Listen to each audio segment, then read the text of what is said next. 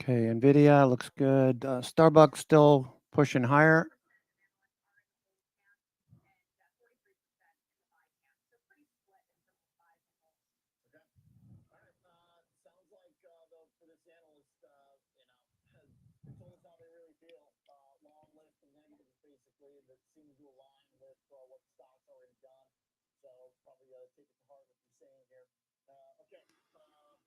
Intel following through after a little dip. Intel following through this week, perhaps. Okay.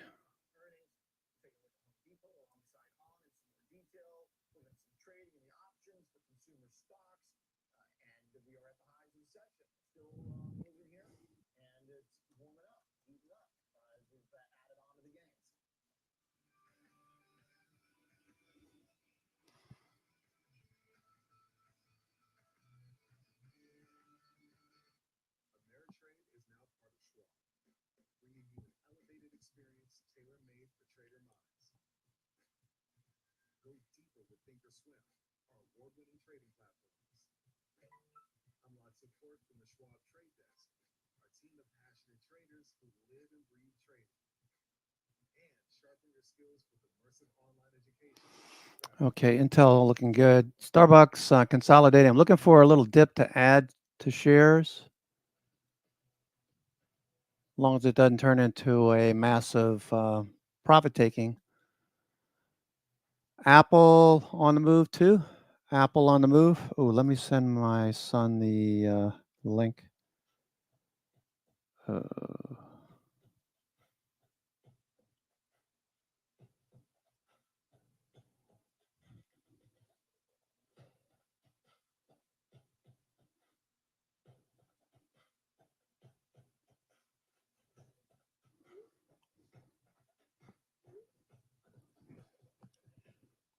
Okay, Intel's still going. Apple up.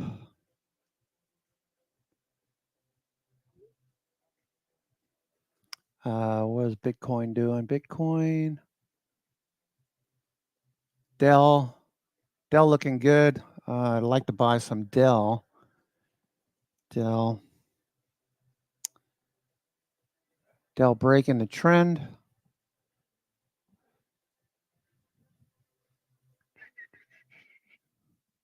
There goes Intel. Intel's ripping here. Intel ripping.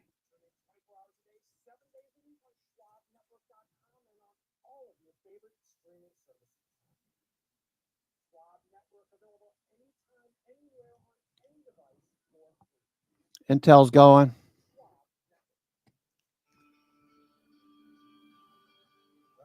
Something's going on.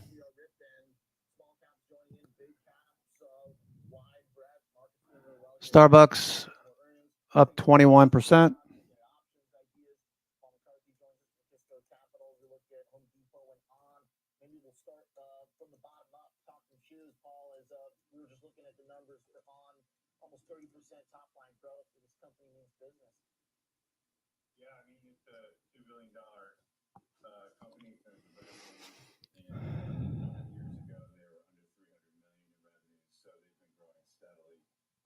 NVIDIA looking good. NVIDIA, Dell, Starbucks looking good. Starbucks.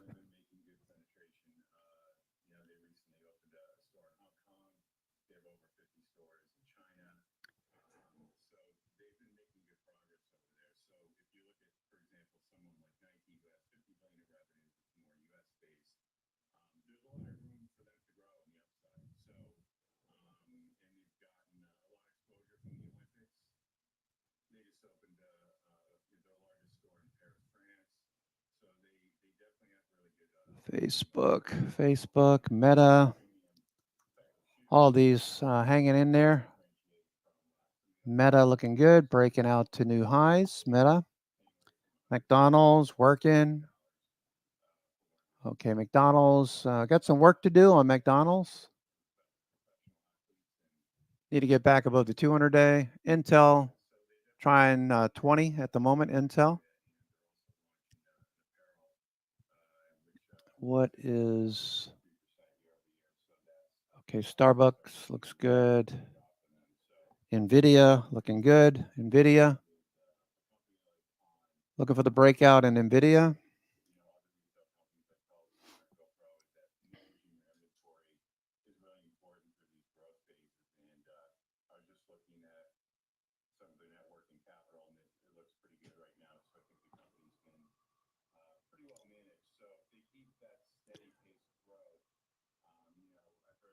Okay, the New York FANG index. New York FANG index.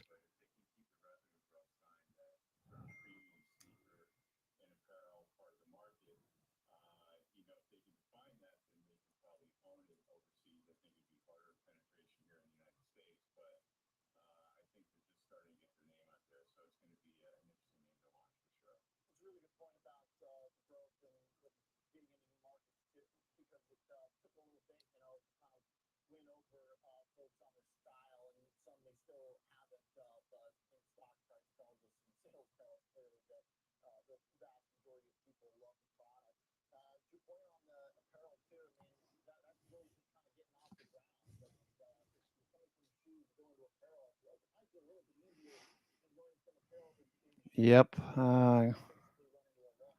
Looking good, Antoine. Looking good. There goes Intel's going.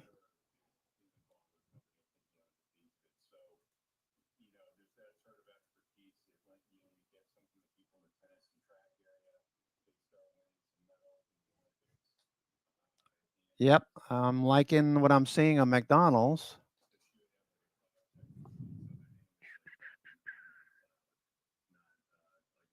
Intel's looking good.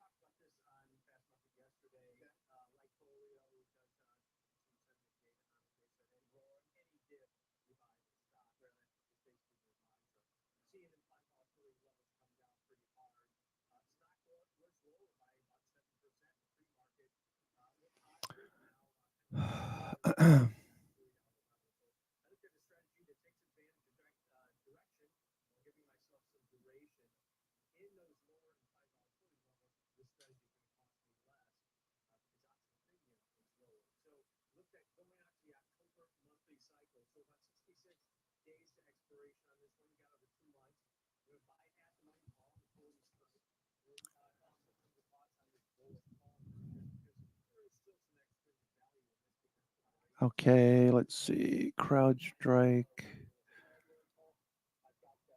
CrowdStrike. The security stocks also were looking good. Security.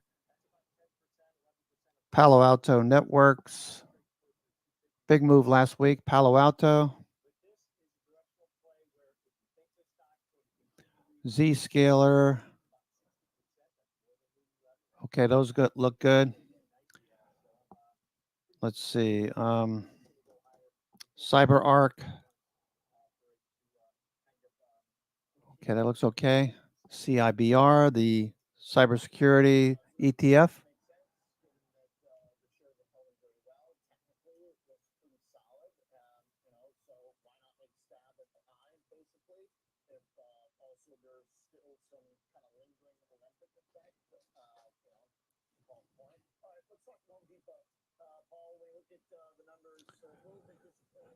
Intel hitting 20, still got some supply there. Intel, NVIDIA breaking out. NVIDIA breaking out.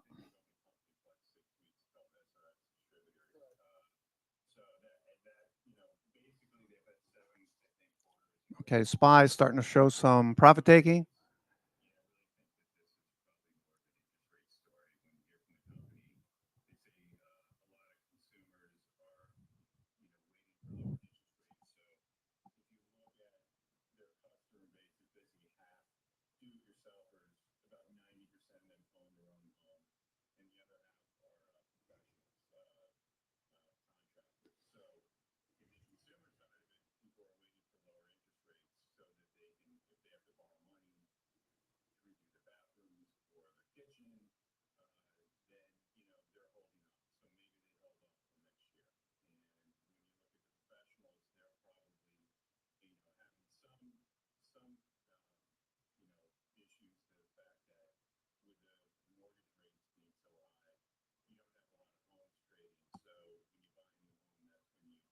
Upstart looks good. Upstart, let's see.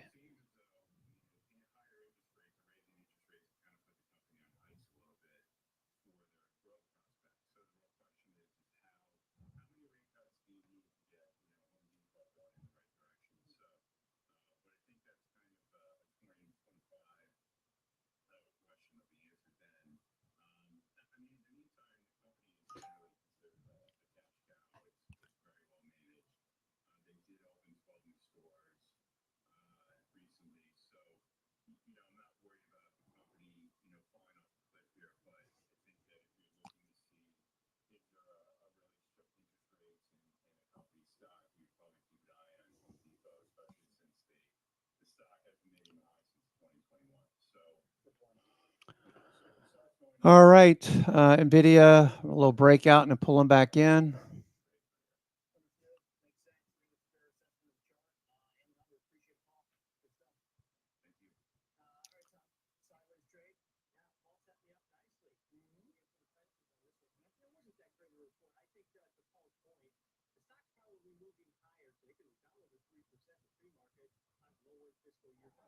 Starbucks looking good. Starbucks.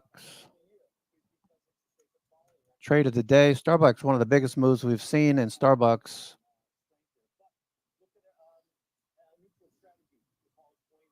Okay, we're running up against the supply overhead now. Starbucks.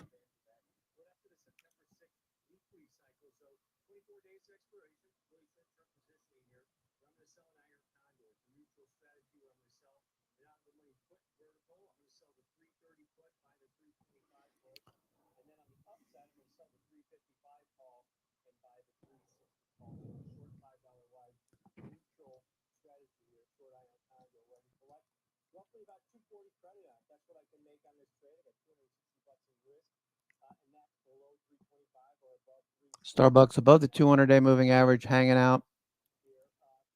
Intel starting to see some profit taking.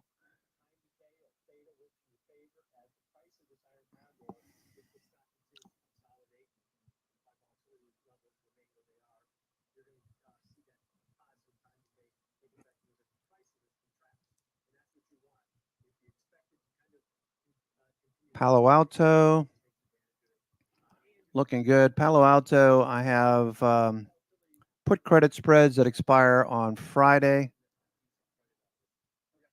That looks really good.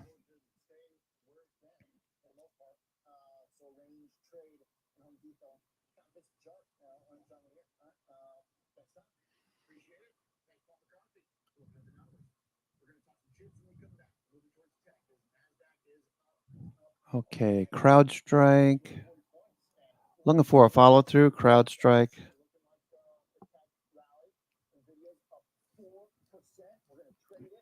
Okay, McDonald's, also watching McDonald's, Starbucks, NVIDIA, Dell. McDonald's, looking for a follow through. Kava also on a scan. Last night, Kava watching that one.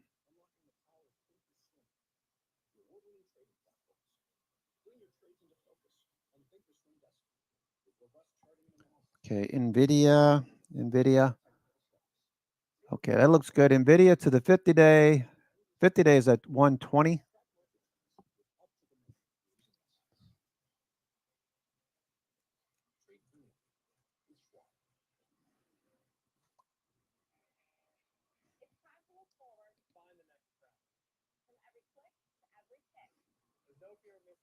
Apple looking good.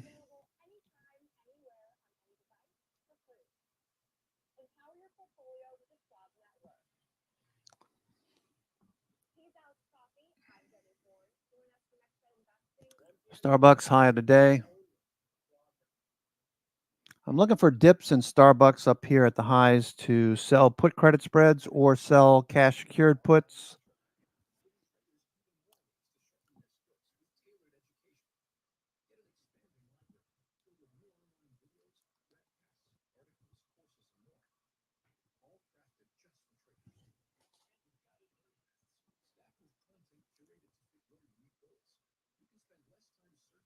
Palo Alto looks good. Pinterest, what's Pinterest doing? Pinterest, looking for a follow through on Pinterest. Frano identifying a potential trade on Pinterest. Looking for Pinterest to rip.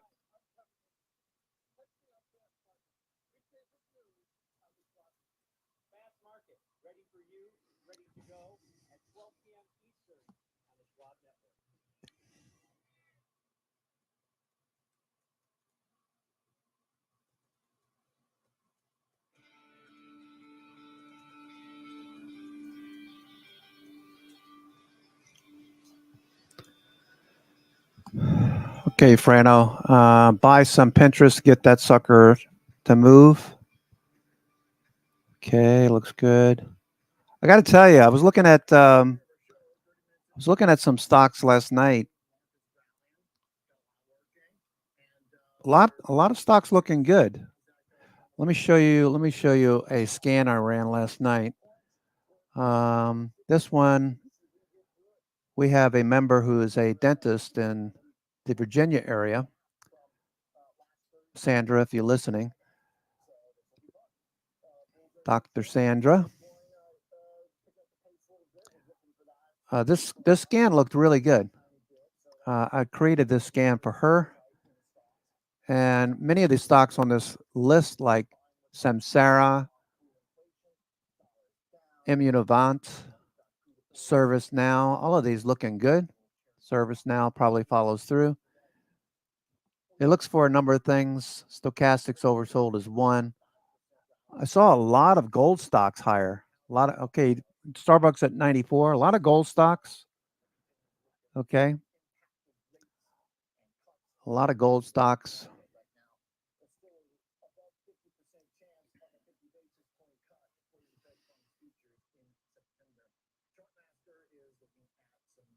All right, Tesla, looking for Tesla to do something.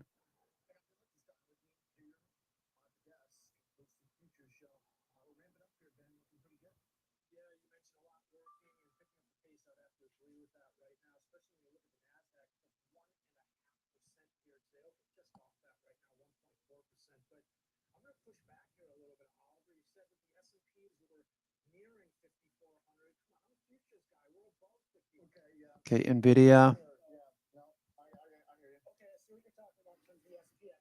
NVIDIA looks good. We're going to get 115, it looks like. I took the vertical yesterday, 110, 115. So I need to take that off. Trying to figure out how to sell these damn positions. Okay, so right click, close position.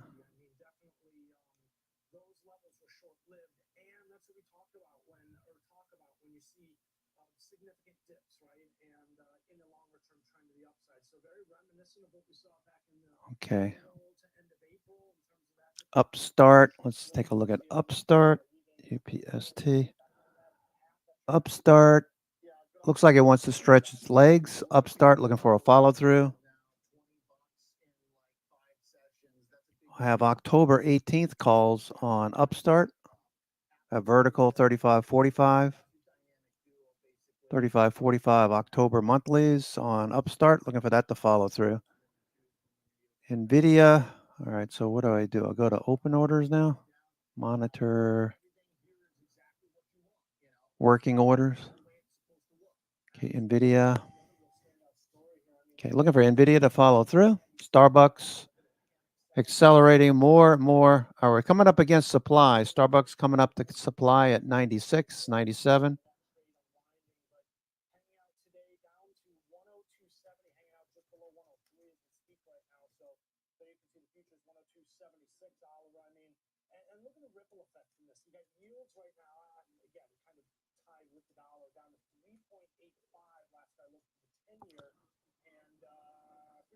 Okay, you can see we're coming into some supply on Starbucks. Looking really good. SPY, a little pullback. NVIDIA looking for the break higher. NVIDIA.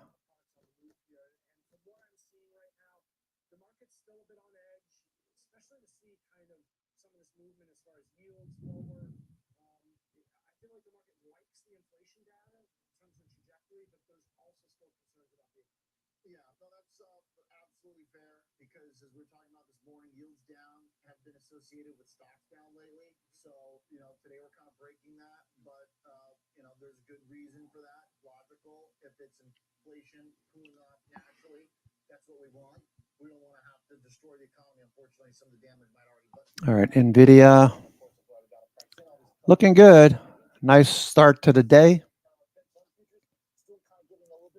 All right, let's look at Apple from my buddy Antoine.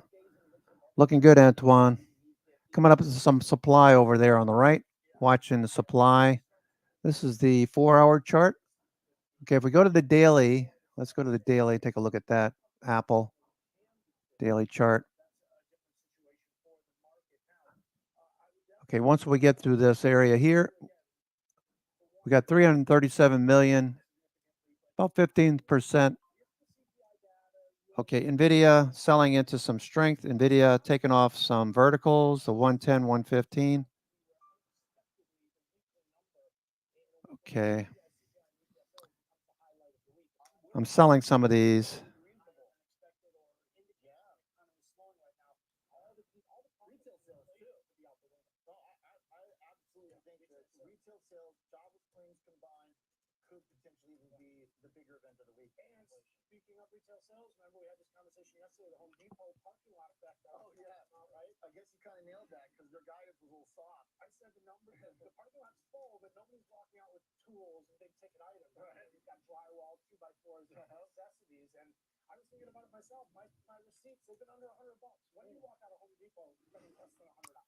Okay, trimming some one. I had the vertical, Frano.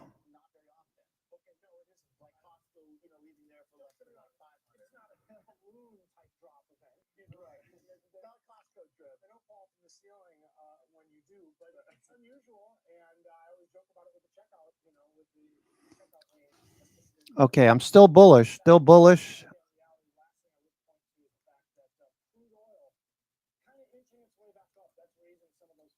Still, I just want a different position now. Probably 115, 120 on a dip. NVIDIA, I'm still bullish. If this holds up here,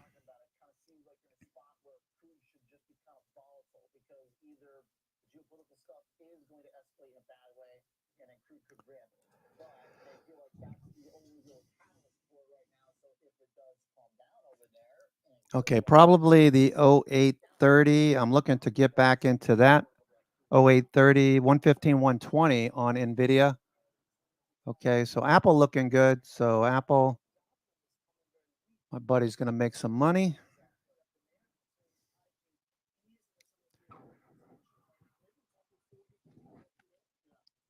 Congrats, Antoine. Hey, sweetie. How you doing? Came to visit? You're my lucky cat, right? My lucky cat just walked in the room. Looking for a bounce in the S&P. Let's look at the indices real quick. S&P 500. You know where support and resistance is. It's running along the ticker in the bottom of the screen. 5,400 we tested a few minutes ago. Let's go to the 5-minute chart. Okay, we tested 5,400 17 minutes ago, 19 minutes ago. We tested the 5,400 level. So let's see if we can get through that. First attempt, I doubt it, but we're doing pretty well. CrowdStrike and the security stocks look good.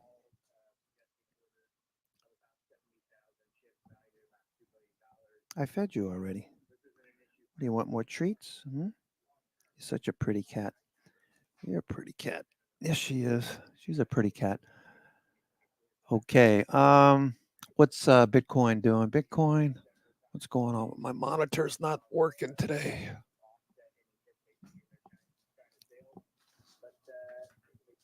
Let me go.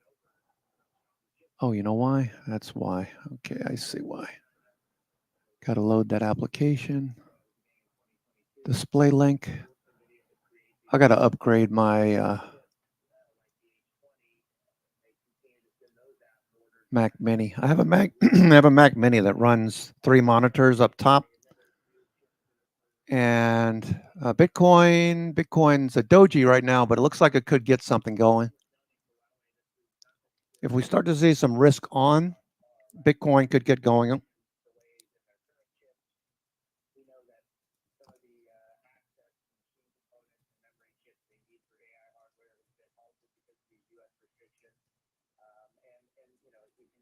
If we see more risk on, let's go take a look at our risk on indicators. Okay, risk on indicators. We don't want to guess. We don't want to look at a stock and guess. We want to see what our risk on indicators, risk off indicators are telling us. Okay, yesterday you saw breadth was trailing off. Okay, so we want to see these all higher. So we're making a higher low. Now we need to see a higher high. Look at the NASDAQ 100 in the lower panel. That's tech stocks, NVIDIA, among others. Tesla, Intel, Marvell, AMD, PayPal, CrowdStrike, MongoDB. That's the top 10 stocks. Global Foundries, lots of chips active today. So we got S&P making a higher low, but needs to make a higher high. NASDAQ is leading, so that's one thing we want to pay attention to. So let's go back to the New York FANG index. This is 10 stocks, only 10 stocks, but it's the 10 stocks that are most important. I say that, but New York FANG stocks, most important leaders, heaviest weight on the S&P 500. So if Apple, Microsoft, Meta, NVIDIA, Tesla, Amazon, all of these are moving higher as it is, then that's going to be good for the indices. So it all works together. Okay, so New York FANG index looks strong. So we should see a follow through in the likes of Apple, NVIDIA, etc. I'm bullish on NVIDIA. I just want to buy some calls that are higher. I'm getting close to max profit, so I'll take the rest off here shortly. NVIDIA.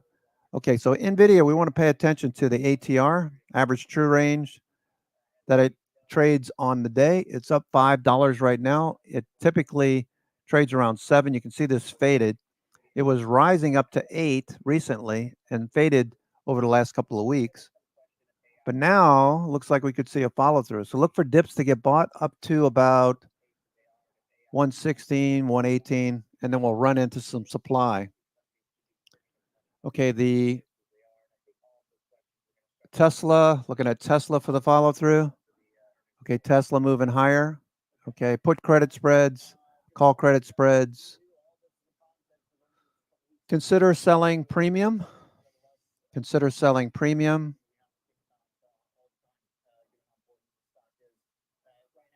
You don't always have to call directions. Sometimes you can just sell premium and just let time work for you. Okay. So that looks good. Okay, so I might do that again. I might sell some put credit spreads on Tesla or cash secured puts.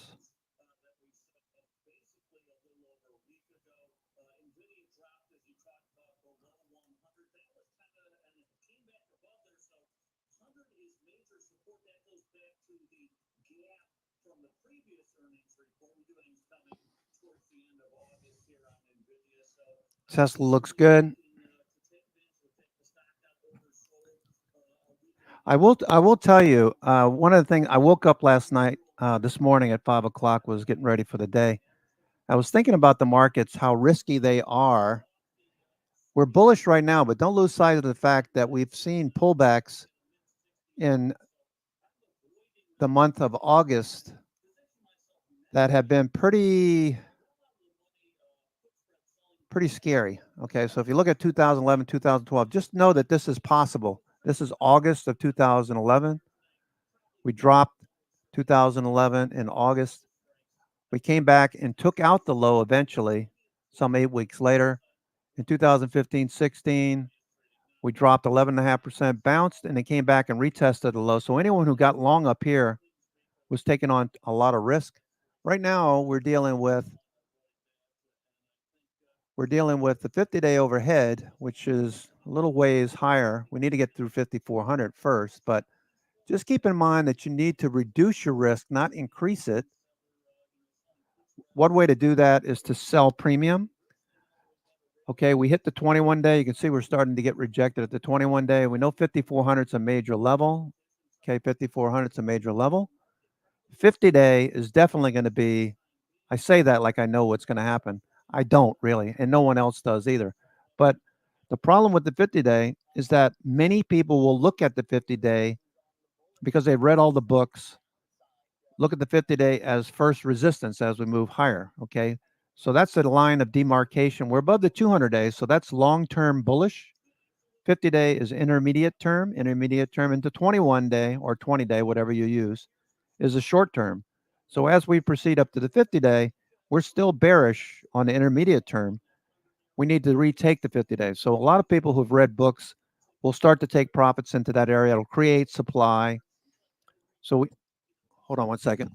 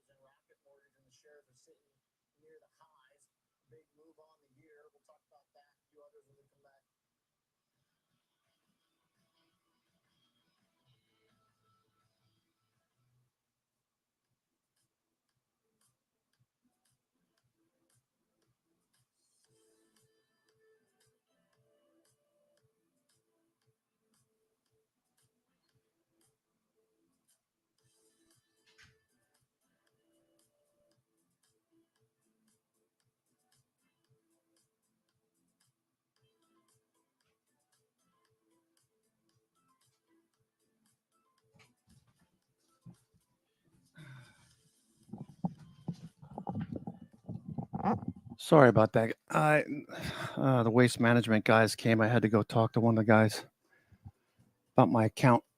Okay, so anyway, S&P, we're initially getting rejected at the 21 day. Stochastics MACD are about to cross. MACD will cross.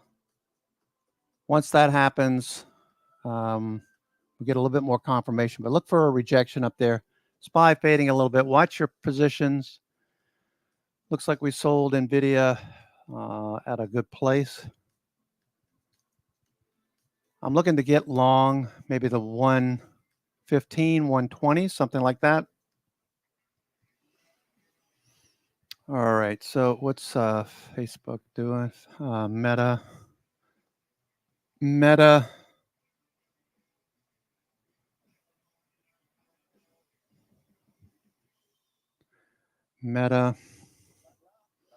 Nice, riding the upper Bollinger Band. Note the lower Bollinger Band. That's giving you a clue if you're trading Meta or any stock for that matter. Whenever you got Bollinger Bands opening up top and bottom, that's telling you that implied volatility and volatility in general is opening up. Plus, we're looking for a fast move. So when that lower band moves away from the upper band, price right now is running the upper bands, as John Bollinger would say in his book. Bollinger on Bollinger Bands. Great book, by the way. In a nutshell, there's about 3 or 4 conditions that you need to really pay attention to with Bollinger Bands. Okay, you want to pay attention to the squeeze, obviously. Look for direction with RSI, MACD, and stochastics. That helps. When they open up top and bottom, that's telling you look for a fast move. So far, it looks like we have some supply right there in that black candle. Okay, Meta, that black candle, there's some supply there. People who bought there got stuck, dropped off.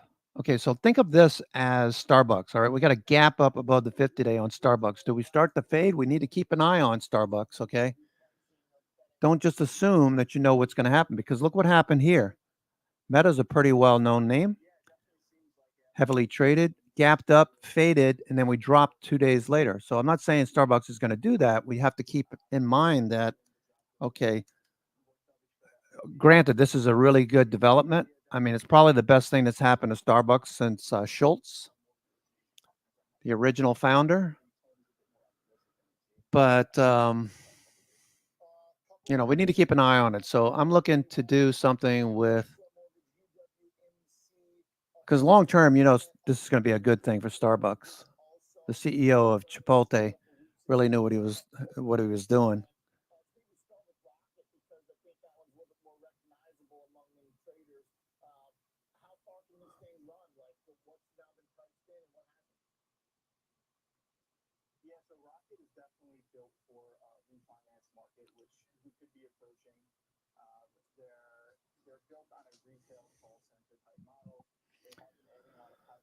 Okay, so keep an eye on Starbucks. Starbucks starting to see a little profit taking. You know, if you're day trading it, maybe you want to take some off up here. Look for a dip if you're going to swing it. Look for a dip for better entry. All right, NVIDIA watching.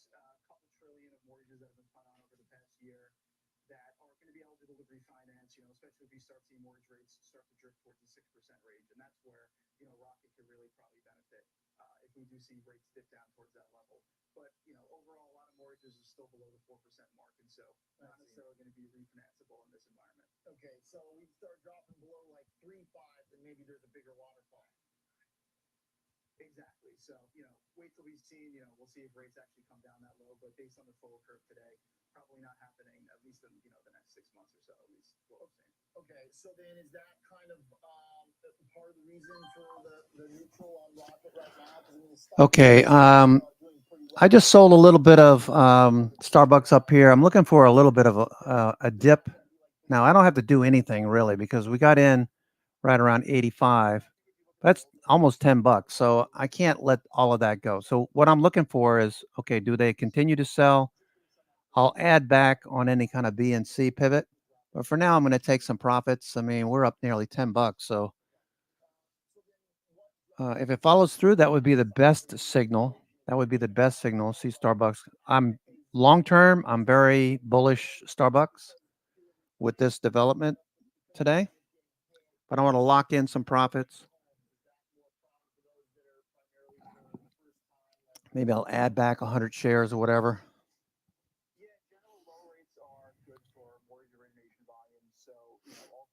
Looks good. Looking good, as Janice would say. Looking good. All right. And plus, the other reason I'm selling a little bit is because I'm just getting used to this Thinkorswim platform. So I need to do some buying and selling, even though I'm bullish on Starbucks.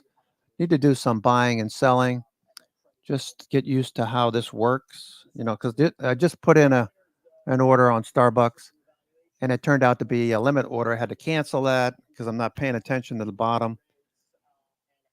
So this will probably drift a little bit low. If it doesn't, it takes off to the upside. That's fine. I still got shares. But look at the supply up there. Supply, we told you 95 to 96 is going to be some supply. If we get through this area, that will disappear. You'll see this red area of supply that'll disappear. Okay.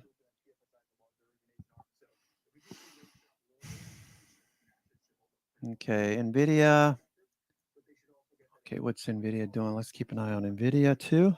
Nvidia at the highs. All right, we already took Nvidia off the calls, the 110, 115s. Nvidia has $7 and change in ATR, so it could see more upside on Nvidia. Could see 115. I think we could see, probably going to see 115 today.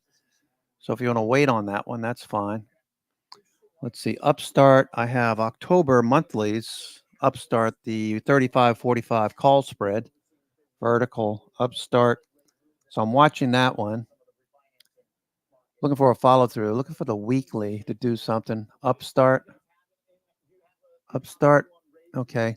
Reason I bought October is because I want to give this some time. This should follow through, you would think. Maybe do something like it did here in June, July of 2023. If we can get a follow through. Need more volume though. Nvidia though, looking good. Starbucks looking excellent. Starbucks. Big move on Starbucks. I mean, look at that candle. You don't want to be too greedy, all right? You don't want to be too greedy. We got in right at 85 even, as luck would have it. 85 even limit this morning.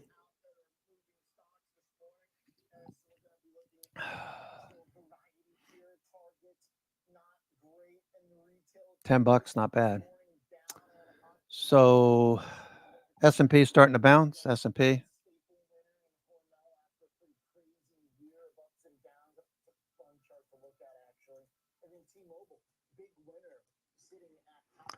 Okay, so Nike on the move off the low, breaking out of the base.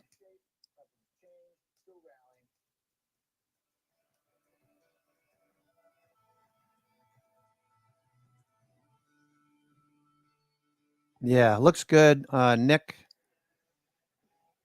telling us about Nike a while back.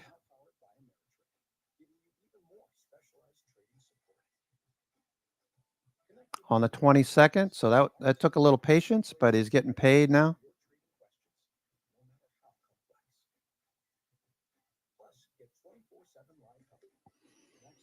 Okay. Good job there, Nick.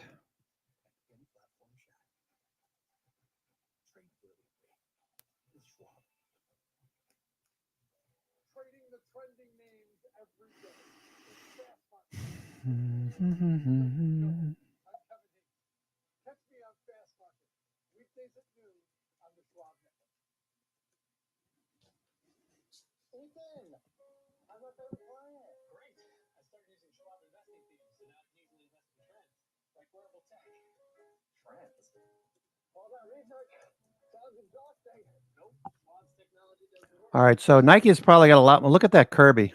Look at the Kirby.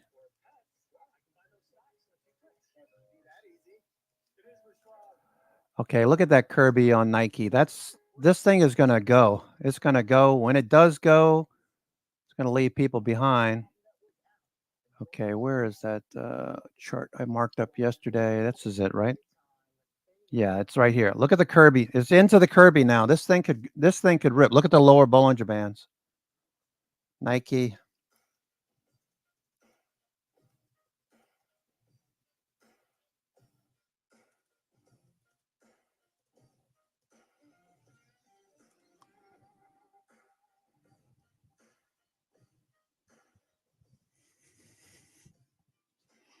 All right, Nike looking good. All right, so SPY starting to fade. Nvidia starting to fade a little bit. Nvidia. All right, so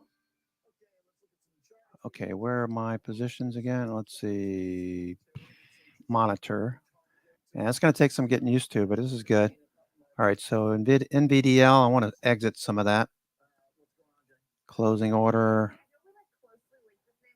NVIDIA. Let me take another look at NVIDIA. I like what I see on NVIDIA. NVIDIA. Okay, Doji. It's probably, you know what? I'm going to leave that alone. It's probably going to dip a little bit, but I'll leave NVIDIA. I have NVDL when I say NVIDIA. I took the calls off the 110, 115s because we were getting close to maximum gain. And I'm getting used to this new system, Thinkorswim. So a couple more days of trading on it, I'll probably be an expert at it, as expert as you can be. Okay, monitor. I don't like that I have to keep flipping back to tabs. Okay, that looks okay. NVIDIA's fine. Let's see if there's anything else I want to take off. Okay, Pinterest, Rivian, SPHD, SPY.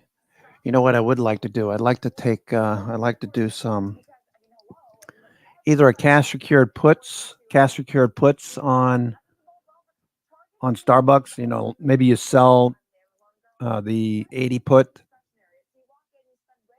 with the idea that if it ever got back to 80, you know, you get assigned shares, or you would take it off. But cash secured puts, not a bad idea. You could also do a credit spread, probably below the 200 day. I want to see how price action. I'll do it probably in the next few days. All right. So, hey, put credit spread, more than likely using the 200 day as support. I'll go short underneath that, probably the 86 or the 85, depending on what happens the next week or so. But that's something to look forward to on Starbucks. SPY fading a bit more. Okay, McDonald's. What are you doing, McDonald's? McDonald's still. McDonald's. All right. So I don't want to get off track. I do like Nike. McDonald's. I do like Nike.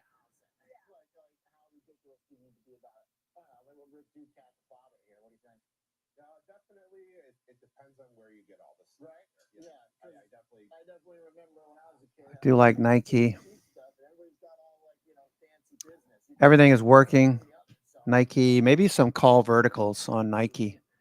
What did you take, Nick? I forgot to check. Nick Bobic. Okay, this is what you took. You have your trade here. You took the straddle. Okay, so the call side worked really well. Okay, not a bad idea. I like it though now, Nike. I like it on the long side. Okay, so what we want to do is keep an eye on Nike. It's trading at the highs of the day. So we want to look at ABCD patterns. Okay, so this is going. Nike is ripping into the Kirby. Nike, let me see. Nike charts. Okay, Nike is trading 77, maybe shares, Nike.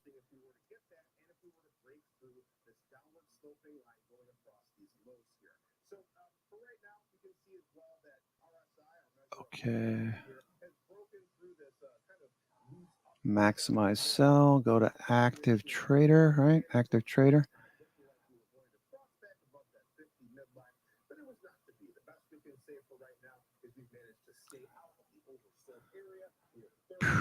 Nike. Don't want to chase it. Looks really good. Okay, Nike on the move.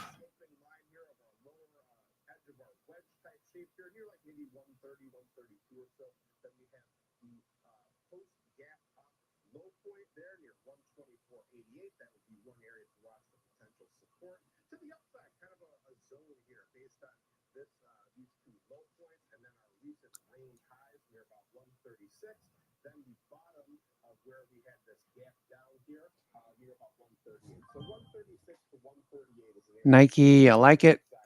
Looking for ABCD patterns on Nike. Okay. Nike looking really good. Okay, so let's keep an eye. Nvidia is doing well. SPY is holding just below major resistance. Let's keep an eye on S&P. That's a good idea. Let's look at S&P. Okay. Okay, 5,400 is a major level. Let's see, support 5350, 5350. Let me just put on some support levels here. 5350.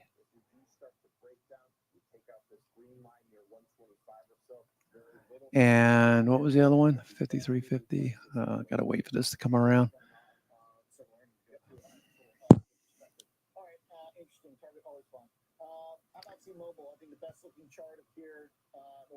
$53.50 resistance 53.65 5400 53.65. Okay,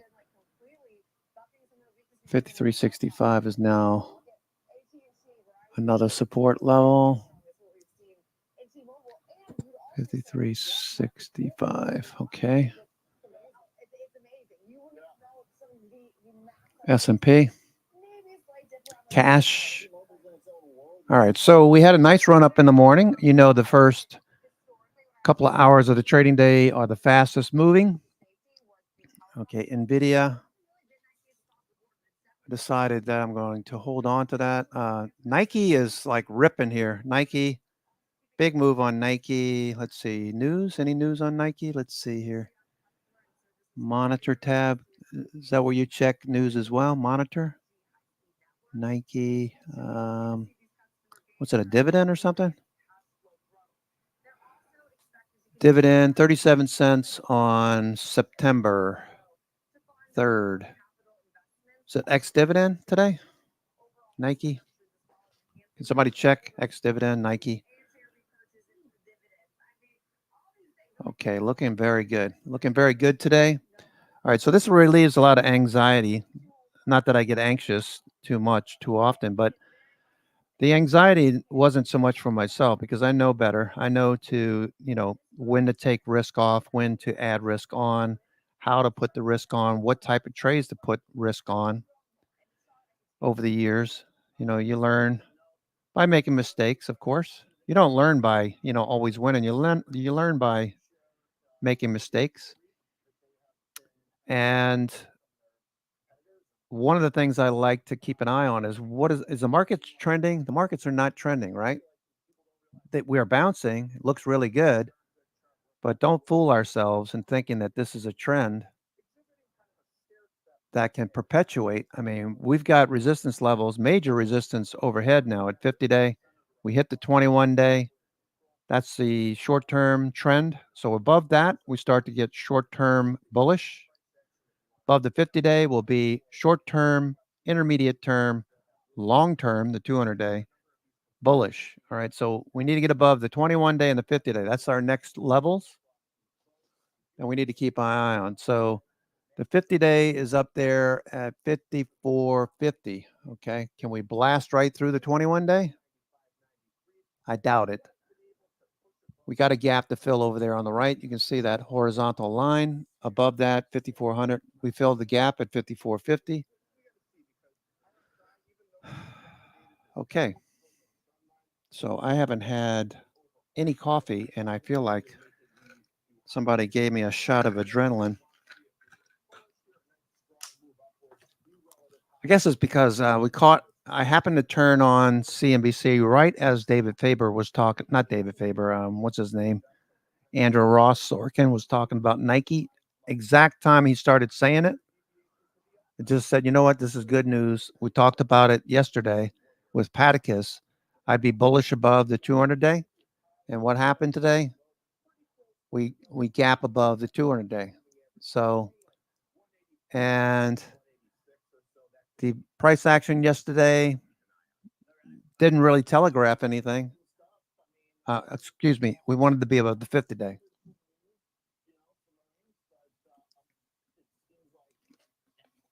So I knew where the 50 day was last night. I didn't even have to look at the chart. That's a good thing about trading all the time and investing is that you start to remember levels that are important, like getting Tesla above 200, getting McDonald's above 270, 275. Tesla is still moving. Our Tesla's above 200, so that's a good level. We know that Tesla's supply is at 225, 230. Okay, so that looks really good. But yeah, the fact that we are higher, don't be sidetracked. Also know that there's a lot of risk that we could get rejected and roll over again, like we did in 2015, 16. Okay.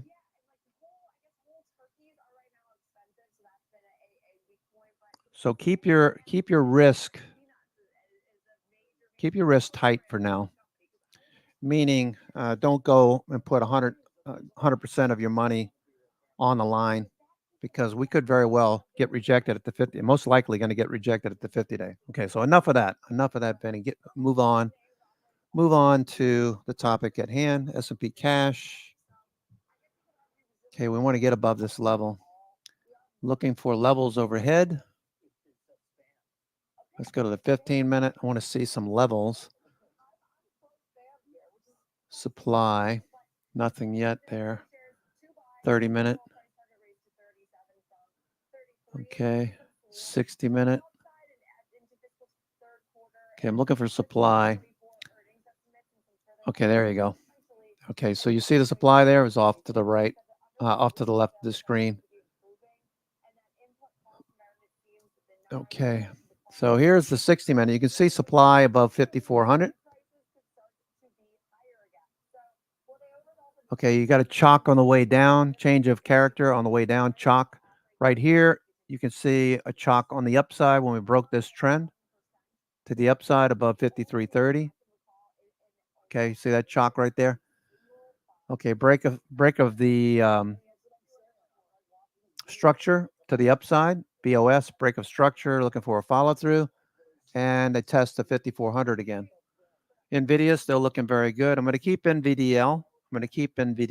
I took the calls off. I had the 110, 115 call vertical, had a nice profit on that. So lock that in. I'm still bullish NVIDIA, but I want to take the 115, 120. I don't want to do it here because, well, I mean, I could do it here, actually. I'll just keep the NVDL. I'll add to that, I guess, instead of doing an option trade right now. Okay, so nice start to the day, huh? Nice start. Make sure you're taking a little bit of profits off. Stocks that are up. Generally speaking, when you're up 20% on a position, you probably want to start scaling out a little bit.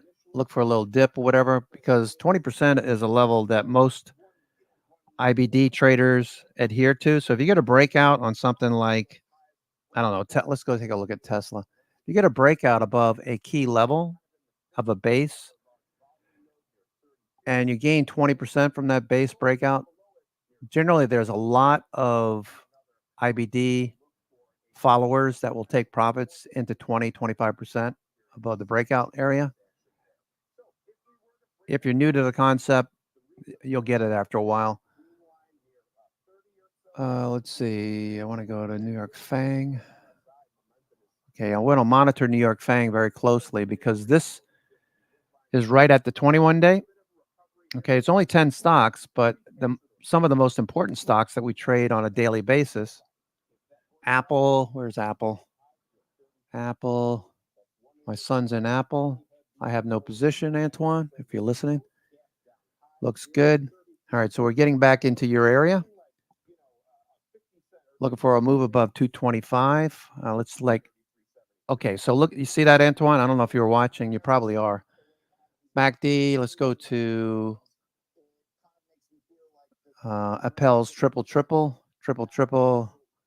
Okay, when you get short term, intermediate term, 1226, and 1939 to all cross in the bullish direction, that's a long-term signal. When you get it to all three of them to cross to the downside, that's a bearish signal. Okay, you can see what happened. It's a very powerful indicator, especially if you're a trend trader or a swing trader or an investor. Have this one chart. It's going to keep you out of harm's way most of the time. Okay. Apple. Let's see what Amazon looks like. Amazon. Okay, Amazon. Once it gets above the 200 day, I'll probably start another position. Okay, SPY, S&P looks like it wants to go. NVIDIA looks like it wants to keep going. Cool. It's going to be a bullish day. Yesterday was really boring. Everything was flat. We had dojis and spinning tops everywhere on the indices and individual names. We had spinning tops, dojis. Look at Broadcom. Here's a good example. Broadcom, doji yesterday. Do we fill this candle out and head to the 50-day? Probably. A lot of these stocks are going to continue, most likely. Google, lots of bad news from the government going up against Google, trying to break up their monopoly. While it's a good thing if you're trading the stock, it's not such a good thing. Still below the 9/21 day. I think it's time for Google to, lose some control over the markets. They're just too big. They're too big. Some of these companies are just ridiculous. Meta is another one. Meta. It's just my opinion. You don't have to listen to me talking trash. Okay, so Microsoft looks pretty good. Okay, a credit spread under Microsoft, the one that we took recently that already expired, that's a good one. 390, 395. Short the 395 put, long the 390. That's probably about a 15 delta now. Actually, you know what? Let me do that. Let me do Microsoft. Microsoft. Let me see. I haven't gotten used to. Okay, I like the vertical idea too. Microsoft. Okay, we got a flat VWAP right now. A doji on Microsoft. Volume is pretty low. Okay, triple, triple here on Appel again. We're probably going to get a crossover on all three. We already got the short term. 1226 about to cross. Okay, 1939 will cross probably in a couple of weeks. But look at the histograms moving in the right direction. So if you're a swing trader, what you want to do is if you get long today, look for ABCD patterns. Put a stop underneath the 90 MA or the low of the day. Okay, let's look at that. Okay, so you put a stop underneath VWAP probably is even better because you got a gap up. That's what I would do. I'd put a stop underneath, say 409, 409.50. This looks good. ABCD pattern early, probably going to go. Maybe I'll take a vertical on Microsoft. Let me look at Microsoft through that lens. Okay, Microsoft looks good. There goes Microsoft. Let's see. The only problem is I have to I'd already be in a position already. I'd already be in a position if I was using Street Smart because I'm familiar with it. Let me go to a chart. What do I got to do here? I got to go to charts. Nike looking good. Nike. Okay, so I want to go. See, this is the problem. How do you enter options here? I got to go to trade, input the symbol, I guess, Microsoft. Okay, that makes sense. I want to go to when are their earnings? Microsoft. Next earnings, Microsoft. So far, so good. So I'm going to the trade tab, right? I input Microsoft. I see the option chain. Okay. I want to give myself enough time for this to work. So October 29th. So plenty of time. So we'll go out to October and I'll look. Okay. So I click on the ask, right? And where it says option chain filter, I want it vertical. Okay. And it gives me 5. Okay. So it's defaulted to 5 wide. So that's good. Okay. So 510 is 510, 410, 415. It looks good. Let me just check Money Magic's most current. Money Magic. He's on vacation, right?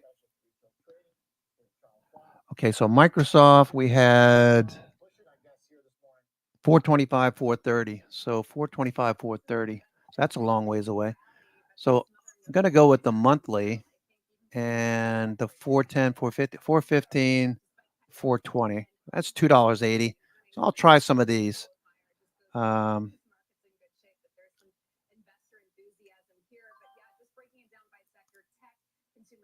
Okay.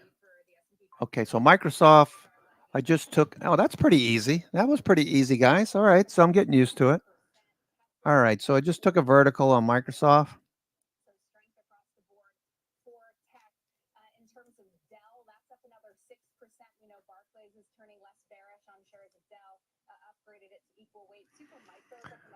Okay, so I took the, all right, 415, 420, 415, 420.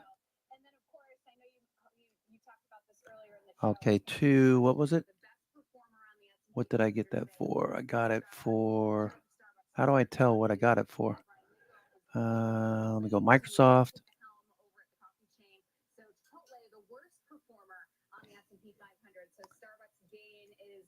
I got it for 240 filled.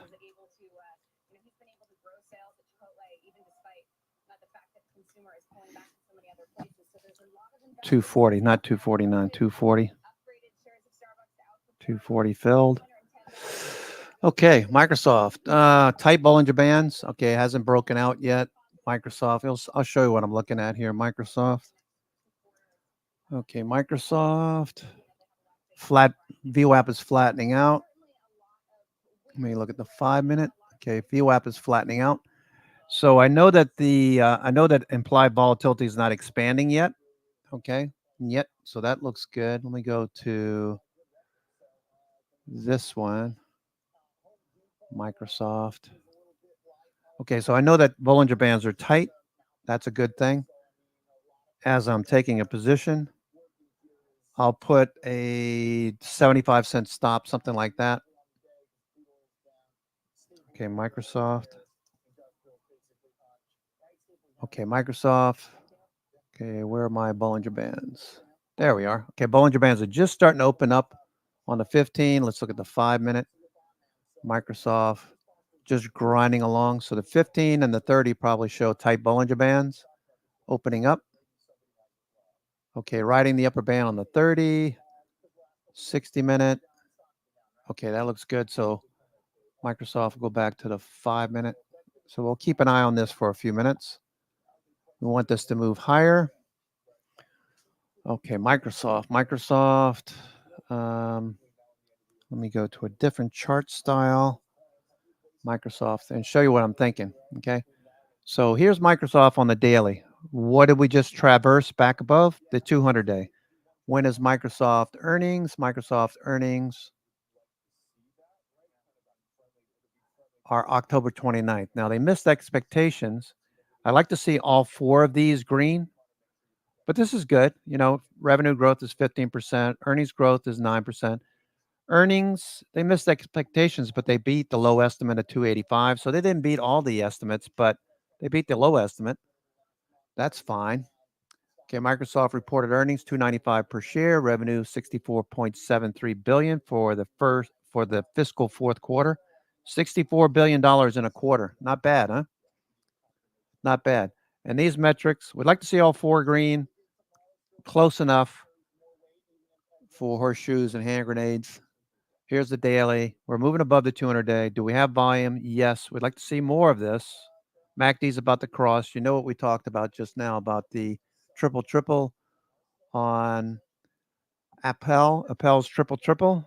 Gerald Appel, the creator of MACD, used 3 time frames. He used a short time frame for initial entry, the intermediate time frame 1226 for follow through, and the long-term trend 1939 for swing trade, long-term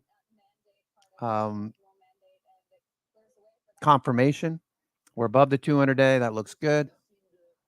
Okay, stochastics is turning. So that's telling you right there. Okay, so what is stochastics telling me on Microsoft? Okay, what's it telling me? Okay, Microsoft has an ATR of $9.50.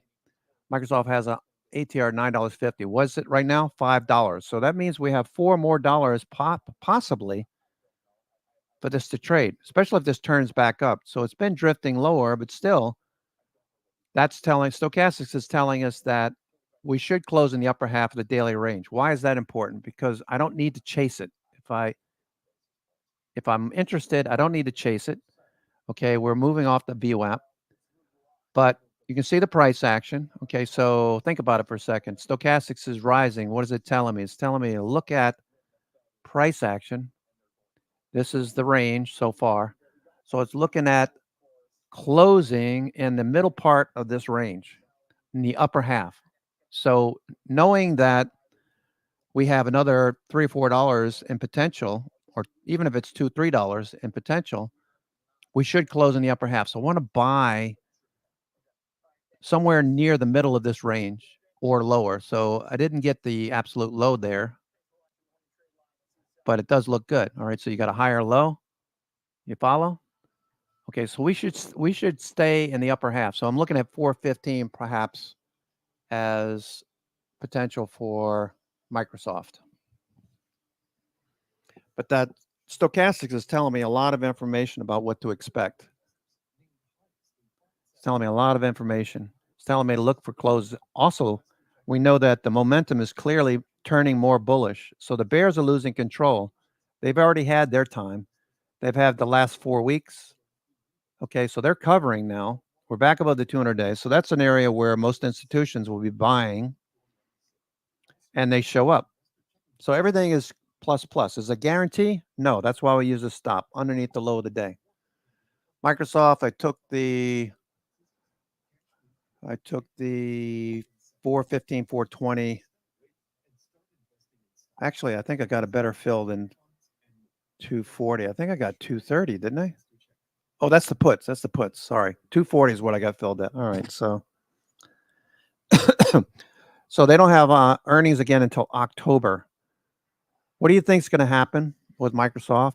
Earnings are in another few months, right? October, the end of October. What do you think is going to happen between now and then? Number one, we need to see institutions. I mean, Microsoft's not going away. AI is still going to be a big deal. Everybody's going to still talk about it, whether or not it's as big as what everybody's been saying it is, or not, is really irrelevant because you know it's at a discount, having already reported earnings. And you saw those 3 metrics. The 3 metrics were mostly bullish. They did miss the upper expectations, but they beat the low estimates of 285. They did make a lot of money, 64 billion. So this all looks very good for Microsoft from my perspective. Never a guarantee. That's why we use a stop. But I think over the next couple of months, this is going to start to at least move back up to the mean reversion and get Microsoft back up to the 21-day, maybe the 50-day even. Look at Bollinger Bands. Those are coming together. RSI is rising. What can you say? Microsoft looks really good. So just don't buy the high of the day. Okay, let me take a couple minute break. I'll be right back. I'm your host, Cousin Vinny, coming to you from theclosingprint.com. It's Tuesday, the 13th of August, 11 a.m. Give me 5. I'll be right back.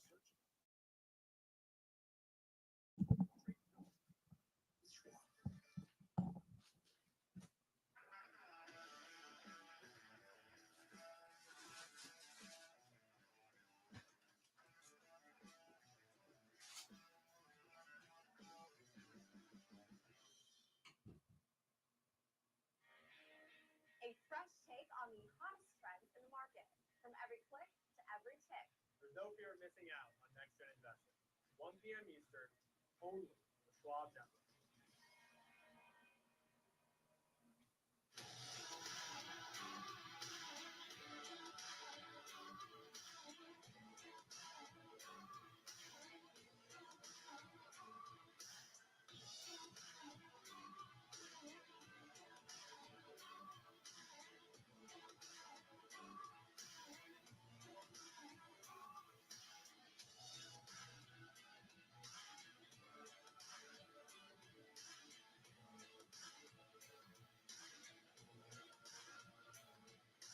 Good morning. We're 90 minutes into the trading day. Welcome to Trading 360.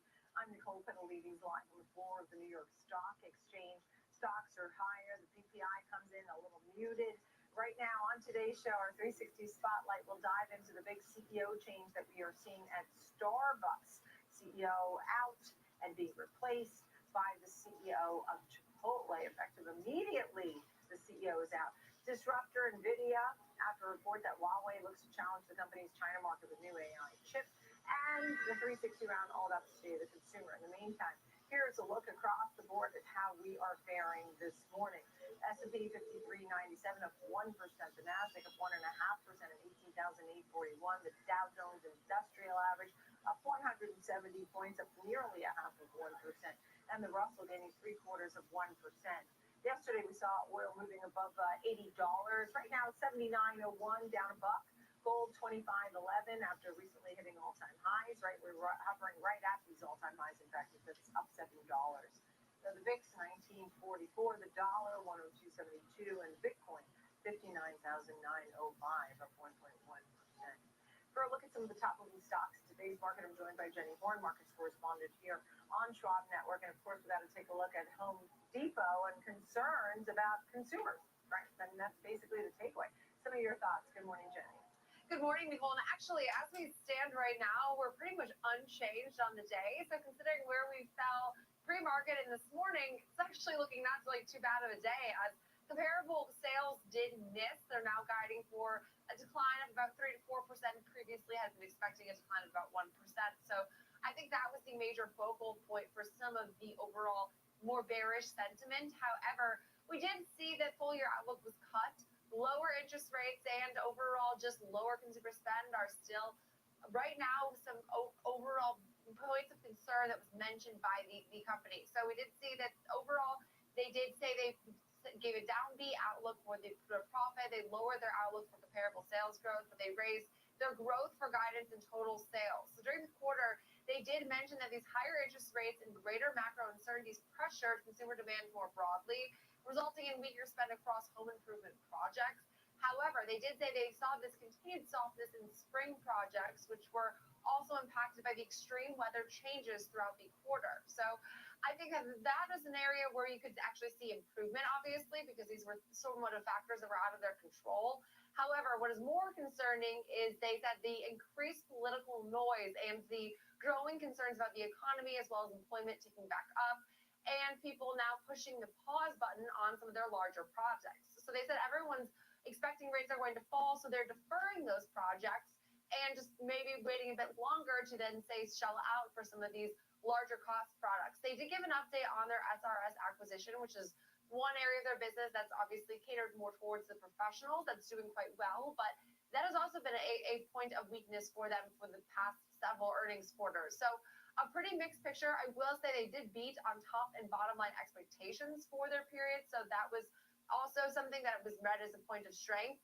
Just a mixed picture, because again, I don't think anyone could say that they would be frankly shocked by some of the headwinds and tailwinds Home Depot mentioned, but it's just a great read, I think, on the consumer, especially as we go into Walmart's numbers later this week, because obviously right now, all signs point to some more tepid consumer spend, although spending just reducing that basket size, which is impacting Home Depot, unfortunately, to the downside.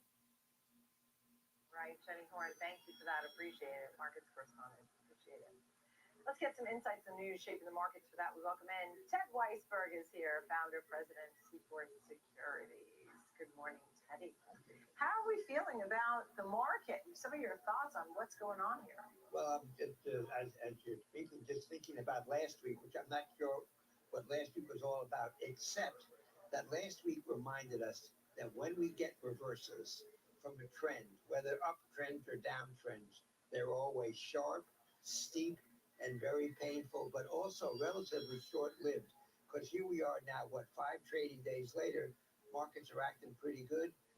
The world is saved somehow or other. It's not the end of the world, at least from the market's point of view. And we have a decent tape, and the techs, not all, but many of the techs seem to be back in control, which has been the trend that we've seen now for months on end.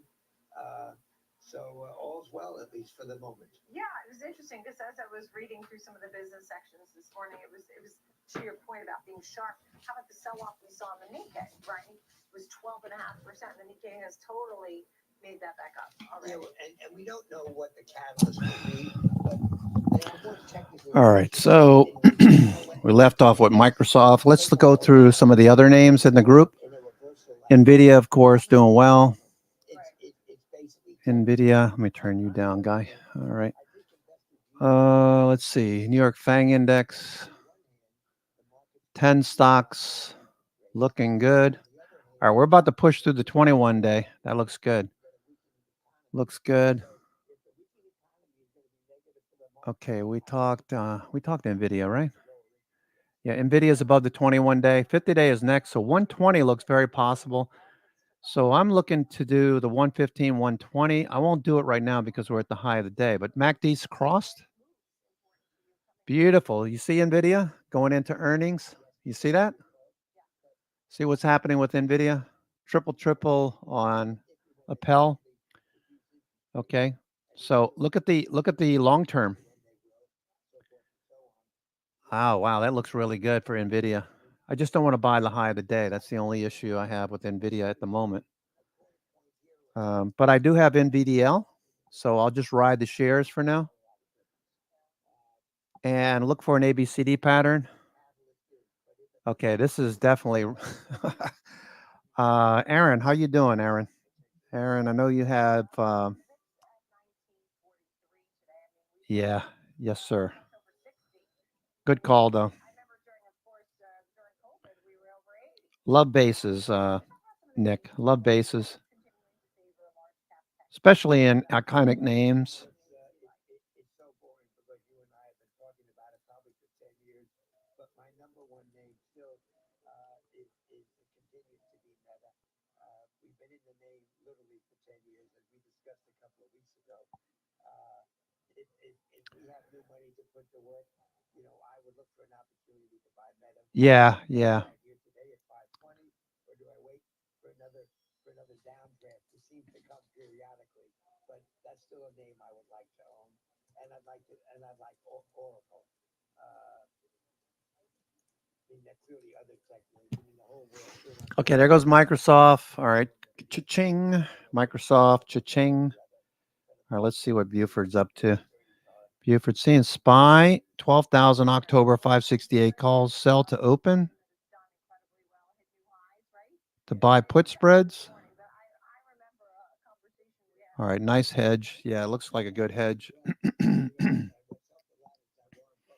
Okay, we know the 50-day. No, I can't get inside of Warren Buffett's head, but I would think the last thing Warren Buffett wants to do is make a passive investment in yet another insurance company, because clearly he has built Berkshire Hathaway on the Microsoft on the move. All the FANG stocks looking very strong. Looking good. Looking good.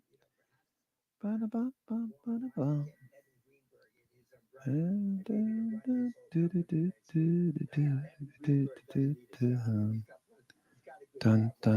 dun, dun. Intel.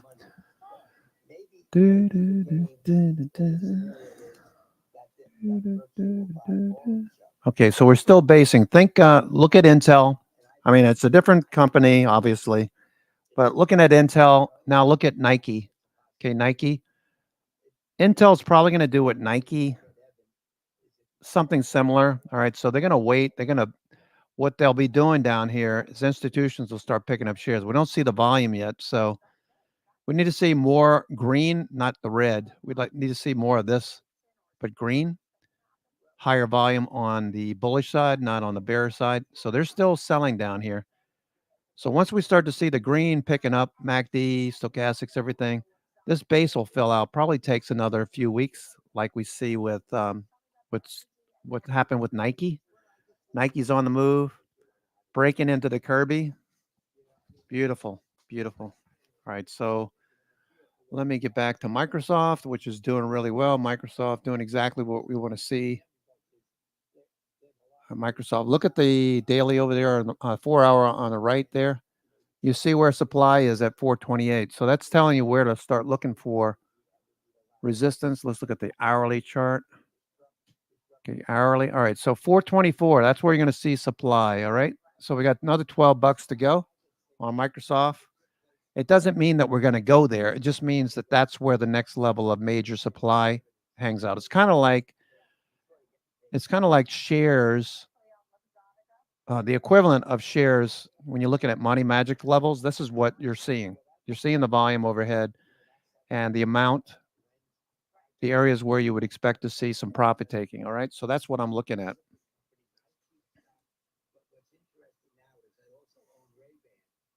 I want to sell some credit spreads, but markets are moving too fast right now. Nvidia, okay.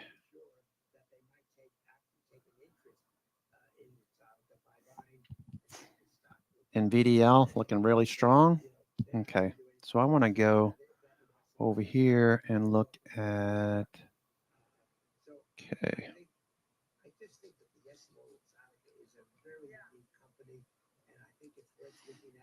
No, I don't want to do that. I want to go to leaderboard.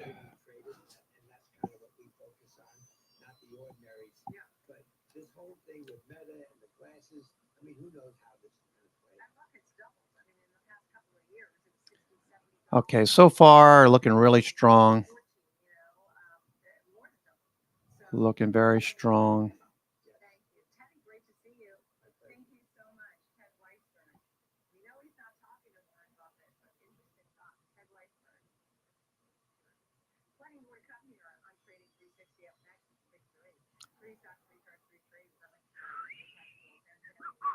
Nike.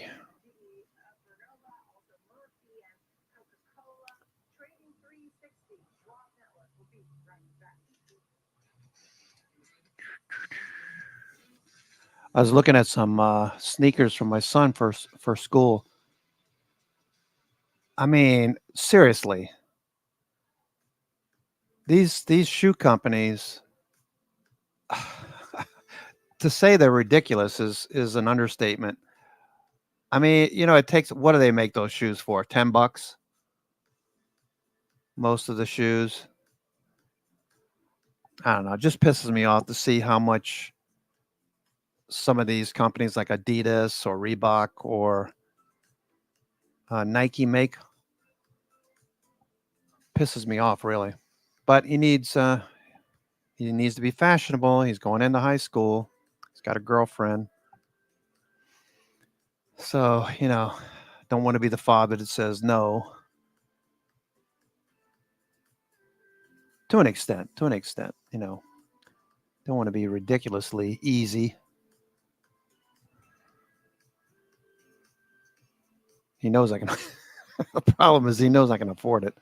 So, what do I want to do here? Okay.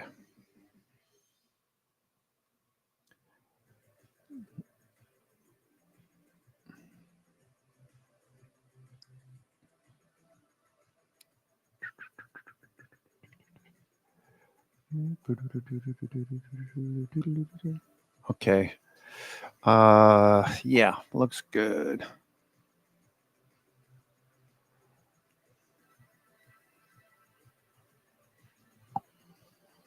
Hope everyone's having a good day. I'm your host, Cousin Vinny, coming to you from theclosingprint.com. It's 11:14 on the East Coast, the best coast, the coast with the most. I say that in jest, you know that. So for you guys out there on the West Coast, I love California. Just don't like the politics. and the trend out there. Beautiful country though. La Jolla, north of San Francisco, north of Sausalito. I love Northern California too. The vineyards, just so much. The ocean. The first time I saw the Pacific, I fell in love with it. It's that dark blue, royal blue. You know, different from the Atlantic when because of the I don't know because of whatever the Atlantic shelf or whatever continental shelf. The water looks sort of a greenish blue. Over on the west coast, it's like dark blue. It's really cool. Anyway, let me just get something done here while I'm yapping away. Markets look pretty bullish. All right, we're just grinding higher on the spiders, the S&P, the Qs. Bears lost control.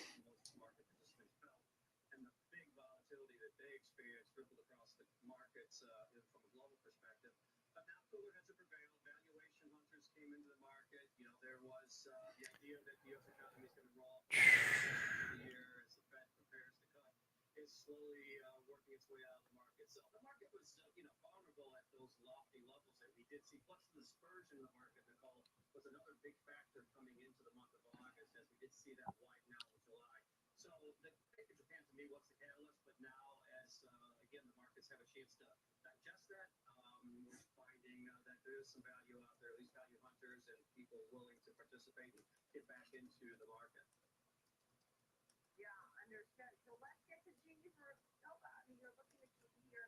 You have a trade for us today, Dan. Tell us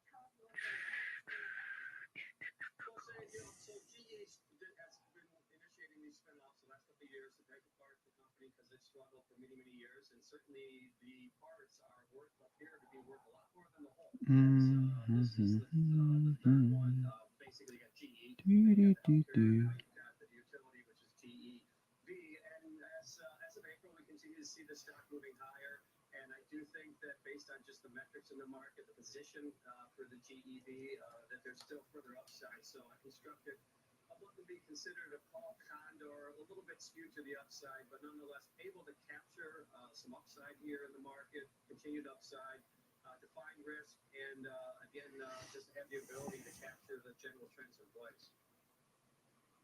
Okay, at 178, up 1% today.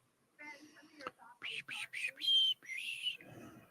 Hunters and catching the general trends at place. In this instance, you're going to be looking to position yourself at the longs here because the trend has been to the upside in shares of GED. Let's take a look at a few different time frames. You're going to see a very similar pattern playing out across the board here in all three. First and foremost, the more granular 1 minute candle chart, and look at the rally that we've seen just over the last few days. We're talking all the way up to 180.50 from around the 165 level. I just want to draw your attention to how most of the conviction associated with this move has occurred on the left side of the screen, right? It was Thursday into Friday. Since then, it's been more so sideways than not. We started off the week still holding low those highs around 180.50, but not projecting this up a level yet, and kind of just consolidating, establishing a bit of a value area around this 176 level. So again, big sideways from south. Very much a bullish pattern. We're talking about a 1 minute candle chart though. So let's step back a little bit and get into and add a little time on. 5 minute candle chart now brings us into a few more days where the price activity we see, as I mentioned, very similar pattern. Starbucks still number one on the list. NASDAQ 100, followed by NVIDIA, Tesla, Zscaler, Intel. Intel trying to break this 20, get by the 20.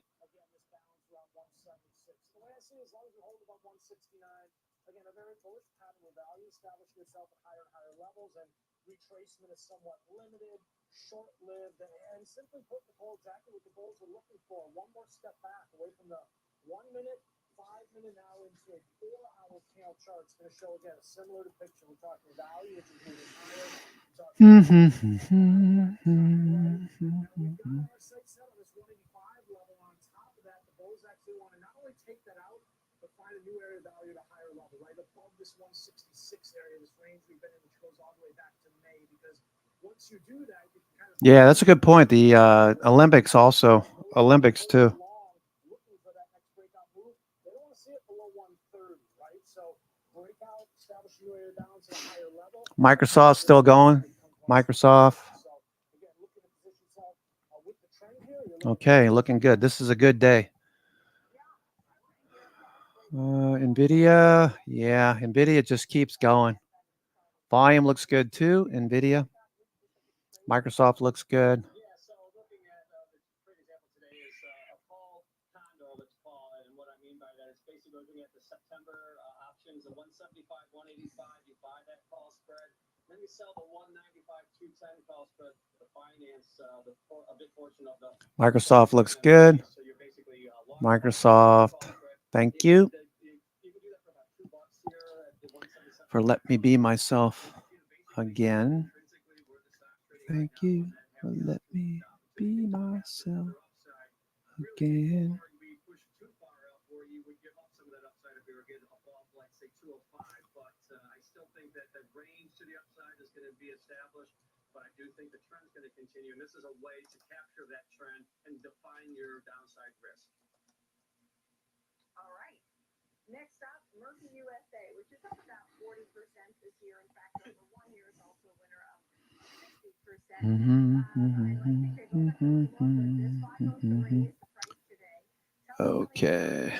why are we mentioning Murphy USA today? Well, because this is an under the radar stock that has been a juggernaut for the last several years, and probably the best comparison for the stock. All right. Is, Hope everyone's having a good day. I imagine you are. Most of you are bullish. have been flying high under the radar here. I mean, as far as the fact that they don't get the attention they probably deserve based on the metrics and the valuations and just the general trends that are in place. So again, I think Murphy's has shown the ability to maintain this upward trend, even though at these lofty valuations, still not outside of its PE moving forward as a cash generator, and they're very consistent in part. Yeah. I think there's still further upside, and I think that a buy right type of trade example here is a way to capture further upside and then also collect some premium. Yeah, understood. All right, let's see what Ben says about the technicals on the chart, please. Ben. Yeah, I like this one as well. The chart's very supportive and laid out. Now, the 5-minute candle chart's a bit of a chop, so we can begin there, but there's not a lot of information to be gathered here. You're going to see, just again, random type price activity. Nicole, you know I like to look for that staircase type pattern, either up or down, and it's just not present, right? So Okay, you guys are on autopilot. You know what you're doing. Okay. Markets look good. Microsoft. Okay, so again, I'm going to repeat what I said earlier a couple of times. I was a bit concerned this morning, not so much for myself, because I know when I should put risk on, when I shouldn't, what type of risk, how to hedge, when to hedge, all that stuff. I was concerned that we might see a rejection sooner rather than later. Like I was thinking this morning at 5 o'clock, I looked at the futures. First thing I thought was, oh, possibility of a move lower. So balancing risk and looking for rewards. The other thing is, as the S&P equal weight continues to hold here, we still got a lower high possibility. The 200 days down below. We don't want to lose sight of the fact that there's also a possibility, even though we got a nice bullish run today, the next level resistance is at the 50-day. That's likely to see some resistance as people have learned from the books they've read that the 50-day is an area where you should start taking profits off. We're still bearish below the 50-day on the intermediate time frame. Short time frame, we're above the 21-day, so that's looking more bullish. MACD's about to cross. So I was concerned that there may be a downturn. Doesn't look like it yet, but riding this trend, if you're a short-term swing trader, you probably got another few days before we get to an area where we need to make a decision on the S&P 500. The caveat is we've got the election coming up. So it's really difficult. From my perspective, it's difficult to gauge risk unless you have experience, um, and not get too over your skis. So right now, I'm just watching for the follow through, playing the stocks that have pulled back recently, that are seeing confirmation on the buy side.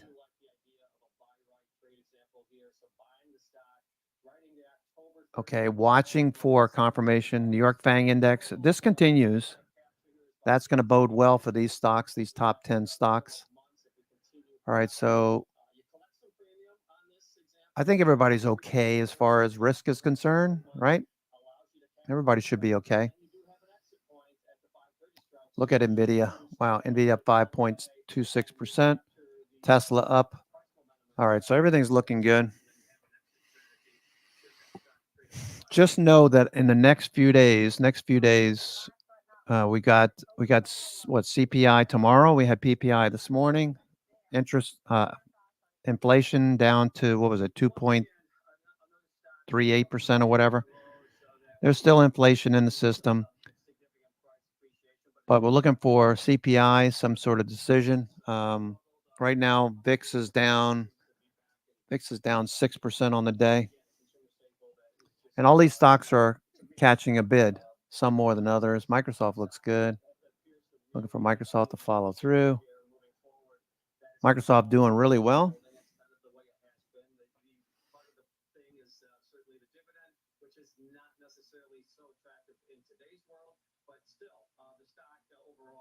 Yeah, Microsoft looks really good.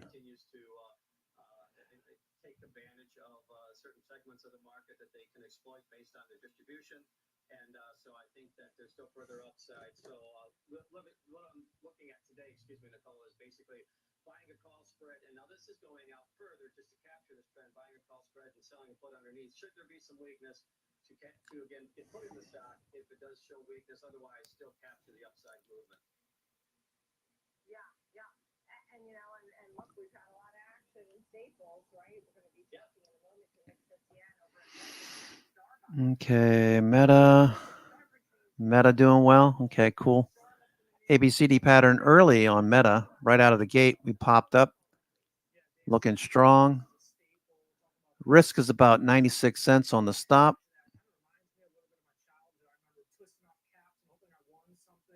Okay.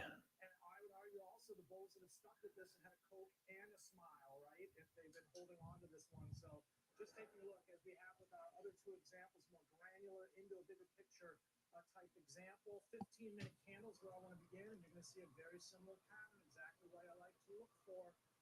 Again, high conviction, consolidation, basically as we balance around 68.50. There's no rejection or move up we've seen over the last few weeks. If you can see, it was just a few weeks ago we were trading down around that $62 level. So again, all the way up to 69, a significant move up and hold it. Now, the other thing I like is, again, speaking of my childhood, creature of habit, right, being the one of five, I tend to, Meta looking good. All right, so stocks are just, what a day. It's going to be one of those days. Going to be one of those days. Okay, don't want to get complacent, but it feels like it's going to just be one of those days. You know, where you could just let things run. You don't want to take profits too soon. I did with NVIDIA only because I was getting close to my max gain. Max gain is 115. So my calls, the implied volatility expanding, once it gets to 115, that's my max gain on the verticals. You sell the 110. You buy the 110, sell the 115. As you approach 115, that's your max profit right in that area. So took those off. I still have NVDL shares.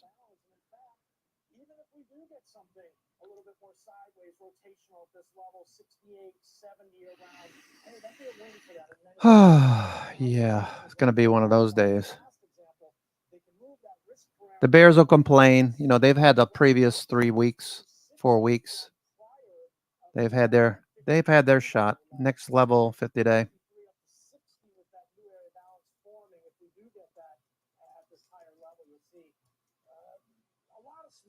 with shares of KO if that establishes itself here. Definitely looking for value form at a higher level to trend up across multiple time frames.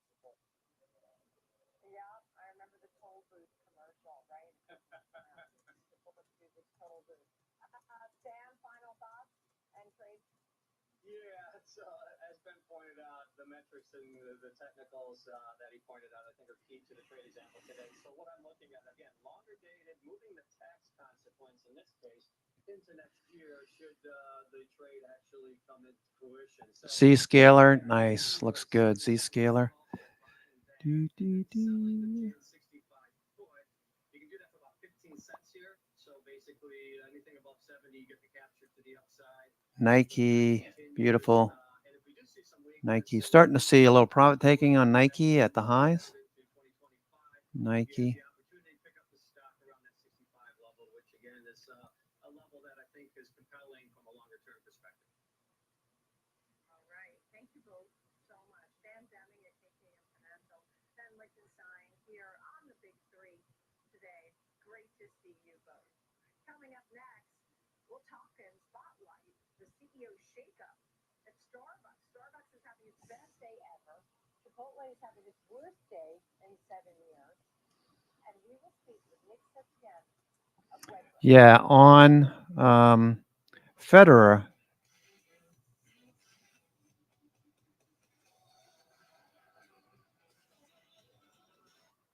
Federer, right? Isn't he sponsor? I believe so. You're a tennis player, Frano. Yeah.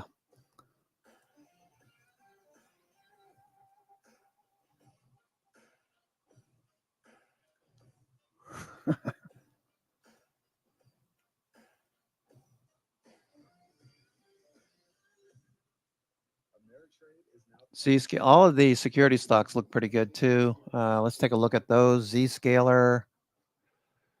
Okay, nice follow through on Z-scaler. Palo Alto, I have credit spreads on this one. Put credit spreads, I'm looking for higher. Put credits are underneath. My put credit spreads are underneath. Grabbing premium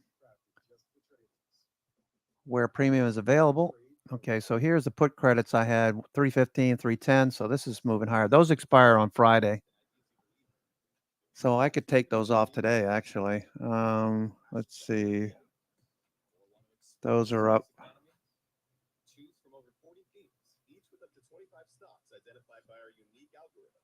Okay, those are up.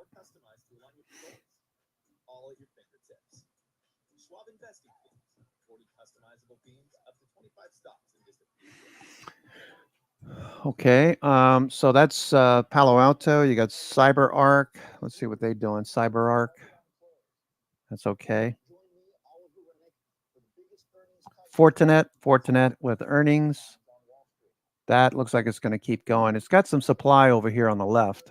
Fortinet, 73, right around 73 or so, from 71 up to 73.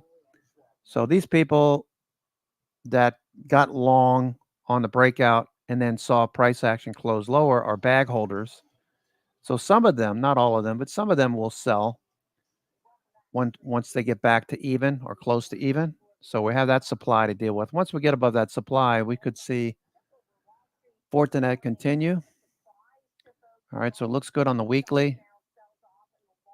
Back to the top of the range. Top of the range is around 81. So Fortinet, Zscaler. Zscaler has a lot of room to the upside. Palo Alto. CrowdStrike, of course. CrowdStrike looking for a follow through. CrowdStrike, I'm looking for this to head back up towards 300.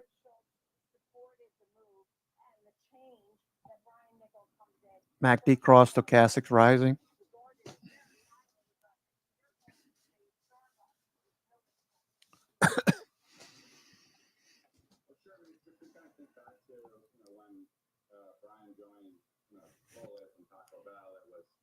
Pretty much the same category. Chipotle hadn't done any kind of, marketing in its history, very little menu innovation. And those were the kind of skill set that, Brian was bringing to the table. And included a challenge Mm-hmm. of Chipotle that, had been lost because of the food scare. The challenge is a very different one at Starbucks. We basically need Brian to, address the new customers that Starbucks doesn't seem to be able to get. So, we'll see if that's something that he can accomplish. I'm obviously a lot more skeptical than the market. Yeah, look, in the last round, last quarter, there was a lot of talk about Starbucks weakness, the incredibly weak quarter, USA sales failing, the whole Howard Schultz coming out and saying that Laxman Narasimhan had to spend more time with the workers and understand this while things were doing better on the S&P and things seem to be picking up. He really missed the boat, right? I mean, he's been on such a short time, and this was not an Elliott management move. This was really Starbucks and Howard Schultz, who really doesn't have the same interest in Starbucks anymore.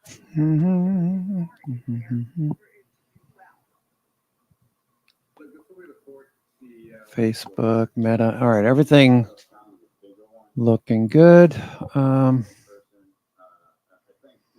Okay, what do we want to look at here? Let's take a look at what's doing the best. NVIDIA is doing well. I mean, that's no surprise. NVIDIA.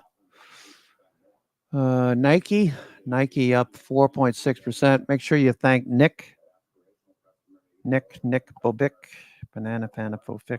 Nick, thanks so much for that. Accumulation phase trade. Whenever you see a base like this, that's accumulation. It shows up very obvious on our charts. So phase one accumulation, that's when institutions get in. If you've read my book, you know what I'm talking about. If not, you understand phases, then you're looking for this follow through. Where's my Nike trade? Nike. Where's my Nike? Oh, there it is. Okay, Nike. Nope, that's not it. I want this one. Yeah. Okay, so this looks pretty good. Phase one accumulation. Look at the size of this volume by price bar.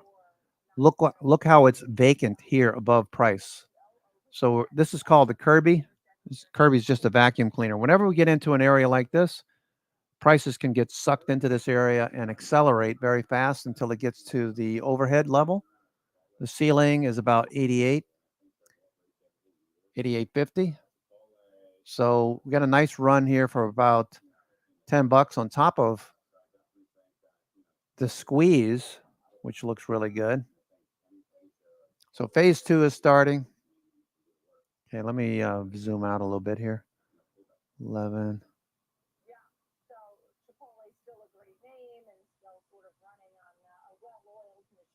Distribution, markdown, accumulation. Yeah, looks good. Let's go to the weekly. Okay, so very close to a move back above the 10 EMA weekly.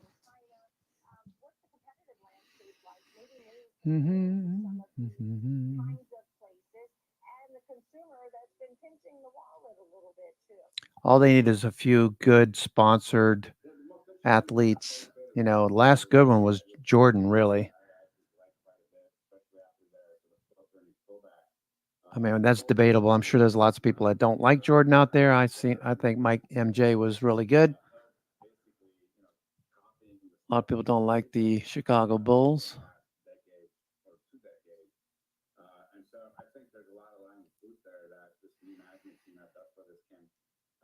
Curry and those guys. Does Curry is not on Nike, is he? I don't know. I don't know who the current sponsors are.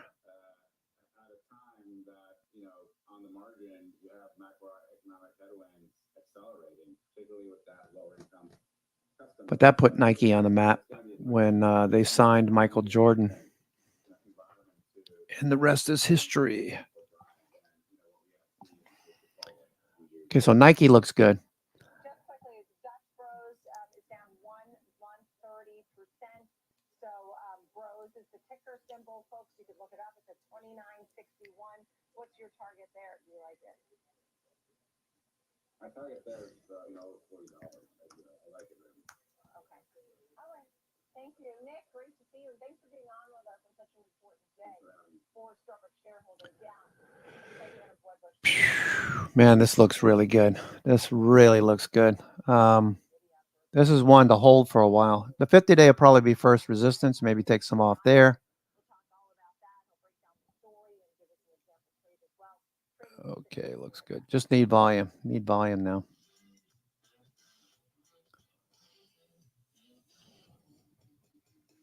Should start to appear.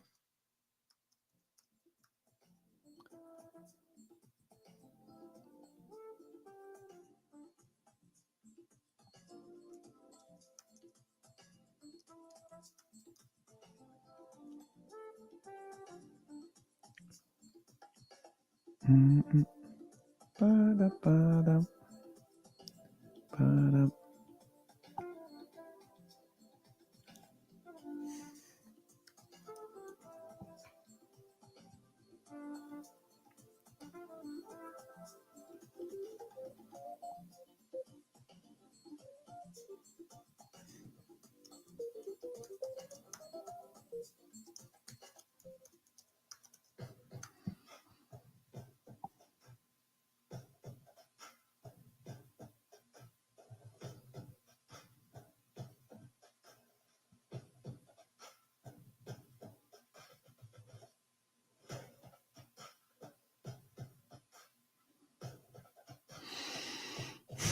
Okay, so pretty much everything looks really good here.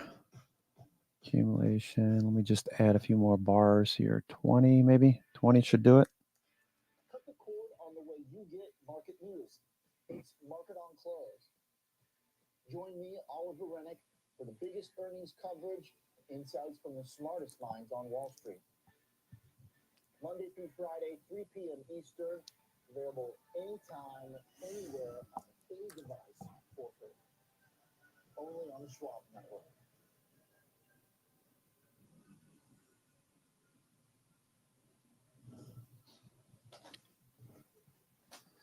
Welcome back to Trading 360. I'm Nicole Petalides, live on the floor of the New York Stock Exchange. So glad you're with us. It's time for Developing Story.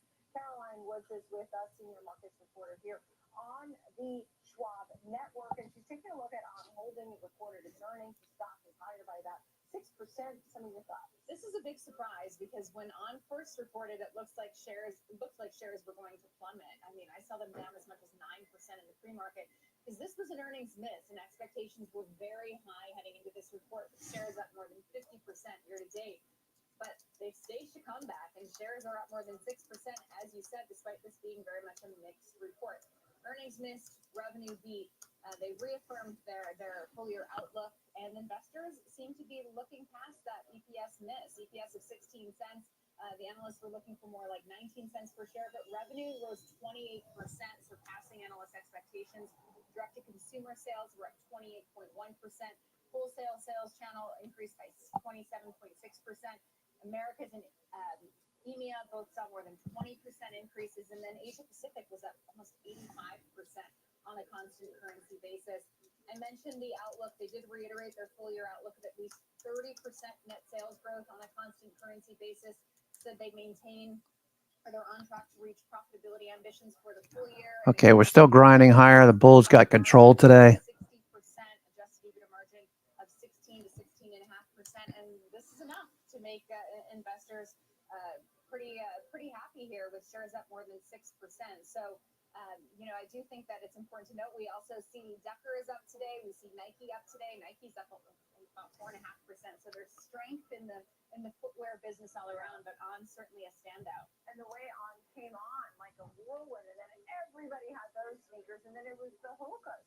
And everybody wanted Hokas, but you always have the staples, like you said, some of the other names, like Nike and such. Thank you so much, Caroline. Let's get to see it. Time for disruptors. Oh boy. Okay, so Microsoft, what you doing, Microsoft? Microsoft, all right, starting to consolidate at the highs. Microsoft, Nvidia, same thing.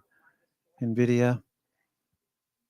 Well, it's not really phasing NVIDIA at this point in time. It's up around 4.5%, almost 5% on the session, but we are getting reports from the Wall Street Journal that Huawei is set to potentially release a chip that's going to be competitive to the H100. This is going to be the Ascend 910C, and this is something that they are already providing to some of their customers in order to test for not only data center but also for communication infrastructure. And so this could be something that does potentially take a little bit of market share from NVIDIA. Now, we do have to just note that H100 itself, the actual brand itself, Huawei is going to compete with NVIDIA? I don't think so.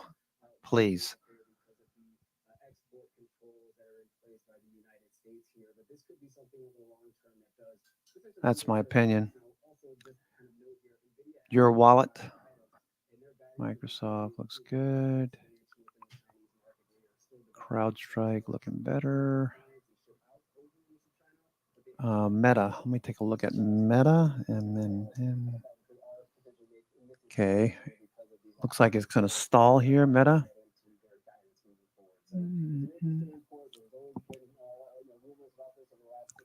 Okay, Meta.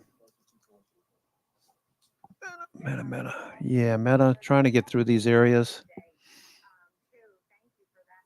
How about the sample trade? Well, definitely. We have NVIDIA earnings coming out on the 28th of August. So if you are still bullish on NVIDIA, you do believe that this pop that we've seen in the last couple of trading sessions can follow through. They're the bullish example trade of actually buying the 114 calls, selling the 130 call, which is a call spread, 16-point call spread, and then also selling the $100 puts against that. If you are looking to actually obtain NVIDIA at that $100 stop price, this would be a strategy in order to reduce the amount of debits for the upside potential, but also to be able to structure into this name. Doing this for a debit of $2.50 total debit paid for this trade would be the equivalent of $250, but the max loss could actually be $10,250. The debit paid, and then also if the stock actually goes to zero, and then the max gain would be $1,350 in full. This is around a 5.5 to 1 risk reward ratio. Once again, trying to have a little bit of an earnings pop, but also eventually structuring into a longer term trade if we do see the stock go below that $100 strike at the time of expiration. Yeah, I imagine that. I mean, people would be upset for sure. Good to see you, Kevin Green. Thank you. Thank you for everything. Appreciate it. That's our disruptive today.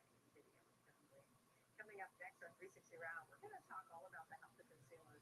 And this is something that all the CEOs have been talking about in the latest earnings round. It depends on the consumer spending. Will they spend with this high interest rate environment? We'll be right back. Mhm.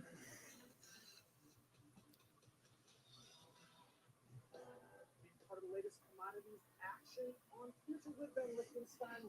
Okay, FBL. Available anytime, anywhere, on any device for Trading at Schwab is now powered by Ameritrade, giving you even more specialized trading support. Connect with the Schwab Trade Desk, our team of passionate traders ready to tackle your trading questions, no matter how complex. Plus, get 24/7 live help and access support by phone, email, and in-platform chat. Trade brilliantly with Schwab. Download the Schwab Network app and join us to follow all the market trends. Schwab Network is available anytime, anywhere, on any device. Okay. Mhm. Schwab Network. Ethan, I'm your favorite client. Great. I started using Schwab investing feeds, and now I can easily invest in trends like wearable tech. Trends? All that research sounds exhausting. Nope. Schwab's technology does the work. So if I spot an opportunity in robotics or pets, well, I can buy those stocks in a few clicks. Can't just be that easy. It is with Schwab. Schwab investing feeds, 40 customizable themes, up to 25 stocks in just a few clicks. It's time to look forward Find the next trend. from every click to every tick. With no fear of missing out on next trend investing. Available anytime, anywhere, on any device for free. Empower your portfolio with the Schwab Network. He's Alex Coffee. I'm Jenny Horn. Join us for Next Gen Investing. 1 p.m. Eastern. Only Schwab Network.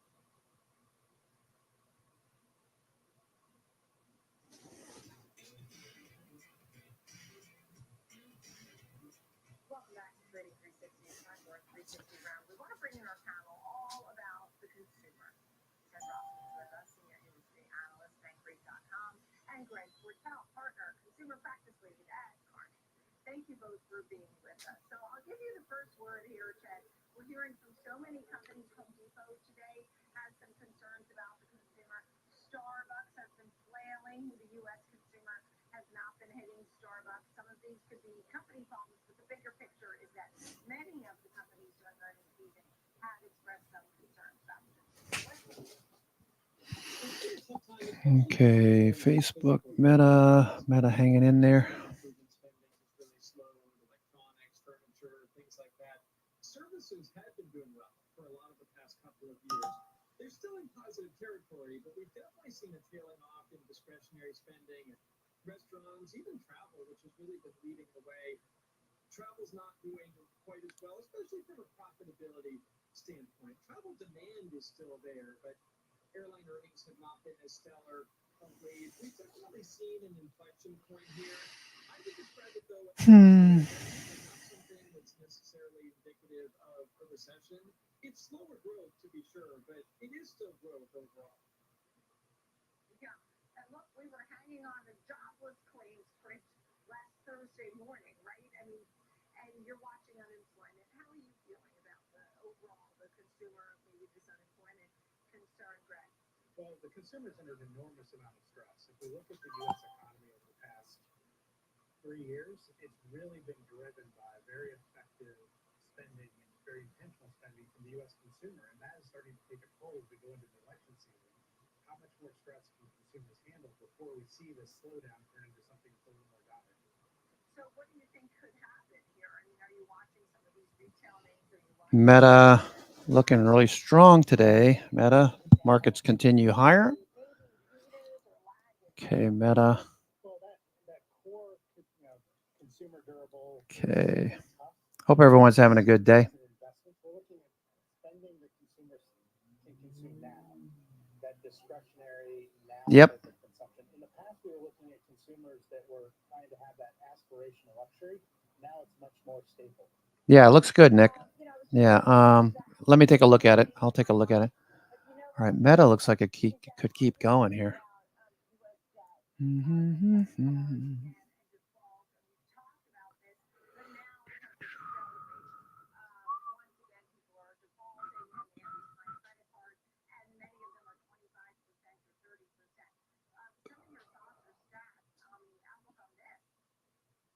What's interesting is the banks don't seem particularly concerned. You're right that credit card delinquencies are way up. Both delinquencies and defaults have basically doubled in the past couple of years, and they're both at their highest point since late 2011. So that sounds alarming. And also we got Microsoft. data that credit card balances are an all-time record high, 1.14 trillion. That's up 48% from 3 years ago. All of this sounds very dour. However, banks are not concerned about the rising delinquencies and defaults because they view them as leveling off from here. They really view this as normalization after the pandemic weirdness. They were artificially low for a while due to stimulus and people spending less. Now, you might say we've blown past normal if 2019 was normal and this is the highest in more than a decade. Bank story, and they've been telling this for a while and they're sticking to it, is that they think the worst is behind us in terms of delinquencies and defaults. We'll have to watch the job market for future proof of that. NVIDIA. All right, a little fade there on NVIDIA. Did I mention taking some off there? NVIDIA. Okay, that looks good. It's that K-shaped economy in action. For every one person who's using cards for convenience and rewards, there's someone else who's getting trapped in an expensive debt cycle. So all news is local on that one. Big picture, though, the credit market is still healthy. Look, there was a report by the Federal Reserve Bank. All right, all right, NVIDIA, Meta's still going. Meta's still looking good. Okay, we're moving above an area of supply. Let me take a look at Meta. 15-minute. Meta. Okay, so we're about to break out. Meta's about to break out. Let me see. Rivian, you said? Let me take a look at Rivian there, Nick. Rivian. Yeah, the only thing I don't like about it is it's sitting underneath the 200-day. It's similar to McDonald's, obviously. McDonald's underneath the 200-day. Once this gets above the 200-day, McDonald's could run. I just wish it would do it this week so that some of you guys, like Skier, I think Skier, you're in McDonald's. Frano's in McDonald's. I'm in McDonald's. I'd like to see McDonald's above the 200-day, take out 275, and then eventually 278. Rivian, the only thing I don't like about it is it's below the 50 and the 200-day, but the 50 is about to cross. 50 about to cross the 200-day.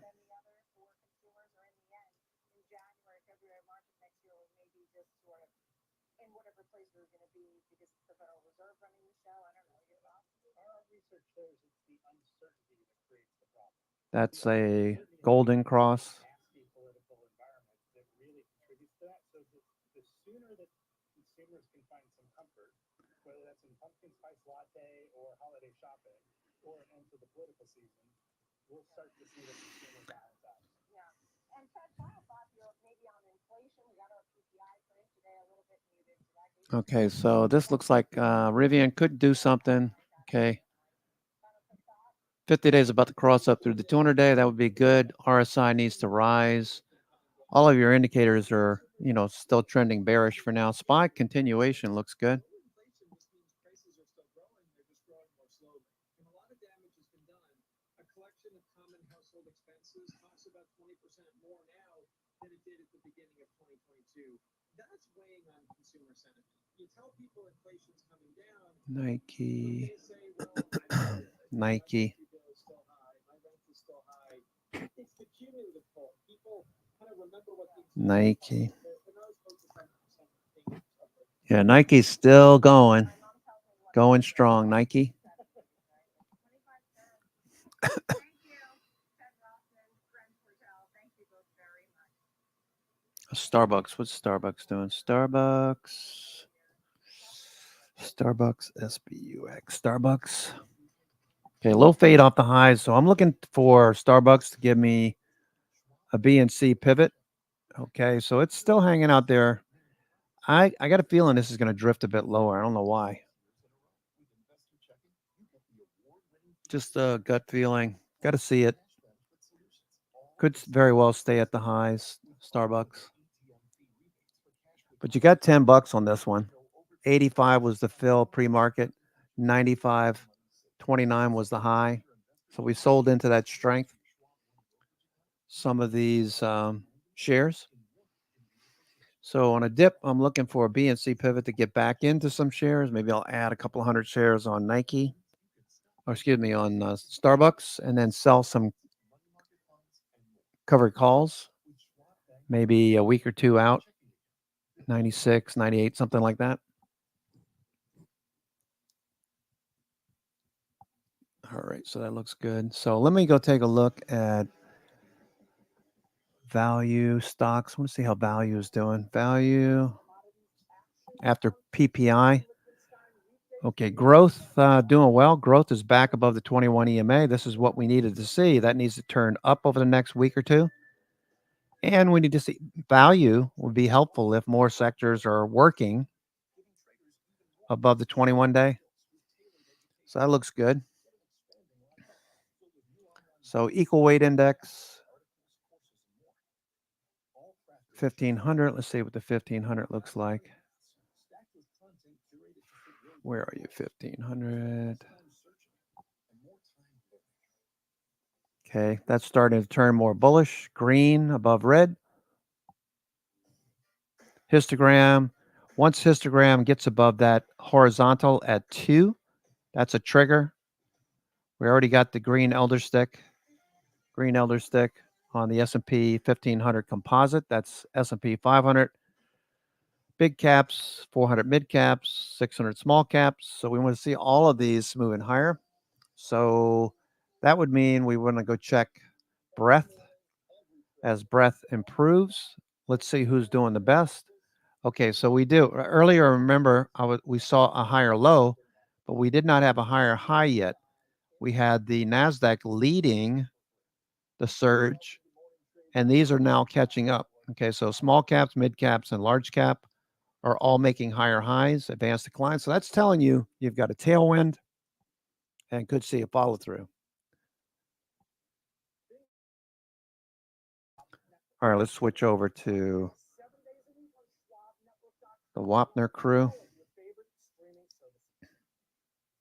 Schwab Network available anytime, anywhere, on any device for free.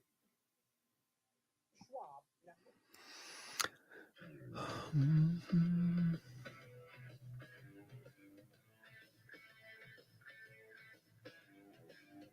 NVIDIA fading a bit.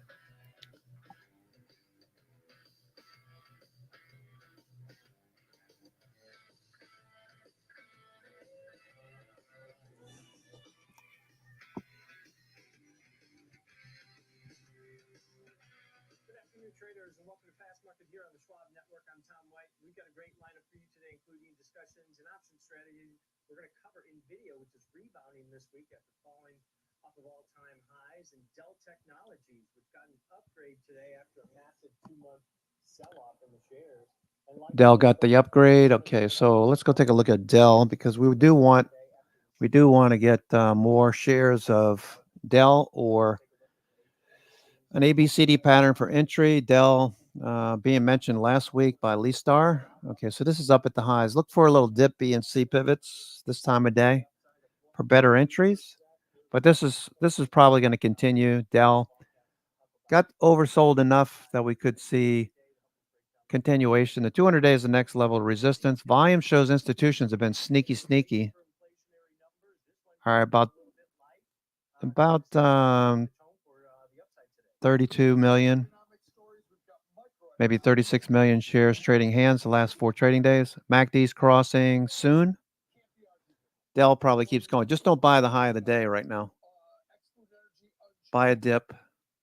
Starbucks still looking strong. Zscaler really doing well. Zscaler. Which basically is margins. Yeah, pricing power, right? Pricing power is dropping. That's why X-Food Energy and Trade Services was actually a warmer number because it's trade services that dip now.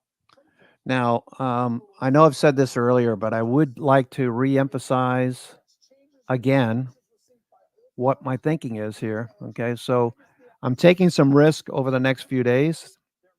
We got CPI tomorrow. We had PPI today. So there were some things like NVIDIA that we had calls on, taking those profits off the 110, 115s. I still like NVIDIA. I want to buy some 115, 120s, but I want to do it on a dip.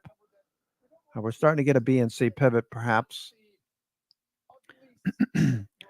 So the 50-day is the target. Okay, so 115, 120 works pretty good. Bollinger Band's coming together, so I know implied volatility is probably contracting. So the next level of resistance is going to be the 50-day. Same thing with the New York FANG index. Okay, the 50-day is going to be resistance. When we get there, most likely. Some people will take profits. And the S&P 500. So my thinking is I want to be taking a little bit of risk on, a little bit more risk on over the next couple of days into CPI maybe. And then a test of the 50-day and start to reduce risk. Once we get above the 50-day, that's going to be a different story. All right, so once we get above the 50-day. Okay, so RSI is about to cross 50. Okay, let me move these over. Okay. So far for this drawdown, we made a 10% move as of last Monday. Speaking of 10% move, that was on the Japanese, the Bank of Japan raising rates. Okay, so let's go take a look at the Japanese yen, Australian dollar pair. This is the carry trade, so it continues to fade. A little bit of buying here. Getting close to parity. Parity is right around the 200-day moving average. 1-to-1 would be parity on this carry trade. Big fade from the previous week. Drop the Nikkei bouncing. So that looks good. So all of these things look good. Let's look at the 10-year yield. with PPI coming out with 2.3%, something like that, 2.3%, 2.36% on the inflation. The data is coming in closer to Fed's expectations. So Charlie Bolello talking about last night about it's time for them to cut. Time for them to cut. I don't know. I would, I'm ambivalent. Is the markets really hurting that much by not cutting rates?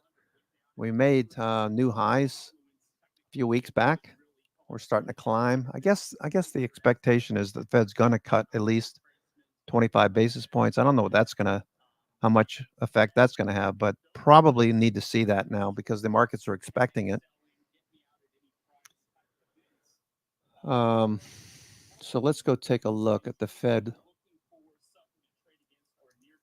Watch tool.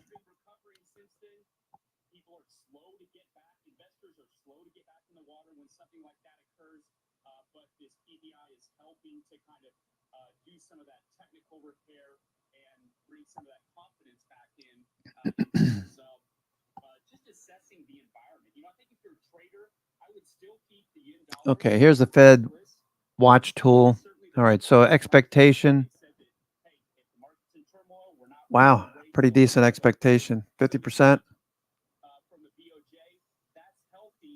That's June. Okay, that's not current, right? As the dot plot.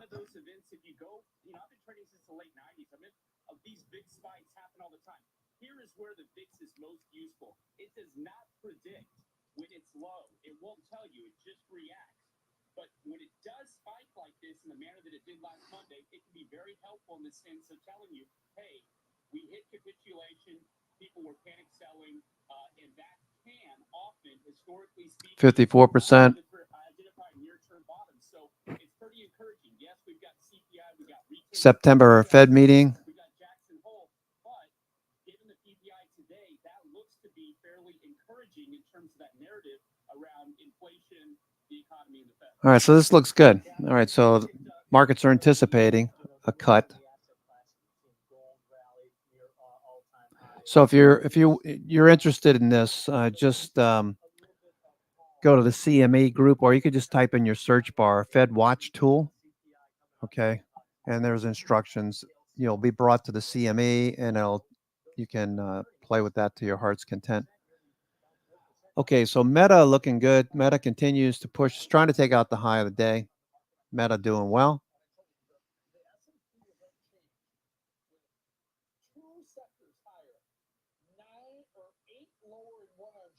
Okay, let's see what Joe T is talking about.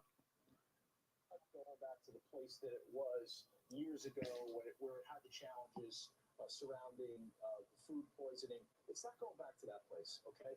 But I think that the company right now still needs that stewardship. And hopefully there's enough intellectual capital still remaining at the company that, in fact, they could maintain the overall strength, but you're falling back on valuation more than anything else right now. No, because you have 11% same-store sales growth. You have 9% traffic growth in just their last quarter. That's still amazing growth.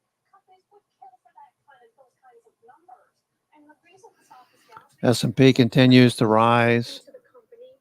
All right, so this is a good day. Good day. And I'd argue down 30% from the highs. I think that gross margin fear is largely in the stock. If you go back to the Starbucks side of it, it is somewhat telling that I got crickets up here yesterday, and that only one member of the entire investment committee owns the stock. It's Brian Belsky. He joins us from Minneapolis today to discuss this. So it's amazing you're the only person. Wapner, Mr. Hindsight is 2020.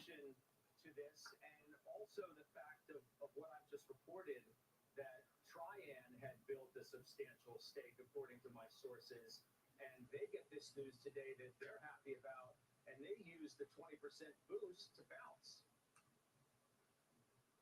Well, thanks so much for having us. We added the stock to our value portfolio June 1, took crickets as well. Nobody really believed this.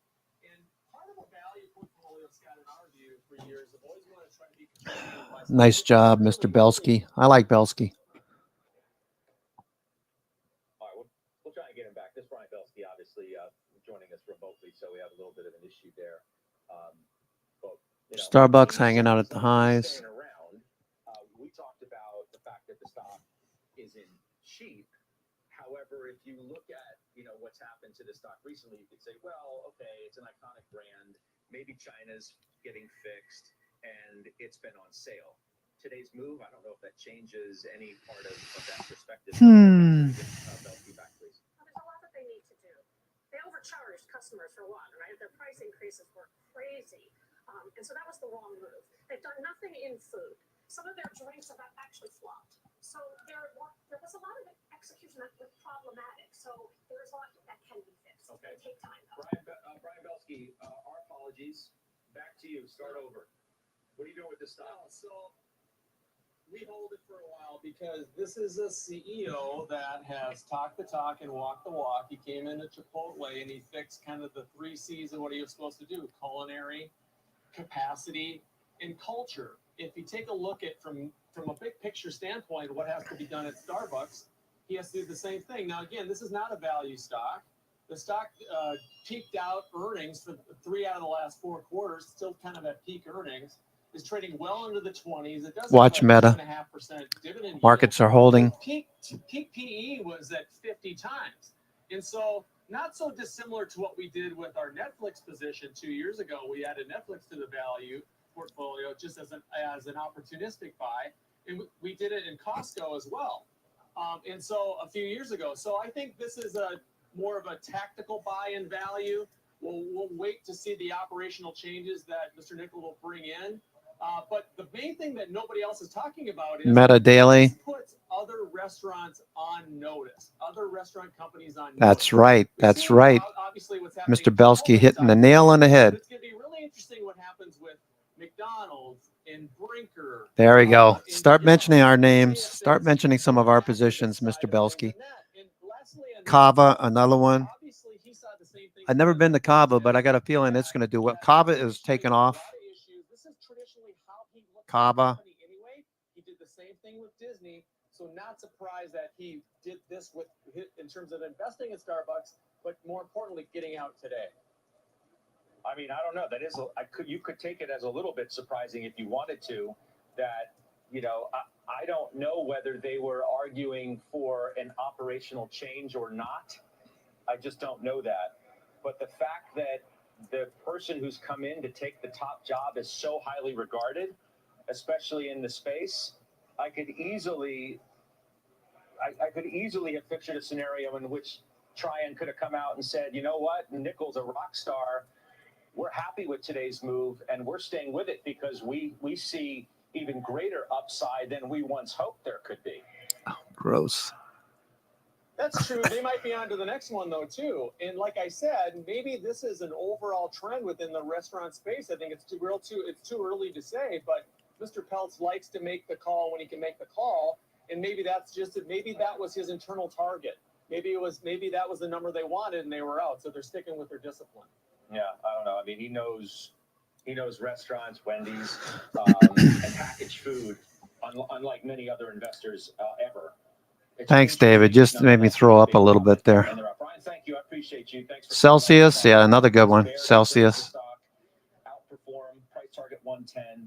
Piper and TD Cowen have also upgraded the stock as well. I want to move on. I want to move on to another company. It's Home Depot. They cut their sales outlook today. They did report. The stock is reacting well. It's up 1.5%. They did beat on the top and the bottom lines. Steph, you own this. What's your takeaway here? Because the street seems like it's taken a little while to figure out what to do. Well, it hasn't done anything in the last year. Kava looks like it's going to keep going. For those of you in Kava, nice. Store sales in the U.S. 7 straight quarters. I mean, that's really remarkable for the industry leader. And their problem still is big ticket. Big ticket comps fell 5.8%. So it dragged down the entire same store sales complex, right? So I think the reason the stock is up is for the reasons that I own it and I like it and I like housing. because as rates come down, it's going to be positive for the whole housing trade. And so, we talk about D.R. Horton all the time. CrowdStrike. That's twice the position size for me and my portfolio than Home Depot. But I'm willing to wait on Home Depot because I think, even though the stock is not cheap at 22 times, I think you're getting close to a trough in the earnings Nike. picture. And once rates come down, Palo demand comes Alto. up, and I think you do have that positive leverage. By the way, the SRS acquisition, Pinterest. diluted gross margins. What's Pinterest doing? Pinterest. Their gross margins expanded 75 basis points. That's remarkable too. So they're doing all they can in the face of a challenging macro. Okay. Rob Sechin, I appreciate your patience over these first 15 What minutes. GE showed up on a scan too. GE. I know, Brother Bill, you've been looking at GE. You have Lowe's too. Looking for that to follow through and do something. I think Sarad has Lowe's instead of HD, but what's your takeaway here? SPHD. So, Scott, the U.S., the macro environment just is Squeeze on SPHD. Looking for a break higher. It touches is frozen by higher rates and uncertainty about when and how much they'll come down. Sales and construction are down. New single-family homes are down. In an environment where inventories are low. And so you have this reluctance, and there's a lag effect that happens with the home improvement retailers as they're rate sensitive as well. It's just further down the trade. You have to be getting to a point, and I think I agree with Steph, is this as bad as it's going to get for these? Know that we reduced our weighting on the show about actually in 22 to Home Depot to a half a weighting. This is the third largest discretionary company in the market behind Amazon and Tesla, and has a really enviable, great long-term compounding track record over 10, 20, and 30 years. And it's faced challenges like this before. We were a little worried as they moved from a focus on the end consumer to the more stickier, bigger ticket, but lower margin professional customers. And so it's not a name that we would increase right now, but we're certainly holding it because of the long-term gains. We've been in the discretionary space, but with names that have really focused on their margins and without some of their secular headwinds. Do you have any interest in buying a Chipotle? If, speaking of discretionary stocks that have been doing reasonably well with their margins, right? They've had the pricing power that others have not. Why not buy that stock today? So it's interesting. I was actually thinking quite differently. We like favorable management teams and shakeups. Just look at what happened with Bill Brown and 3M when they swapped their Home Depot. CEO. Home Depot earnings. That is something that I think we may be more interested in. Oh, that looks really good. Just HD looks about good. What's happening at Chipotle and a trade down from expensive burritos to value meals at McDonald's. I don't think that's going to be for us just yet. All right. The other stock we want to watch today too, because it's a discretionary name and it's reacting on earnings, is On Holdings. Let's take a look. On. The stock was kind of all over the map earlier today. Whoa, look at that move on. Wall Street is assessing what this company delivered. So now it's up near 7%. And you can see the intraday chart tells a pretty interesting story in and of itself today. Jim Laban, ABCD pattern. On August the Okay, there goes 7th. SPY. S&P ripping. And they ended 6 straight quarters of deceleration. Okay, let's go take a look at the S&P. But they didn't raise. S&P 5,400. In today's volatility, We're above 5,400. I think the issue in the pre-market, Scott, was they missed the reported quarter by a little bit. So obviously that's negative. The stock sold off. You can do the math, and if they held the full year guidance constant, that means that the second half of the year looks pretty good. Just to parse those two statements. Congrats there, Frano. Congratulations on your S&P big cap options. They're opening in Atlanta, and they had some inventory problems as they ramped that up. That's a very temporary thing, and that comes with a high growth story like this. As far as the second half of the year, the comments on the Q&A during the earnings call were really quite positive about what they're seeing for growth in the second half of the year. Okay, Bitcoin going. I think most people know this as a running shoe company, but they've got other shoes besides running Bitcoin's shoes. going now. They're rapidly expanding the brand, and their growth rate of projected up towards 40% for the next few years in earnings per share looks reasonable, and at a roughly 38 times forward multiple. Bitcoin going. If that continues, that's risk on. Okay. another indicator that's risk on. Let's take a look at our risk on, risk off indicators. Okay. These other, more legacy, mature companies, I guess we could call them. Nike, for example. If you look at the stock performances, this one versus, this one's gone from 27 to 40 this year. Nike's gone from 107 to 75. Lulu's gone from 500 to 250. And then if you want to take another competitive approach and look at Deckers, which makes Hoka, they've gone from 673 to 920. So this is sort of everybody else gaining at almost Nike and Lulu's expense. I listen, I think that's exactly right. Now, that brings a certain danger with it, Scott, that I'm aware of, whether this is just a fad or not. I mean, I've never been a brand expert. I can tell you right now that the technology that On Holdings has is spectacular. You can watch a video of their method of spraying on the actual body of the shoe around a mold, and it's fantastic. They had good representation at the Olympics. So, right now, the momentum, the growth is there. I do wonder and am aware that sometimes brands fizzle. I think we're a long way away from that, though. Geographically, they've got a lot of expansion potential as well. About 60% of their business is here in North America. That leaves a lot of growth in the rest of their area. Asia Pacific is roughly about 10%, so there's a lot of growth there. Rob Seachin, you have a take here because you have both Deckers and Lulu's. So you got one, nice winner and one stock that's been struggling. What do you think? It's been a bloodbath, Scott, on this show. It's not just been bad, it's been terrible. And I think we're going to wait and see what we get with earnings. It's a small position in our growth portfolio. Now trades at 16 times earnings. That's the cheapest it's been since 2009, and a near 50% discount to its long-term average. And despite all the negative sentiment, it continues to be one of the more attractive names in retail. They got double-digit top-line growth, premium profitability, solid operating margins, and it usually commands a premium valuation.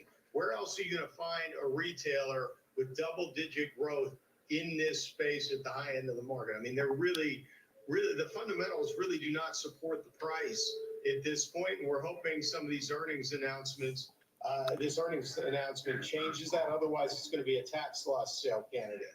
In terms of Deckers, we increased our weight to Deckers. It's the third largest footwear company in the U.S. They have an incredibly loyal customer base, great brands with UGG, Hoka, Teva, and they're also growing sales in a challenging consumer spending environment, and with great margins and great returns on invested capital. It trades a little expensive. However, we think it's justified given where they are in this cycle. Nike. Thank you, Nike. For bringing in Kevin Simpson, because he's sold even more of a blue chip company named McDonald's. He had taken it down, his exposure. Kevin, are you there? Is he there? There he is. All right. Can you hear me? I can, Scott. How are you? Okay, so you've taken down your exposure to McDonald's, and then yesterday you did even further. Why? Yeah, it's active management space at best. But we looked at it again over the weekend. We sold some on Thursday of last week, and now we're looking at the consumer really pressed. Even the $5 value meals that everyone has, McDonald's, Burger King, Wendy's, there's even KFC today. There's not anything that's really contributing to the margins, and it's the margins that are giving us a little bit of a concern. We have about a 1.5 position left at McDonald's, but the thing, Scott, is Okay, S&P at the highs. the cost of labor has gone up. The cost of goods are up 40% since 2019, and I think the real limit S&P still going. S&P. The price to sales, and it's an important number, is now at 7.5%, and that doesn't seem like a lot, but for the past 20 years. McDonald's has traded at a Amazon of around 5x. So I think for the intermediate, for the short term, Amazon looking really good. ABCD pattern on Amazon. Any traction.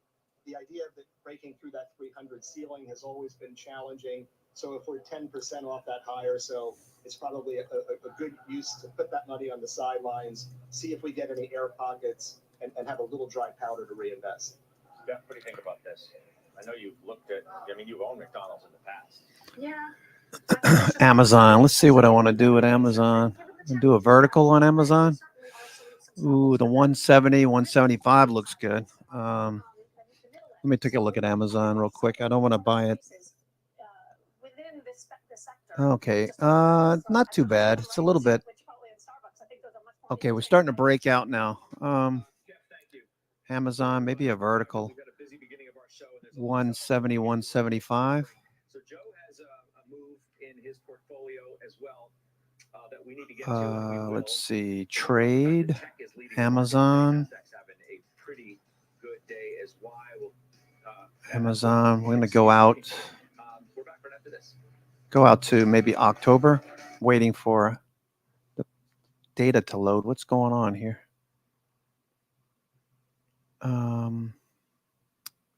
Amazon. Why is this not loading?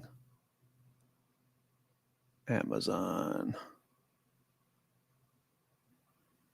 That's weird. Monitor, trade, Amazon. Okay, Thinkorswim is slow. Slow. Let's go to the charts. Amazon. Nike looking really great. Amazon. Maybe just buy shares for now. Do I need to load this or something? Okay, it's taking forever. You know what? Let me turn off my VPN. That might have something to do with it.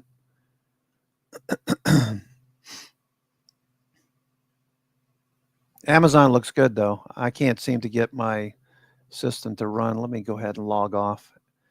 Quit Thinkorswim. Start it up again. Okay, that means I'm going to miss a better entry, but catch the next dip. I like Amazon. The markets are at the highs, so we might want to wait till the markets pull back a little bit first. Let's see. Yeah, Thinkorswim.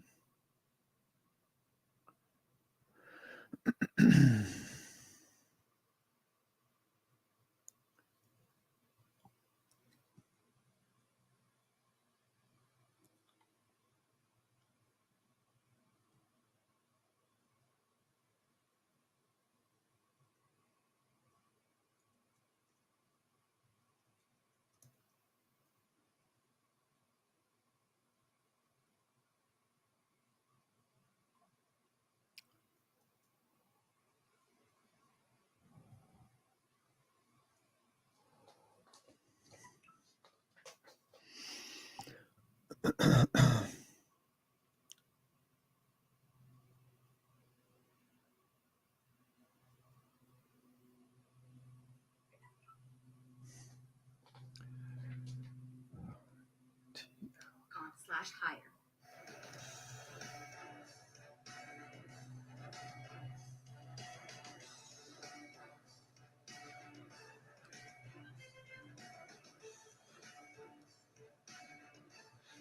Pretty good gains we are in the midst of right now. Nasdaq's up 2%.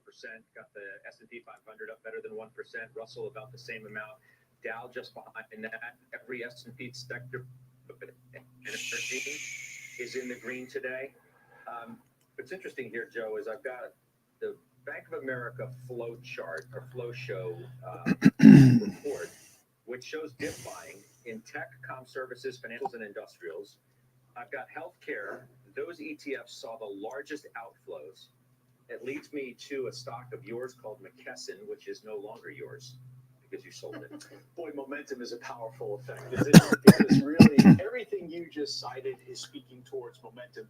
Scott, in early June, I looked at my portfolio. I said, where do I have the deficiencies? Where they're what I would believe to be sector weaknesses? And it was in the healthcare sector. At that time, all right, Amazon. Shoot. Maybe I can get into it now. Amazon. I like the 170, 175 vertical. Need to see a little dip now. It's getting a little bit moving a bit too much now. Amazon. Trade. It was doing fantastic, except in the case of Merck. That's the reason we sold Merck. Here comes McKesson. They report last. They miss They don't deliver what the street was looking for. We see a precipitous fall in the stock. Immediately upon the open last week, I sold it. I took a very small loss. I'll tell you, we were October, in. I was in at 576. 170, like 170. 568 on Thursday morning. You don't allow a winning position to become a losing position. And I believe, consistent with what you just cited, I see funds that are moving away from sectors like healthcare back towards old reliable, which is the tech holdings, which leads me to believe I got to go back to the XLG. Remember, I've owned that in the past. That's something that I'm looking at to give me the exposure to right now, where the strongest momentum is, the Max 7. I do want to also highlight from Bank of America their fund manager survey results, which tell an interesting story about sentiment and positioning in the market. According to their August fund manager survey, sentiment is at a 7-month low. The allocation of bonds rose to the highest since December of 23, and the allocation to equities is at the lowest since January of this year, and the biggest month-on-month drop since September of 22. I saw another headline from the FT today that says more than $66 billion has flowed into fixed income funds since July. That talks about changing risk appetite. I also start to see things saying the 60-40 is back, right after 60-40 being Amazon, I like the 170, 175 vertical. as swiftly as they did and by as sharply as they did. Now Okay, if we can get a dip. is that true?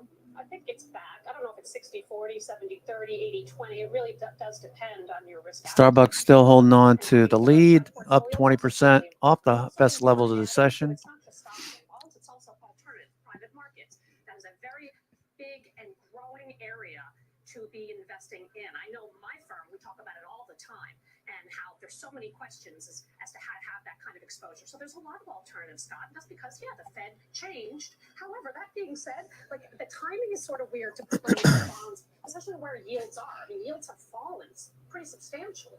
And so you're not getting, like, you're getting what, 4%? You could have gotten 5.5, 6%. Palo Alto, So you can't Palo Alto Networks, watching. You're at the beginning stages of cuts, then you would think clearly that yields are going to continue to go down much further than they are now. Which is why I'm not, well, yeah, I guess. Yields down, bonds up, prices up. Yeah, no, I understand, but I'm talking about the yield component to it, right? The yield, the income component. That's what I think a lot of people got excited about when they put money into bonds, because you could get 5%. Speaking of bonds, let's take a look at TLT. I do have some calls on TLT. That's pushing higher, so I'm getting close to back to even on the TLT. It did dip last week. Okay, S&P at the highs. Maybe take a little profits off the table. BNC pivots setting up. As a debt holder, you could feel comfortable. So I do think there is value. It's the Jeffrey Gundlach trade. The value is in the bond market. And I think what's happened is the bond market has made the return being a ballast of your portfolio. If you think yields are coming down, you're gonna get better returns in equities versus fixed income. Yeah, can I add to this a little bit, Scott? Because I think, we came into last week. I got you. I heard you. That's why we came into last week with valuation, positioning, and sentiment really stretched. And the best thing to come out of last week was a big reset in many of those things. Meta. We saw positioning go from the 96th Meta looking good. Meta. First percentile, and all that over the course of the week. Okay, Meta. We talked about Meta. You saw some of the same things in sentiment. It's got a ATR of $18. It's up 10. Could see more upside.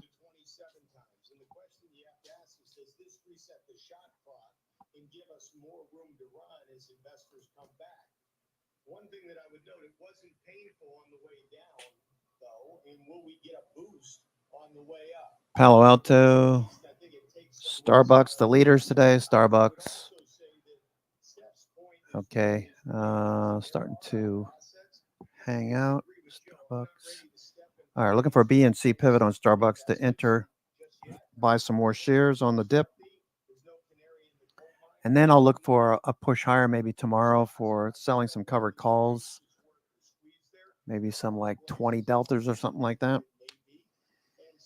out a couple of weeks. We're in a place where equities have become more attractive in the right places if you're Wait, let me see who this is. Hold on a second.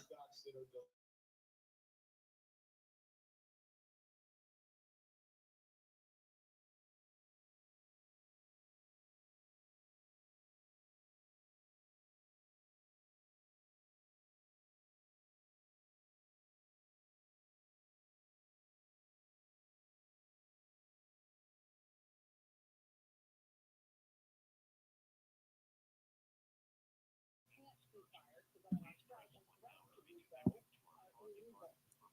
General Motors is recalling more than 21,000 electric SUVs over braking concerns. National Highway Traffic Safety officials say anti-lock brake system on the truck in the last Lyric all-wheel drive models to turn on unexpectedly. Report that would increase the risk of an accident, but the drivers don't actually have to do that much. GM is going to fix that issue through an over-the-air update. Got one of those cold calls. This is Amazon. We have detected an unauthorized purchase, Apple MacBook Pro. Please press 1 so you can connect with our call center so we can scam you out of your money. Some people are just like such losers. That's, take that motivation and actually do something with your life instead of taking other people's money. It really pisses me off. I was hoping that somebody would pick up so that I could talk through it. Anyway.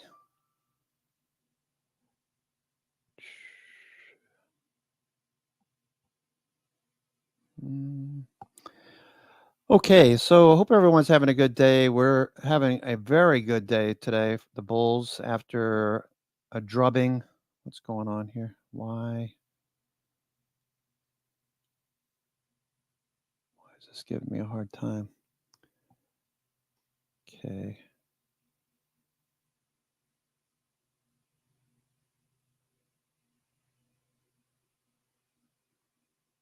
I can't switch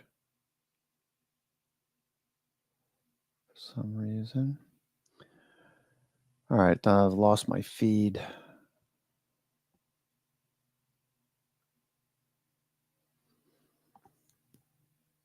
The good ones are you get the emails from Netflix that your account wasn't able to renew or whatever.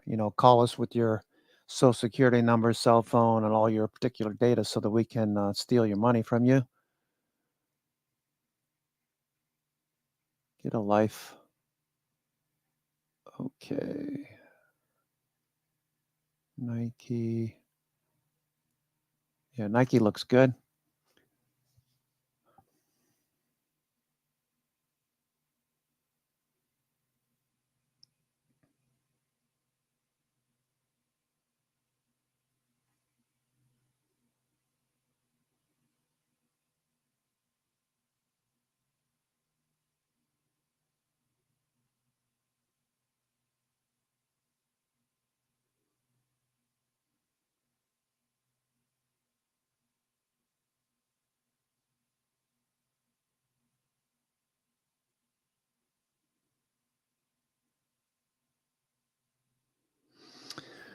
All right.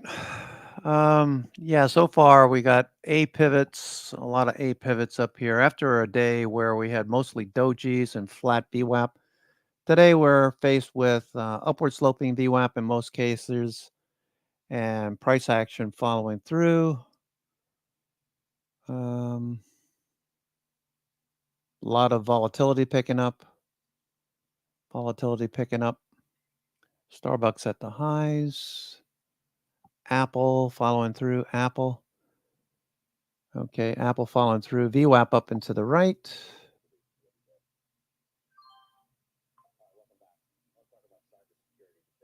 Okay, CrowdStrike. Just exited some CrowdStrike on the pop in CrowdStrike. I had some calls that expire on Friday.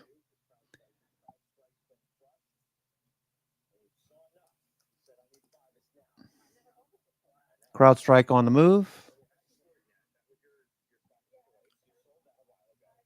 CrowdStrike on the move. Looking good. Let's see.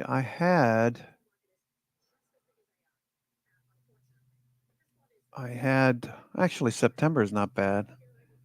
270, 280 vertical. That was too far out there. So let me get something a little closer to let's see. CrowdStrike.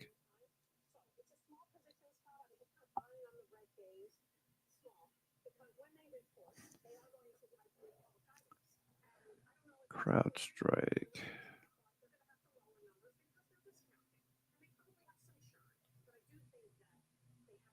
CrowdStrike. Okay, so something a little closer. CrowdStrike, I'm just watching. I just took I had a limit order to take. I was too far out of the money. I had 270, 280. I really want something closer, like 250. CrowdStrike, October. Let's see. What's the 250, 260 look like?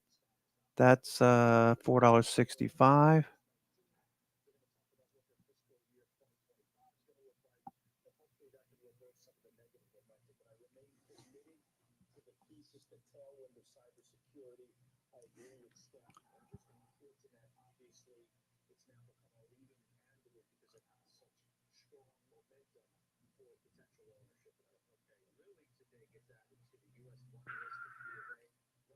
Limit.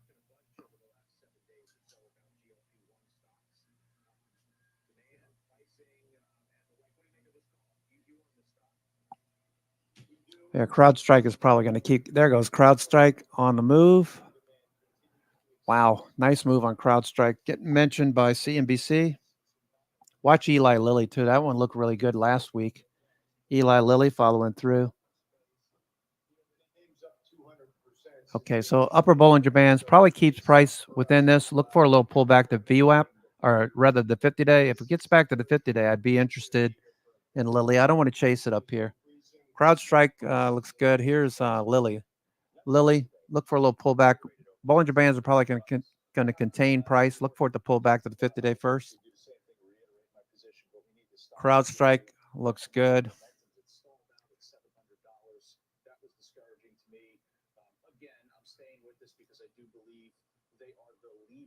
Streaming, and now the entree into live sports should be very strong. I know we'll all be sitting around on Christmas Day watching those NFL games. Let's hit the asset managers real quick because Goldman's bullish on them. What's Microsoft doing? Microsoft had a nice morning. Microsoft continuation. Microsoft looks good. Okay, we're above some of this resistance level. We're into supply overhead. Levels of supply 415 up to 422. Microsoft, you can see on the right screen, MACD is about to cross on the daily. Okay, let's look at the 4-hour chart. 4-hour looks good. Okay, so change of character, chalk right there. You can see the chalk on the 4-hour chart. Chalk, change of character. That's telling you you've gone from bearish to bullish.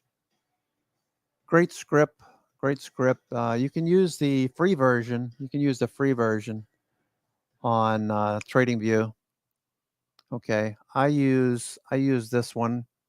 It's a pay for script, so you can only have one login to use it. But I share it with you on the screen so you can see it, see the price action. Looks good. Change of character. Okay.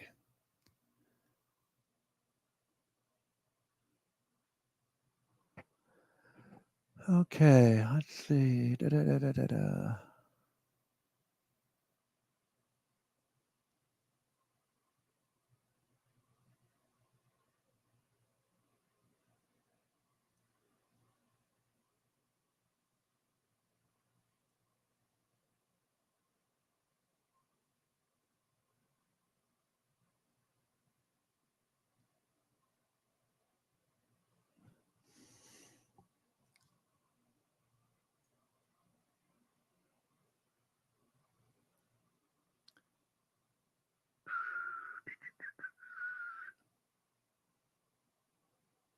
Microsoft up 1.75%. Looks good. Microsoft. Okay.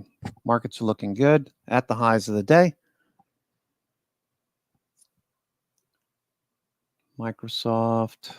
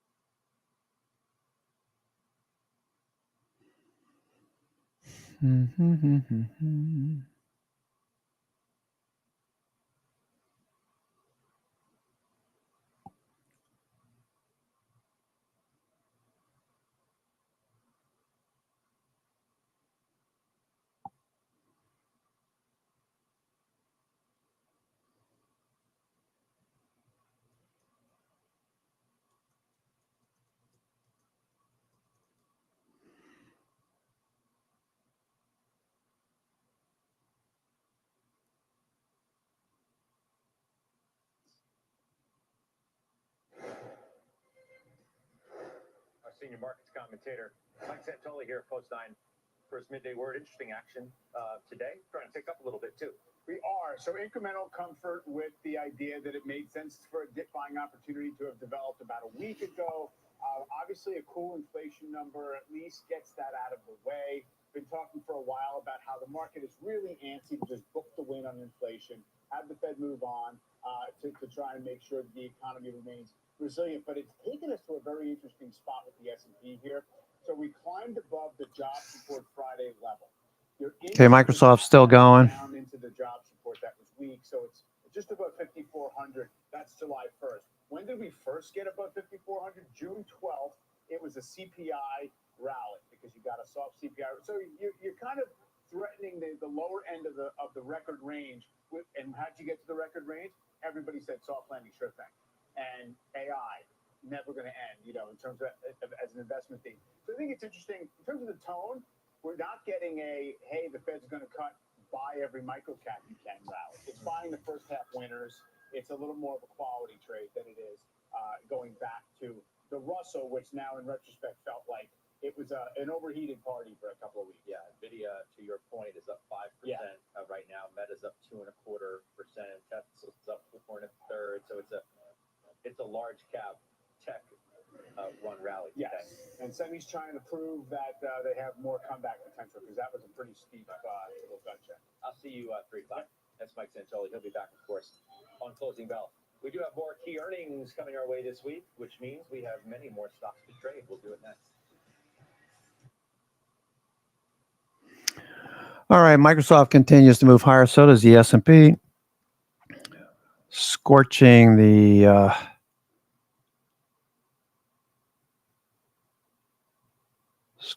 bears.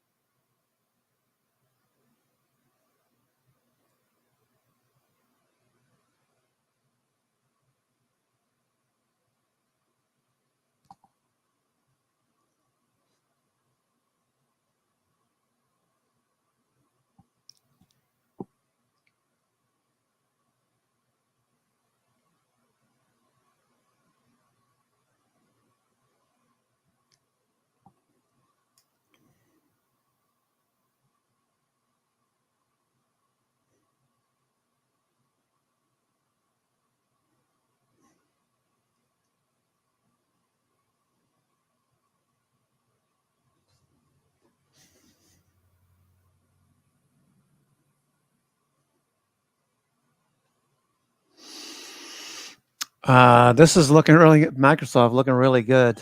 Having quite a day. Microsoft.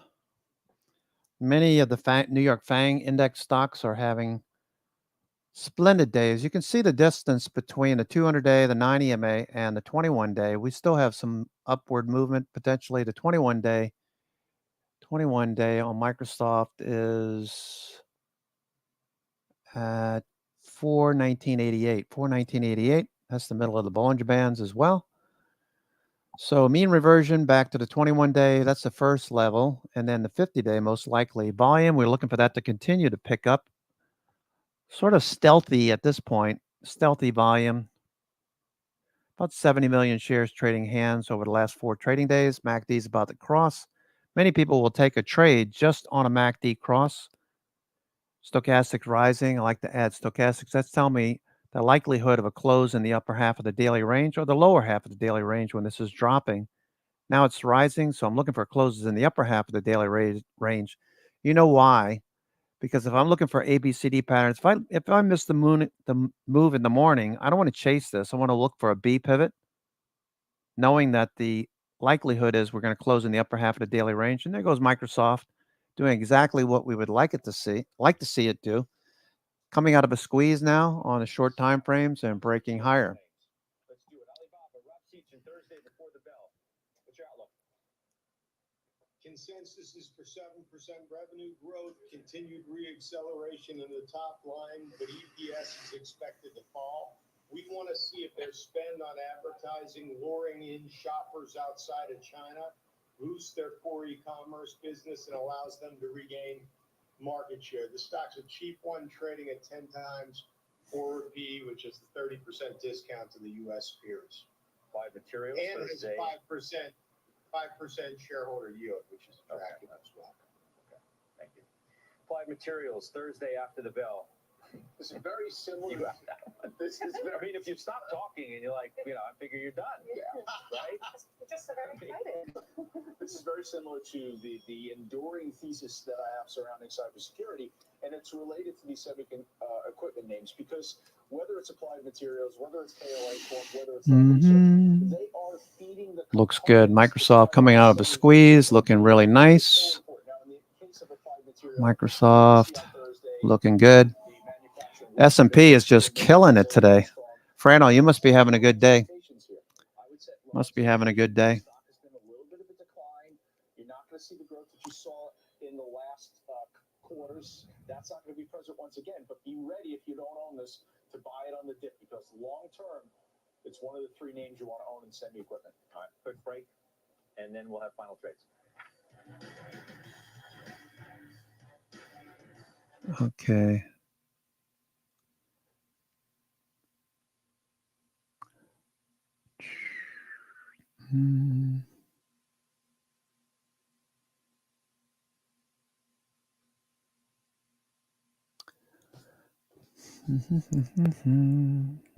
Apple.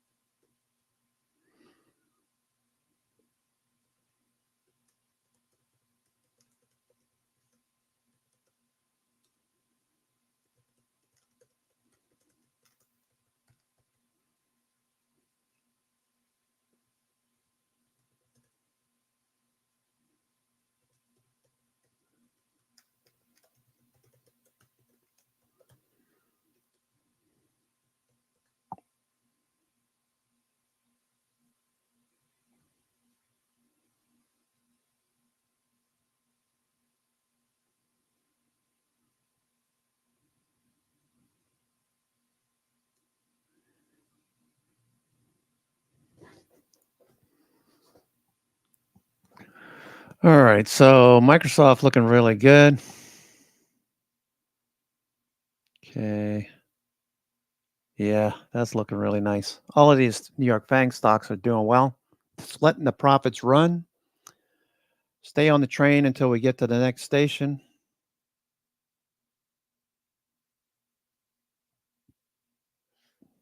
Let's recap this top story. One of today's big winners, big loser as well. Starbucks CEO is out. That stock having its best day ever. Chipotle CEO, he's now former, because Brian Niccol is stepping in at Starbucks, and that stock is having its worst day in a while on that news. And then All right, Starbucks fading from the highs. I would like to buy some Starbucks on a dip.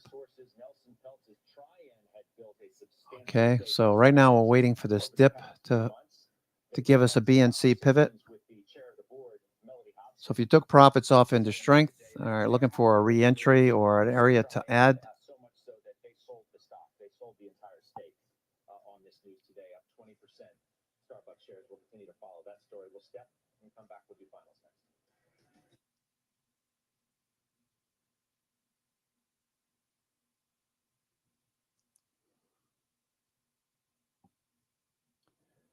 Okay.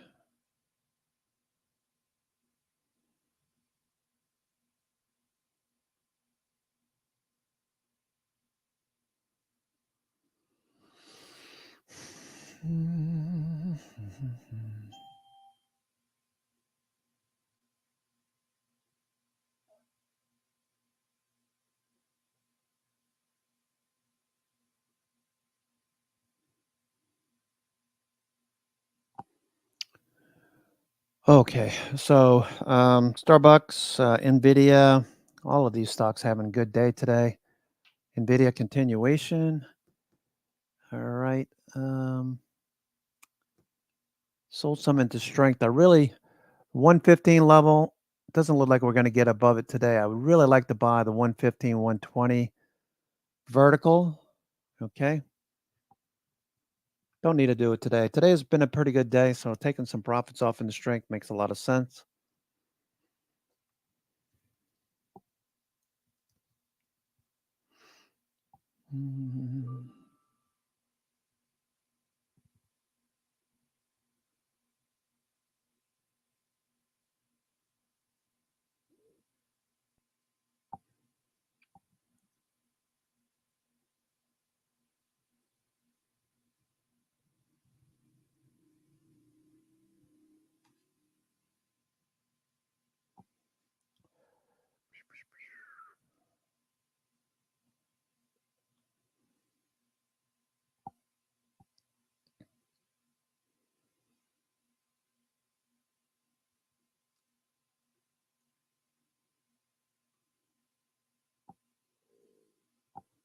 Okay, let me log back on to Schwab.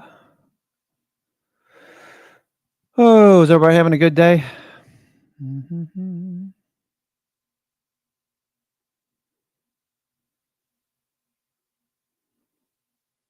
Okay, there goes Nvidia. Bastards, they're going to keep pushing this higher. All right, we're through 115 now. Nvidia 115. Wow, nice.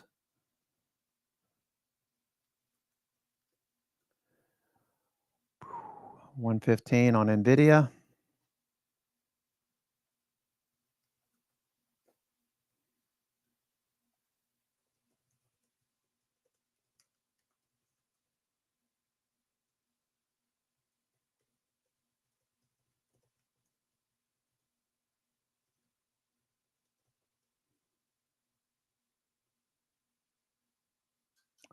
Okay, so I'm looking at 115, 120.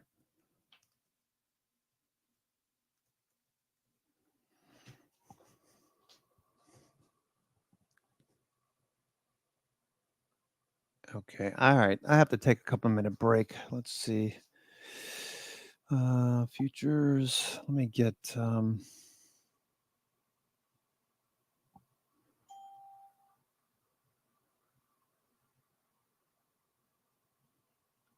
these guys back up and running.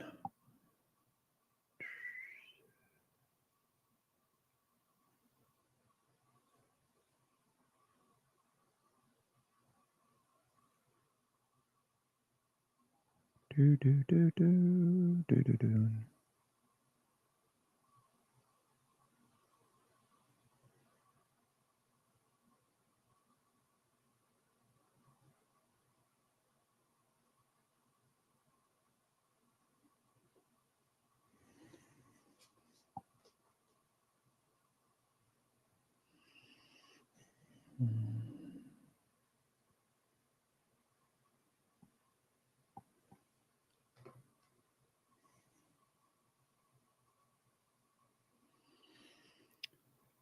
NVIDIA high of the day, breaking some structure at the highs.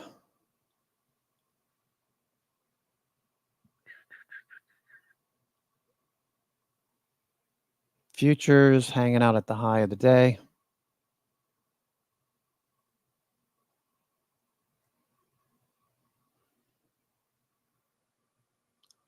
Up down volume looking good.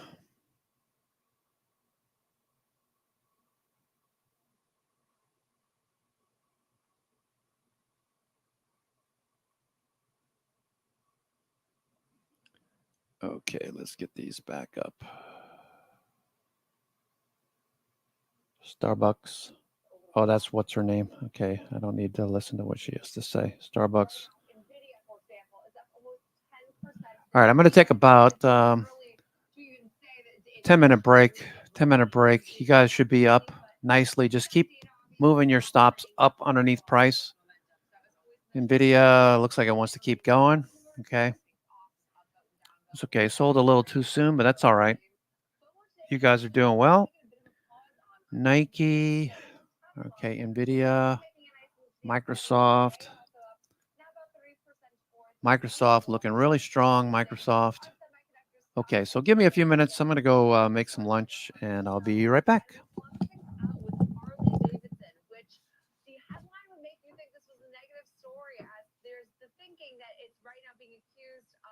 Really hogging its overall profits, no pun intended, but shares are up still about 3% on the session. So we'll dive more into that story later on, Alex. But a plethora of topics to get through today.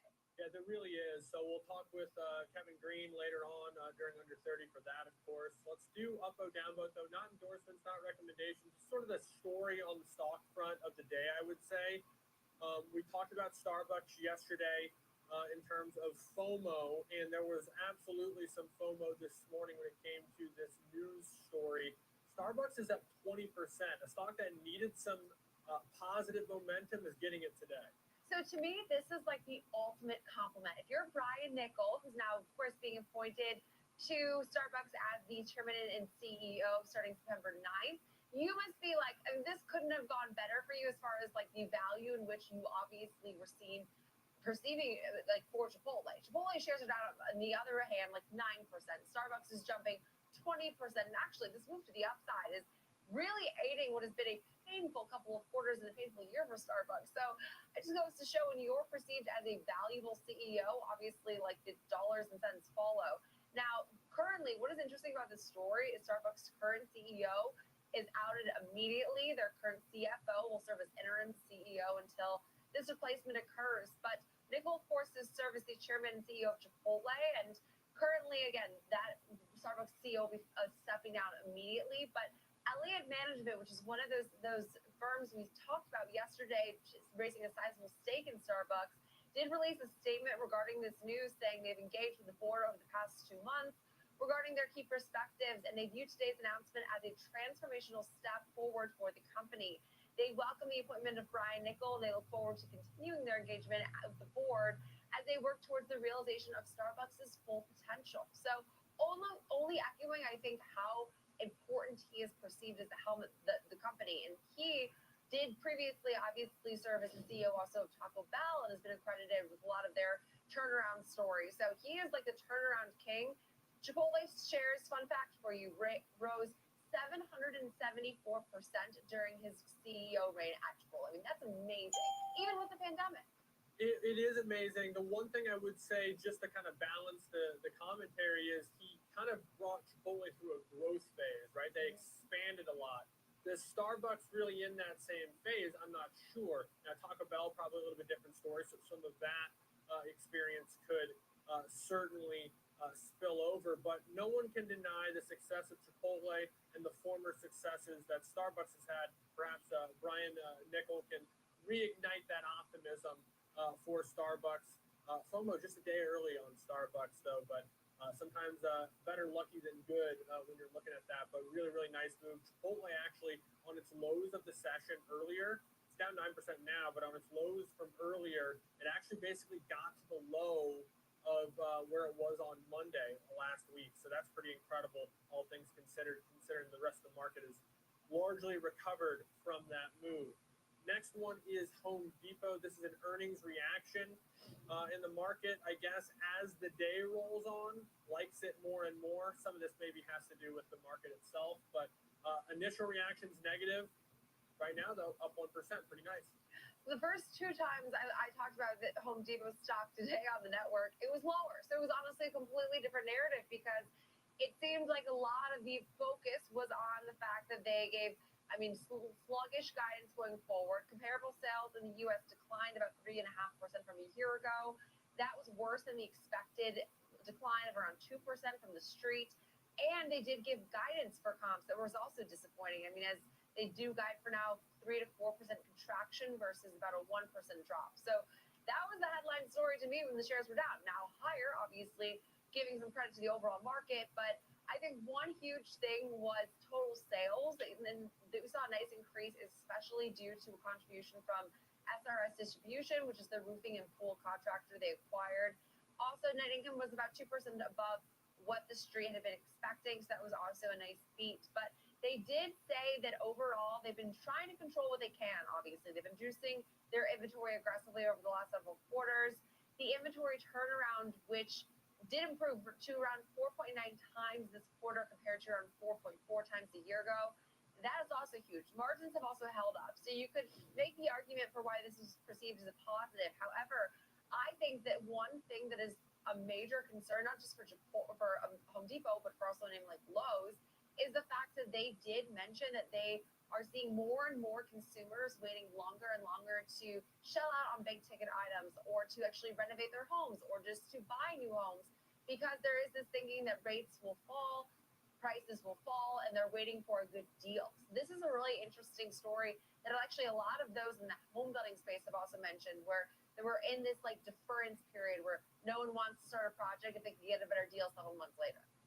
Yeah, it's an interesting piece, too, when it comes to the idea that we've talked about this before. Sometimes I feel like you could have the earnings release early. You could be looking at it, and you still wouldn't be able to profit on it because you just don't know how the market's going to digest that information. This is an example of that. The first reaction, of course, negative. As the day has rolled on, it becomes a positive.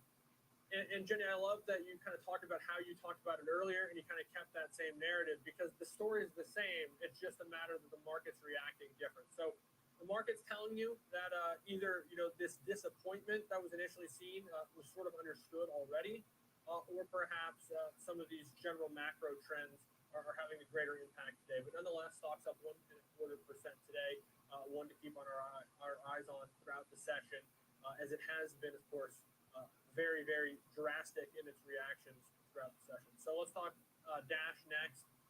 It's making another nice move. This is a name that made a huge jump around its earnings event last time we heard from them.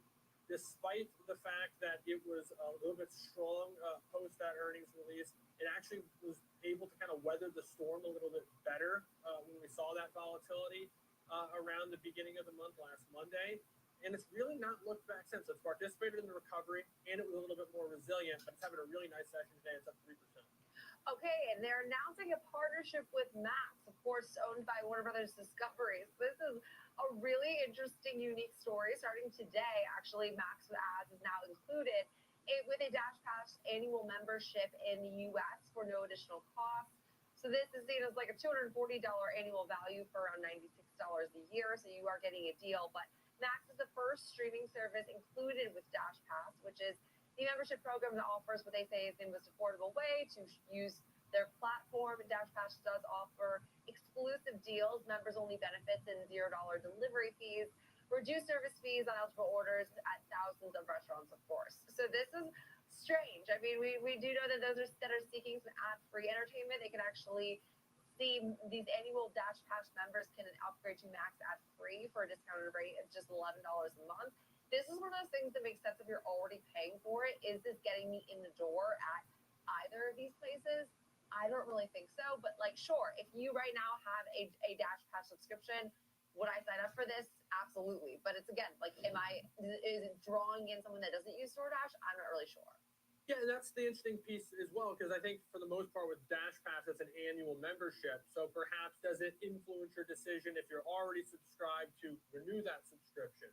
Does it maybe if you're on the fence between do I go to Uber One or whatever it's called at Uber, or do I go to Dash Pass? Perhaps it helps you lean one way or another. But typically, yeah, whenever you're starting to get these kickers involved, it's telling you all you need to know. They're trying to sweeten the deal here a little bit.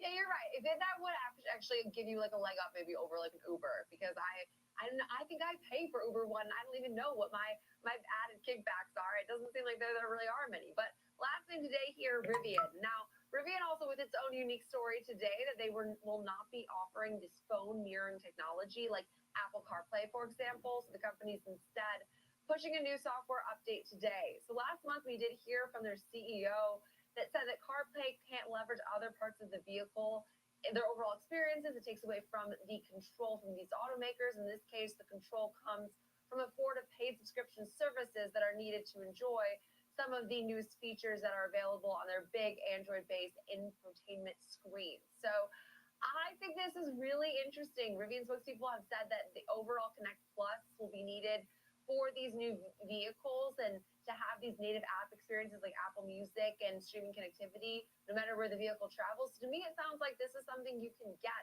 It just is then another layer of technology you pay for essentially, which is, I mean, you're already paying a decent amount for a Rivian vehicle. I don't know about that, but obviously this isn't like a story that moves the needle. I don't think it's just right now going to integrate to Apple Music, but vehicles still will have Apple CarPlay, which I guess is a really big deal to some people.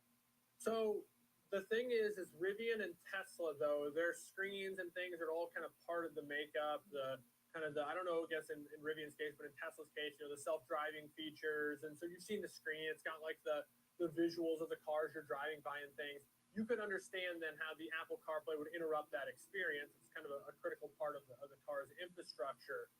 But if you're just in a regular, OEM, car manufacturer, CarPlay is essential nowadays. I mean, it's probably one of the features that makes the car, enjoyable to use. It integrates well with your phone. So many Americans are using iPhones. It makes sense to have that interface mirrored that. You don't need the navigation anymore because you can use your phone's navigation that way.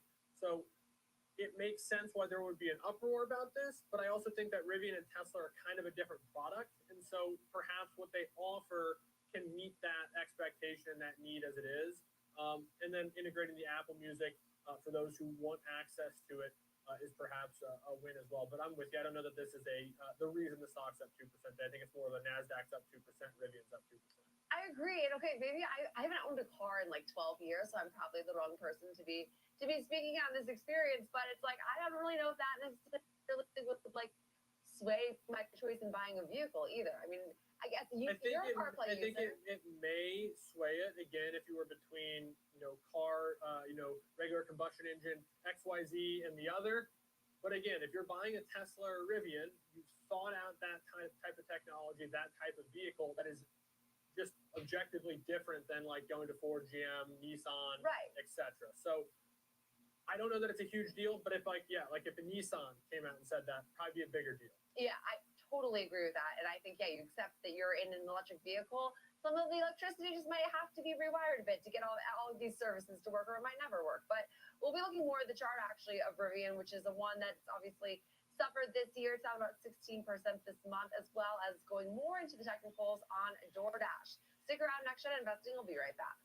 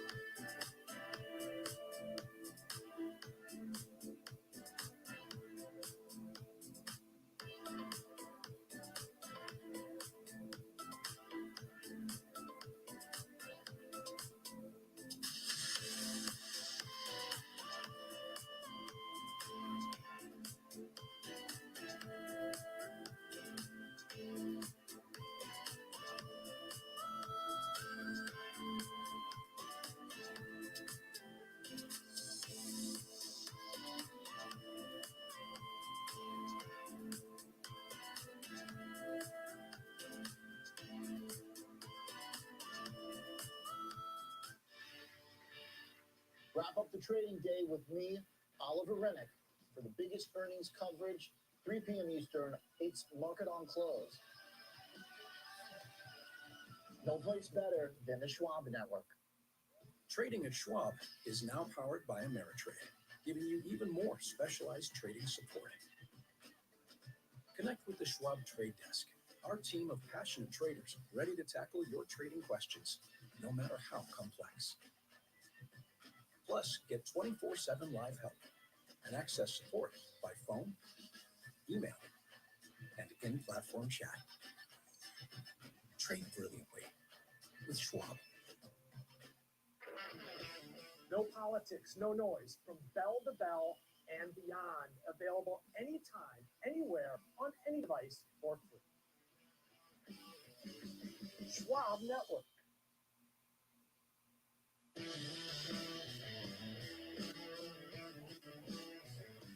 Welcome back to Next Gen Investing. It is now time for our Chart Masters segment. So joining me is our Chart Master today, and as always, Rick Ducat, to help us break down the technicals in DoorDash as well as Rivian. And I'm excited to start off with DoorDash, which is objectively the better of the two.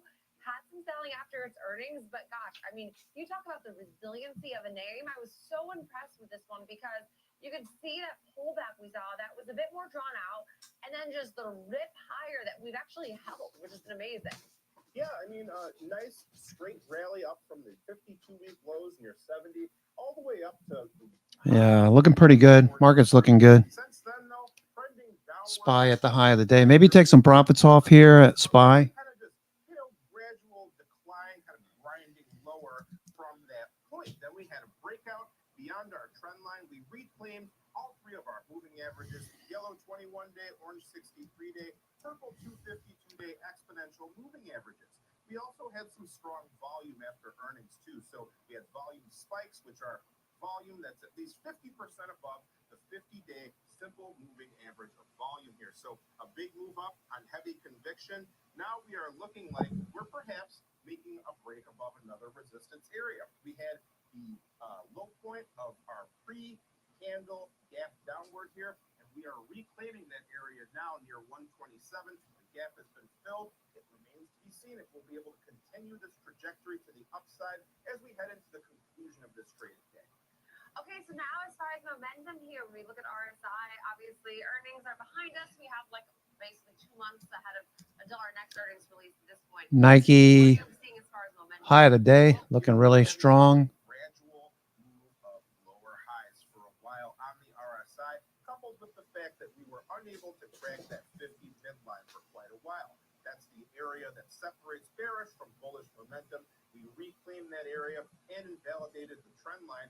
Now today it's actually looking even perhaps a little more encouraging because not only are we breaking above that level of the gap that I highlighted earlier, but we're also moving above the overbought area here. You can see on the RSI, that's a more bullish signal here. So it's helping kind of to confirm what we're seeing in terms of this price movement to the upside, up more than 3% on the day as we make our way above this 127 level. So momentum favoring the bulls right now. Beware of a cross back below that overbought area. That would be a more bearish sign, especially if we were treated fail at this level. Okay, so now as far as some levels we keep on our radar here, we've obviously risen about 3.25% on the week. So what are you watching next as far as some price levels?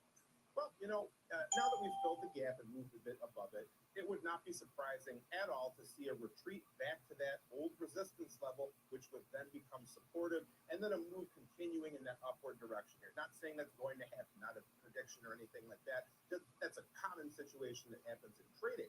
If we were to keep moving beyond that level, though, volume node right here near about 131 could be a consolidation area or a spot that needs to be worked through a little bit. Then we've got a couple more highs back here. This pink line near 133.74. That could be another area to watch.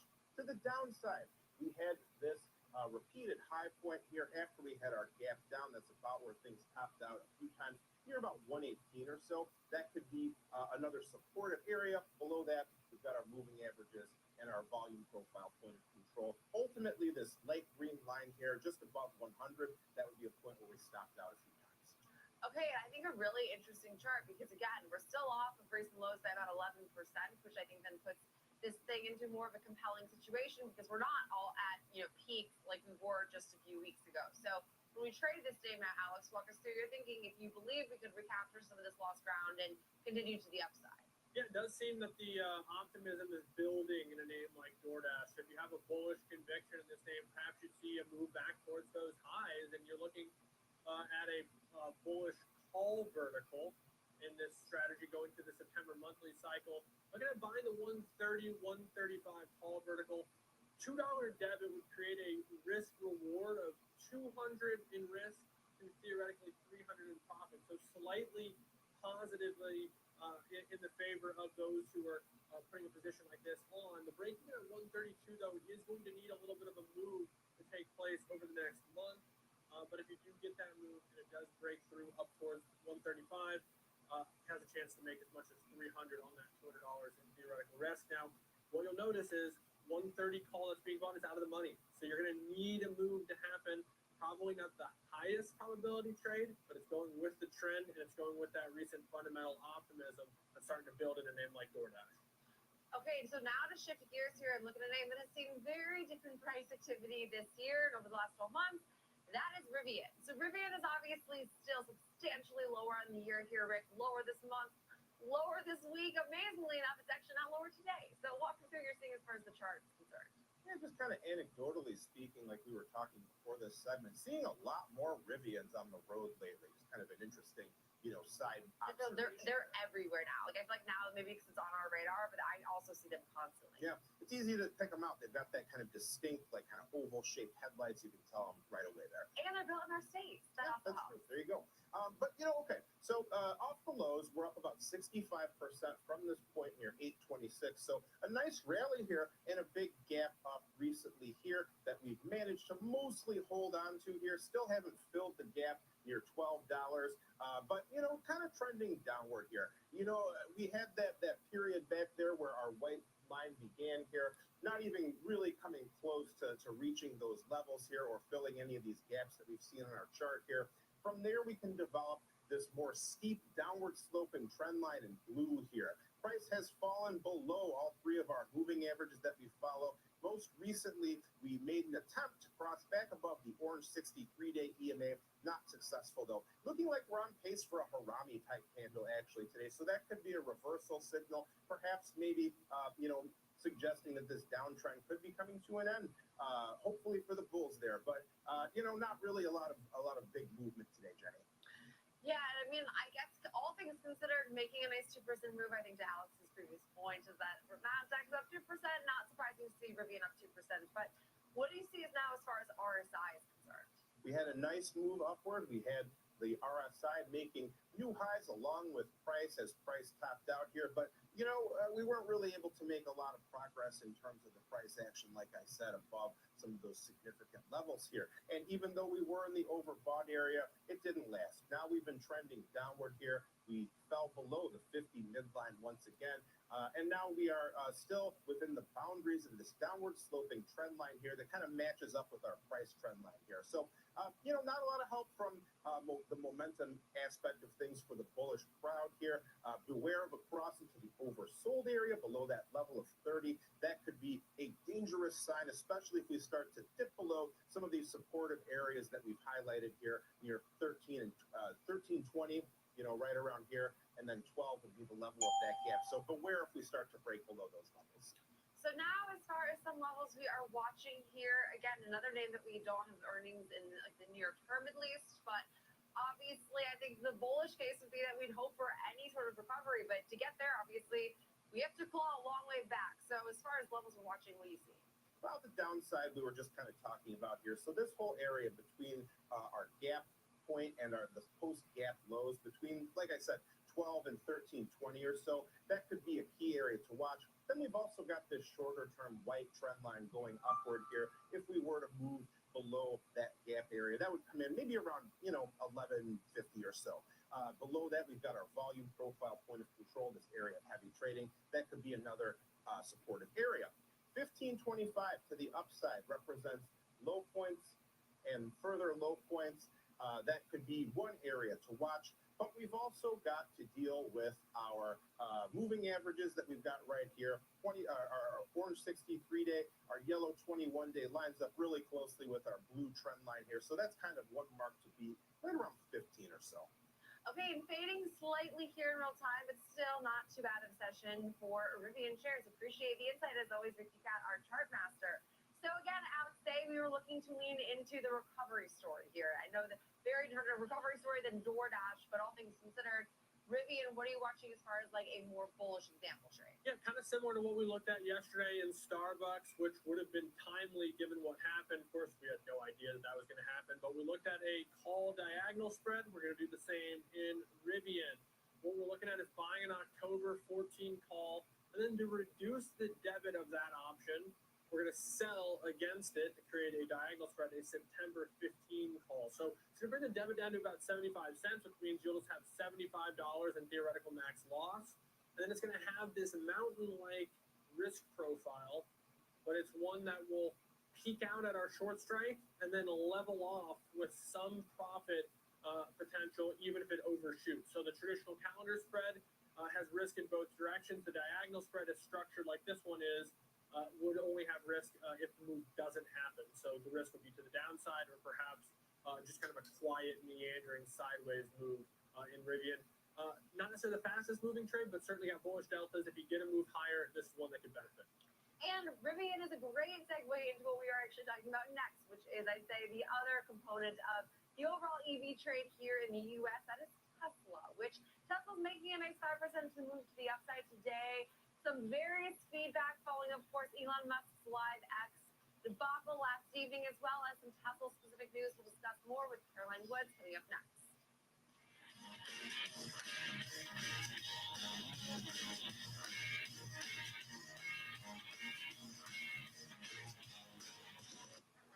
Empower your portfolio with the Schwab Network. Schwab Network is available anytime, anywhere, on any device for free. Schwab Network. With Schwab investing themes, it's easy to invest in ideas you believe in. Spot a trend in electric vehicles? Have a passion for online gaming? Or want to explore the space economy? Choose from over 40 themes, each with up to 25 stocks identified by our unique algorithm. Buy it as is or customized to align with your goals. All at your fingertips. Schwab investing themes, 40 customizable themes, up to 25 stocks in just a few clicks. At each and every angle, the whole picture, everything comes full circle on Trading 360. Catch us right here at the New York Stock Exchange on Trading 360, only on Schwab Network. Kickstart your morning with a full dose of commodities, technical analysis, economic data, and live reaction in global markets. Available anytime, anywhere, on any device for free. And available on all your favorite streaming services. Futures with Ben Lichtenstein every weekday, 8 a.m. Eastern on the Schwab Network.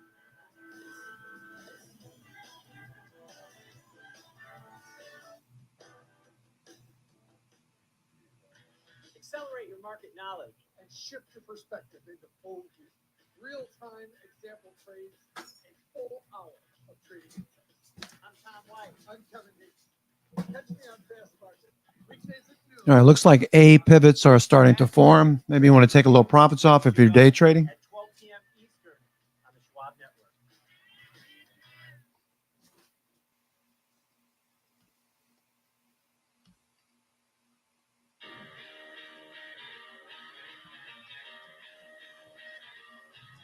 Welcome back to Next Gen Investing. It's now time for FOMO, and a name that is a frequent flyer on our FOMO segment is, of course, Tesla. With a lot of news today, but thankfully we're looking at it with a nice 5% move to the upside. Bitcoin with a nice move today. Discuss more on the story is Caroline Woods, senior markets correspondent for the network. So Caroline, there's actually a lot of stories here. So we can start off with the UAW lawsuit, which I know is like, I take a deep breath before I read these stories, but walk us through it. I know there are quite a few headlines, Jenny, none of which really warrant a 5%. Note the supply on the right, Bitcoin. Of the Mag 7, so I think it's just really participating in today's gains. But yes, let's talk about it. Obviously,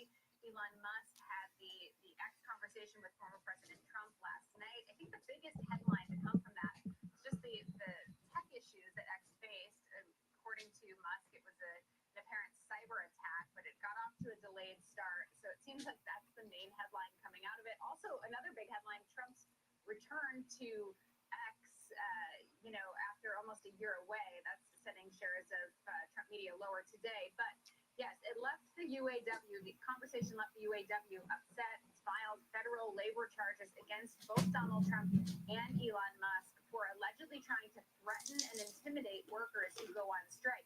Now, in their conversation last night, the former president made some comments basically saying, you walk in, you say you want to quit, they go on strike. I won't mention the name of the company, but they go on strike and you say, that's okay, you're all gone, you're all gone. So every one of you is gone.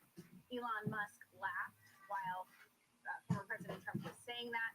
Of course, it's illegal to fire workers who threaten to strike because the right to strike is protected under federal labor law, which the UAW points out. In a statement, Sean Fain, president of UAW, who also never holds back, said, when we say Donald Trump is a scab, this is what we mean. When we say Trump stands against everything our union stands for, this is what we need. Donald Trump will always side against workers standing up for themselves, and he will always side with billionaires like Elon Musk. He goes on to say it's disgusting, illegal, and totally predictable from these two clowns. So certainly some fighting words, obviously not having an impact on Tesla shares today. But I think it's important to note that the UAW is kind of firing back after that conversation. In terms of some other headlines we've seen out of Tesla, did get some data on China sales, and the Model Y reportedly ranks highly in China, despite the fact that it's actually facing increased competition and actually saw sales decline in this period. So from January to July of this year, the Model Y saw about 298,000 wholesale sales. So that made it the top-selling battery electric vehicle model. It was a 17% decrease compared to last year, but notable that it was still number one. Now, BYD's Seagull came in second with more than 227,000 vehicles sold. So closing the gap, but still behind Tesla in terms of the actual battery electric vehicle. Nike. Yeah, Nike looking good. Nike into the gap. Big move. Looks good. Nike. Okay, let's look at the S&P cash. Looks like we're about ready to fade here. So watch your profits. You want to take some profits off into strength.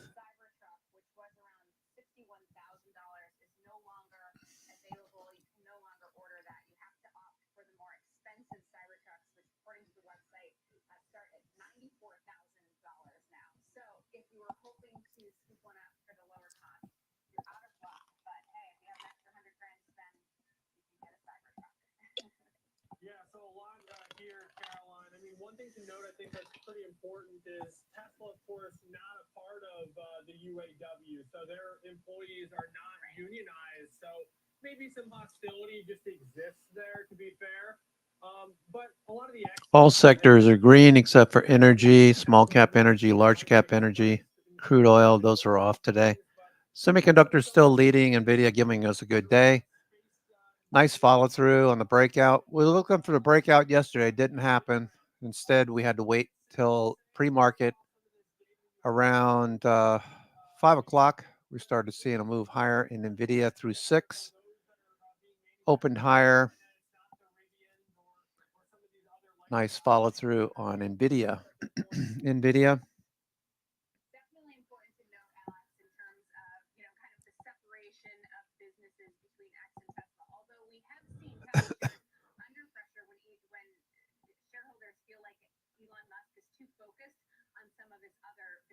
Doesn't seem to be the case right now, but we have seen it obviously weigh on Tesla shares in the past.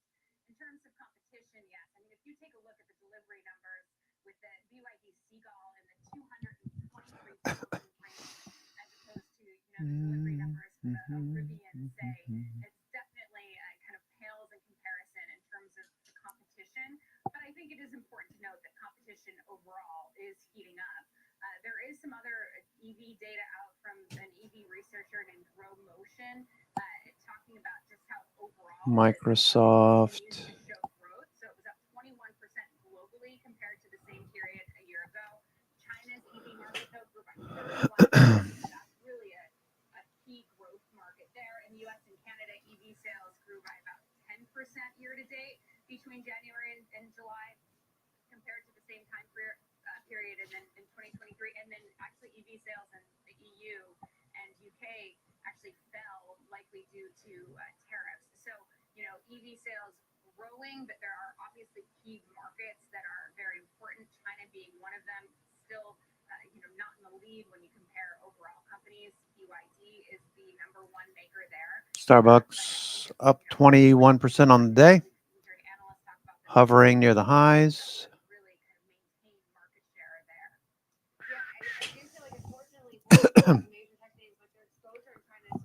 See SPHD.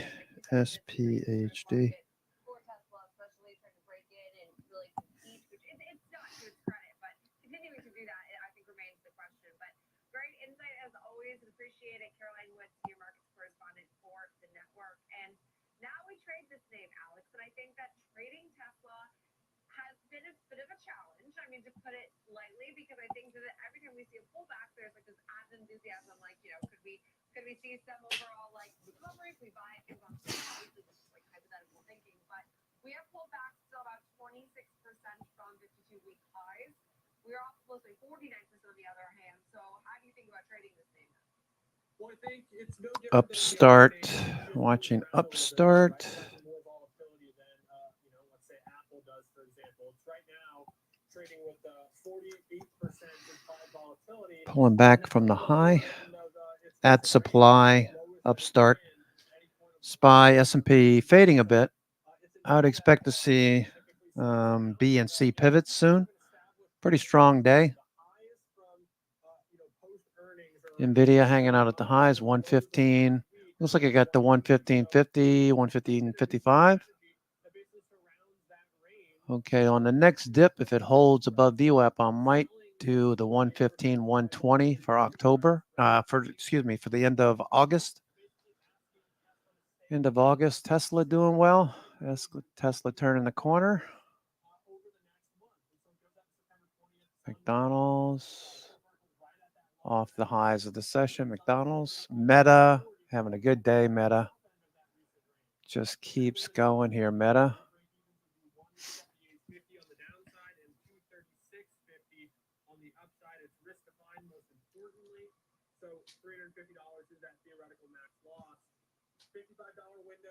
Meta. Meta doing well. Still going. Just off the highs of the session. Hit 531 and change. Meta got some supply overhead at 540, 538 to 540. Okay, S&P is holding up. A little profit taking.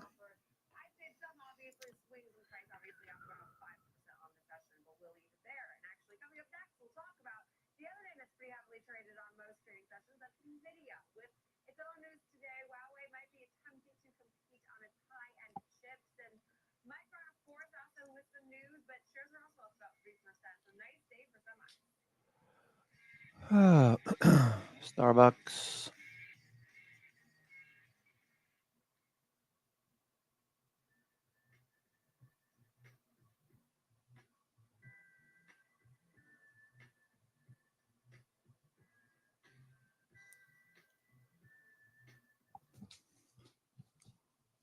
Meta. S&P cash hanging out at the highs. Okay. All right, so everything looks fine. VIX moving lower. Let's see what else. Bitcoin's on the move. Bitcoin is definitely on the move. Antoine, I don't know if you're listening. I know he's eating lunch. Bitcoin's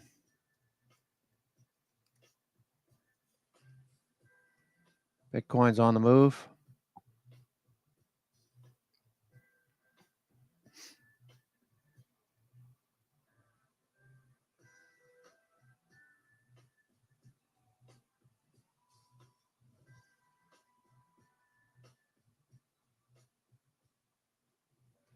Trading the trending names every day. I'm Tom White, host of Fast Market. Ready for you, ready to go at 12 p.m. Eastern on the Schwab Network. Trading at Schwab is powered by Ameritrade, bringing you futures and forex for round-the-clock market access, even when equities market. Yeah, definitely. Starbucks bottom. Oh, for sure. For sure. So no matter what or when you want to trade, Schwab has cutting-edge tools, curated education and insights, and trading specialists ready to help, however complex the strategy. With a wider range of opportunities, you can trade brilliantly with Schwab. No politics, no noise, from bell to bell and beyond. Schwab Network is available anytime, anywhere, on any device for free. Schwab Network.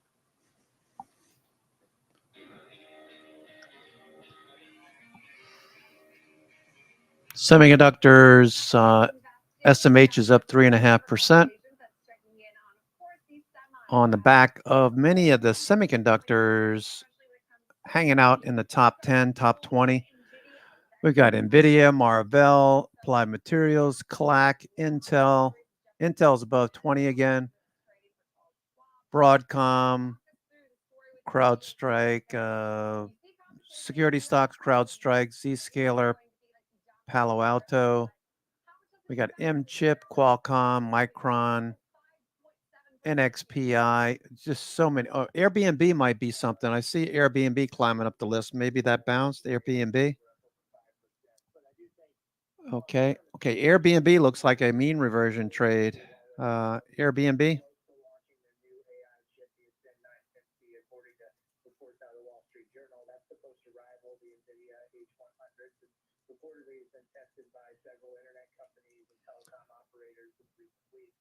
This is, of course, part of Huawei's efforts to move past these U.S. sanctions and develop domestic alternatives. Initial discussions with companies like Baidu and China Mobile suggest that potential orders of over 70,000 chips might be coming, valued at about $2 billion. Huawei plans to begin shipments. Airbnb looks like it could be a mean reversion trade. Maybe some leaps. Leaps. Okay, looks like we're going to go again. Looks like the S&P wants to go. I'm on board with what you're thinking there, Paulo. Wow, what a day. What a day. What a day. All right, let's go take a look at the indices. Let's take a look at our risk on, risk off indicators as well. Let's see. Let's start with New York FANG Index. That's going to be above the 21-day. Strong 6 days, 7 days now. Off the hammer. Really more like a club. Looks more like a club. On Monday last week, we had this nice wick. But what it does note is buyers stepping up at the 200-day. Tuesday, Wednesday, Thursday, Friday, back up to the 100-day moving average. Yesterday was a doji, but the big follow-through today with MACD crossing, I don't know. This just looks really hot to trot. Too hot to handle. Looking really good. New York FANG Index, 10 stocks. So these 10 stocks most likely look really good on your side of the ledger. Apple, big move. My son in Apple, he's in the green territory. Amazon with the long, it's moving back above the 200-day moving average. Amazon was looking at a 170, 175 vertical for October. That filled. Okay, 66 trading days left. Looking good.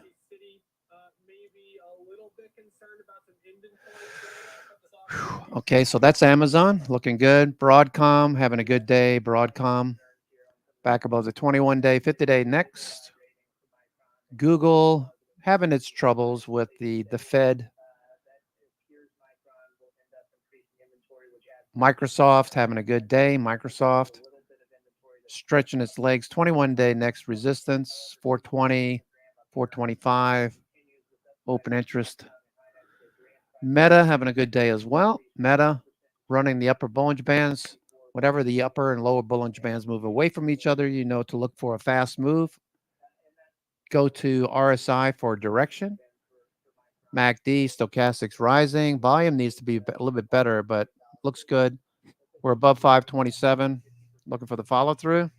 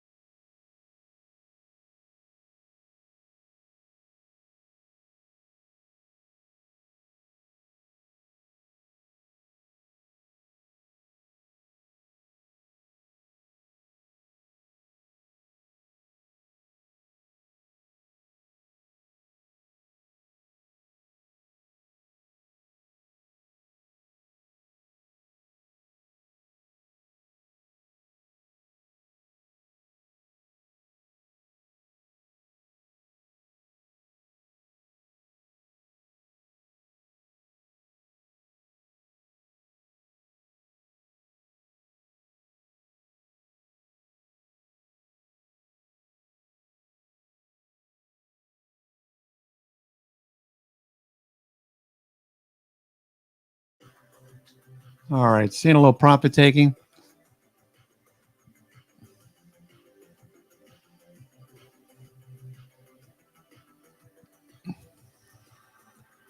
Above 5,400.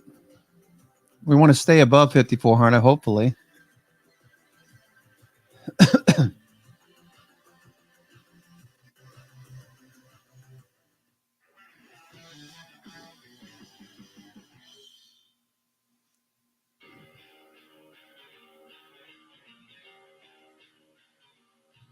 Welcome back to Next Gen Investing. It's now time for Under 30. Today we are talking Harley Davidson with one of my favorite tickers of all time, that being HOG, of course. So joining me now to discuss more on this nice move, 3.2% to the upside today, is Kevin Green, senior markets correspondent for the network. So Kevin, I saw this headline that basically an associate or a group of associates are accusing the company of basically oversupplying their bikes, so then the dealers have to push them, which I guess I'm curious, is this illegal? I mean, to me, that sounds like, well, I mean, a business strategy, no doubt about it.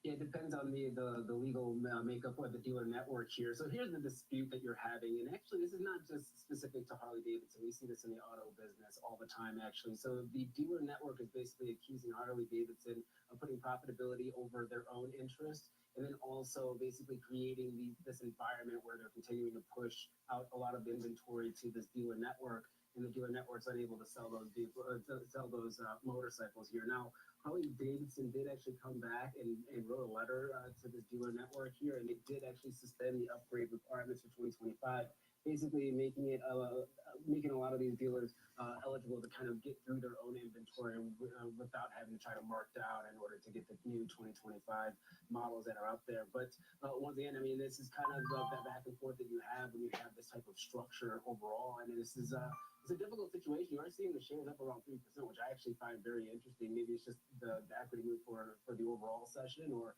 maybe investors do see a bright spot in this particular news article. But this is not something that's Intel, looking for Intel to stay above 20 at some point. Intel. One has to wonder too. This was Semiconductors doing well.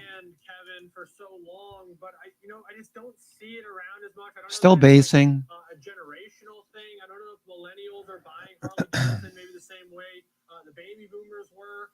Nonetheless, though, it does seem to kind of reclaim some of those key levels here today. Nike having a good day. You look at, let's call it a 5-day, 21-day EMAs. So on a technical base, maybe trying to recover some strength here a little bit. But let's talk about the overall market if we can for a second here, Kev. Analysts are mostly pretty mixed between buy and hold on Harley Davidson. And that news doesn't seem to be digesting a ton beyond maybe the move we've already seen. You brought it to my attention before the last during the last segment, that kind of washout move that we saw in the S&Ps about 10. I saw about 15,000 contracts traded in a minute, which was about 10x what we had seen in the minutes leading up to that. Was anything major said by Bostic, or was just a market that was a little bit asleep at the wheel?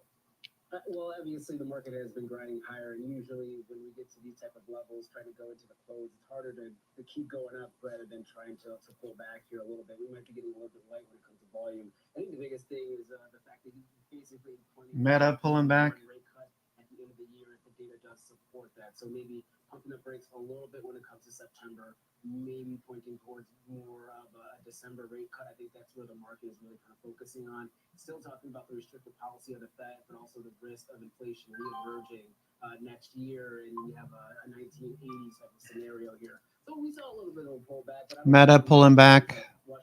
Meta pulling back a bit. Maybe we have some other news that comes out, maybe some other commentary that comes out, but it's been a nice day. If you can actually hold the 5,400 level, we're about 20 points, give or take, above that for the S&P 500. I would still consider that to be a win for today, a decent win for today. So, Kevin, we talked about how last week, of course, was economic data light, and I think that's why we were saying it was like the most boring, non-boring market week it felt like ever. But as far as like PPI today, now we have CPI up next. I mean, what are you watching for the rest of this week? Which we're already starting off pretty strong here, obviously, with a nice 2 trading sessions now so far this week. Yeah, so obviously we have CPI tomorrow. I think the market kind of pricing in a pretty low print or even a flat print for CPI tomorrow, which is potentially likely if we do not have the the impacts of the energy prices and if shelter costs come in at 0.3% or less on a month-over-month print, you could see pretty much a flat print for CPI. The question is, are we getting ahead of it right now? And I'm not sure. We won't know until tomorrow. We also have retail sales. Is it going to kind of reaffirm some of the trends that we've seen for the consumer? The Home Depot. Okay, a few other names. Pinterest. Okay, pushing a bit higher, trying to break out Pinterest. I will say that from a technical standpoint, if you're a bear in this market, this would be the area too short if you were going to do so. You're testing against the 20-day average, the 20-day, 50-day cross. We've had low volume, and actually each and every day that we've been advancing, we've had lower and lower volume. And if you're looking at the E-mini S&P futures for open interest, the open interest is actually going to the downside as well, which does signify the shorts are covering, but they're not really getting new buyers to step into this. So this could be the first wave of 3 waves of a down move. You're an Elliott wave theory holder here, if you believe in that. And so, who knows? This could be a by the river selling news type of event tomorrow. This could also rocket us even higher. I'm not too sure, but it still looks a little bit light if you're looking at the internal right now. Yeah, and I think great insight into what to watch for this week, as well as, of course, the reaction we're seeing in real time to the headline news. Appreciate it, as always, Kevin Greenstein, markets correspondent for the network. That'll do it for Alex and myself. Production investing coming up next. We have the watch list.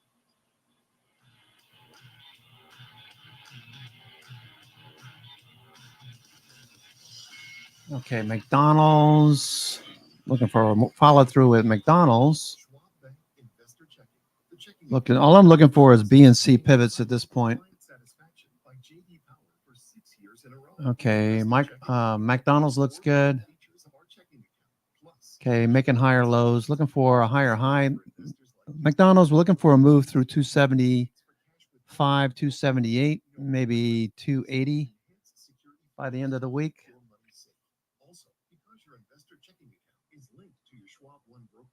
So we need to get above the 200-day. Volume looks good. Coming into the 200-day, volume was above average.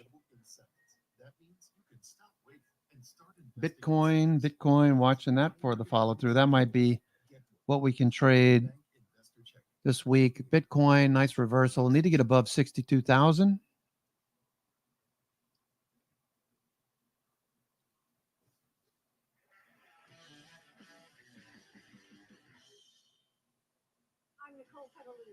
Live from New York Stock Exchange. Catch me on Schwab Network, available anytime, anywhere, any device, for free. Schwab Network. Trading at Schwab is now powered by Ameritrade, unlocking the power of Thinkorswim, the award-winning trading platforms. Bring your trades into focus on Thinkorswim desktop with robust charting and analysis tools. Okay, Walmart has earnings. Was it Thursday after the close? Walmart. With nearly endless customization and track market trends with up-to-the-minute news and insights. Trade brilliantly with Schwab. Trading the trending names every day. Fast Market, ready for you, ready to go at 12 p.m. Eastern on the Schwab Network.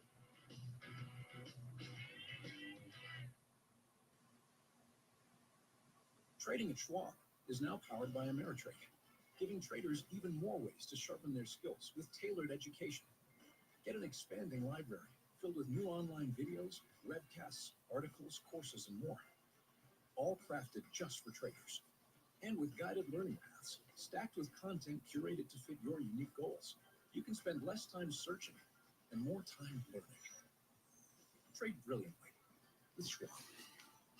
Okay, S&P holding up very strong, not giving much back. You get market news.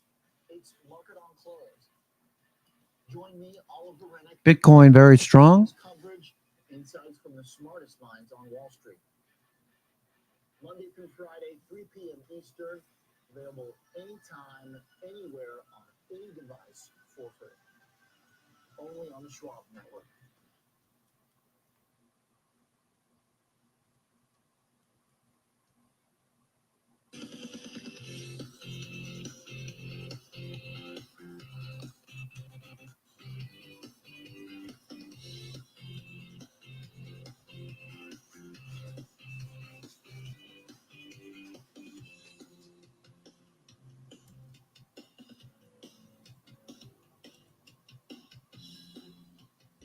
welcome to the watch list. I'm Nicole Petalides. It's 2 p.m. Eastern time. We're coming to you live from the New York Stock Exchange. Stocks have taken off. We have some new comments from Bostic talking about a rate cut that's coming by the end of the year, but if they can wait, we'll talk about that. And CEO of Sport Radar is here, sports company focused on betting and statistics, joining fresh off the numbers for the second quarter. We'll break down those and the outlook for the company. Technical Tuesday, so Kevin Horner is standing by. We'll examine the recent charts of the S&P. Starbucks still leading. NASDAQ 100 Talking all about this morning's PPI report. by a wide margin. Marvell, Nvidia, Warner Brothers, Intel. Intel trying to hold up, trying to keep going. Intel. Bitcoin looks good though, right? Bitcoin. Okay. But it shows the trend for the S&P and NASDAQ these gains. Before this move higher, we were Bitcoin. 3.5% in 4 days for the S&P. The NASDAQ up over All right, need a higher or low. in 4 days. We're up 2.2% right now on the NASDAQ. S&P 5420. Sectors, all sectors green except for small cap, large cap energy and crude oil. Semiconductors. Let's take a look at semis. Let's see if we can have a follow through this week. Semiconductors. Okay, so mean reversion back to the 21-day. Note the Bollinger Bands coming together. We could stop here and just consolidate. NVIDIA is going to have a big impact on that. Pertaining to inflation and a rate cut. Some of your thoughts. Hey, Nicole. Yeah, Raphael Bostic making comments just as we're coming on the air, talking about inflation, talking about potential rate cuts by the end of the year. Now, that may have caused a little pressure on markets coming off their highs because the end of the year maybe doesn't imply September in some of his comments. So Raphael Bostic saying he's seeing good data on inflation, but he needs to make sure it's a trend. He needs to make sure it's more consistent. So much like the other Fed speakers, until they get in that meeting, they're being very measured in their responses. But at least he acknowledged some progress on inflation and a potential rate cut, he says, by the end of the year. That's a pretty vague statement. You can fill in the meaning you want, but Raphael Bostic certainly weighing in right before right before Jackson Hole. Still a month away from the meeting with some pretty positive comments, Nicole. And he also casts his doubts about a recession. Sure. And that too brought some optimism, I think, in the big picture. So now we sort of know what the playing field is, at least for this near term. In the meantime, anything else you're watching closely? Well, I mean, you saw what the market reacted to today's PPI data, and SPY looking good. Nice flag. Looking really good. Nice flag. Not fading like I thought it might. CPI data is the money ball for the week. Even though we're having a great reaction and a great trading day today, still the CPI data, the number one look at inflation and prices at the consumer level, that's going to be the market movement for the week. I still think so. Right now, with some of the weak numbers that we saw on headline and core PPI, expectations are pretty solid that we'll get a softer number now. If we don't, could reverse course. It's going to be really interesting.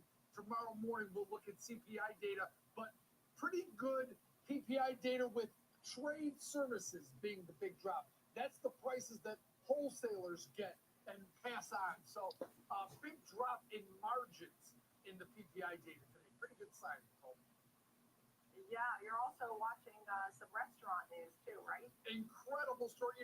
It takes a lot to surprise or impress me these days, Nicole, but Brian Niccol leaving Chipotle for Starbucks, that surprised me because that is you just don't see a high-profile CEO move like him, but he'll take over the reins of Starbucks on September 9th.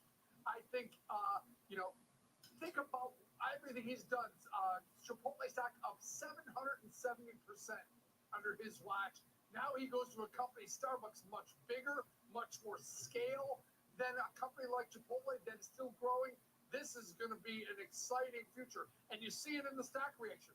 Starbucks up 21%, Chipotle down 7.6%. So really crazy turn of events in terms of Brian Niccol leaving Chipotle for Starbucks. Yeah, without a doubt. Thank you so much. Great to see you. Yep. Kevin Hanks, appreciate it. Now let's take a look at the bigger picture. Ryan Dykman's with us, CIO at Dunham Associates Investment Counsel. Thank you for being here. How do you like this market now? What 4 days we've had after all that volatility? What are you reading into? Sure. So from our standpoint, All right, Costco. Let's see what Costco looks like. Costco retail. We got Walmart earnings this week. Costco. Costco upper Bollinger Bands. Still looks like consolidation, not trending like it was over in May through June into July. So we need to break out of this pattern if we're going to start trending again. Costco.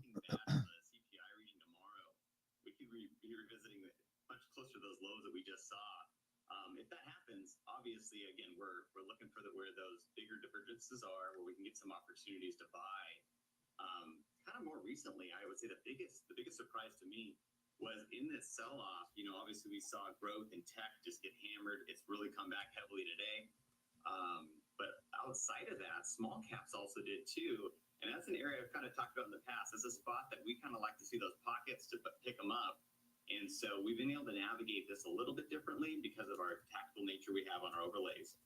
But when I'm looking at this volatility, I would say that's the one thing that a lot of investors are worried about. I think we're seeing it priced in even on the interest rate side. So when you look at the MOVE index, just like the VIX, both have been pretty elevated recently. And I think that that's going to give us opportunities on the fixed income side and on the equity side. And like I said, the equity side, I really want to see those pockets. Starbucks looks like it's going to go again. Starbucks. Have you been looking also at the Raphael Bostic comments pertaining to inflation, basically thinking that inflation's going to 2%? No need to chase Starbucks. Okay, so what we're looking for on Starbucks now is some consolidation up here. Could continue higher. It could be that institutions will start buying up shares. Could be that institutions will start buying up shares, in which case we could follow through tomorrow. Okay. But I want to see the evidence. Had a nice trade this morning from 85, pre-market 85 into 95. So 10 points, not a bad trade. Looking for a few days basing up here. A few days with a base would be good. Changing trend and then start phase 2.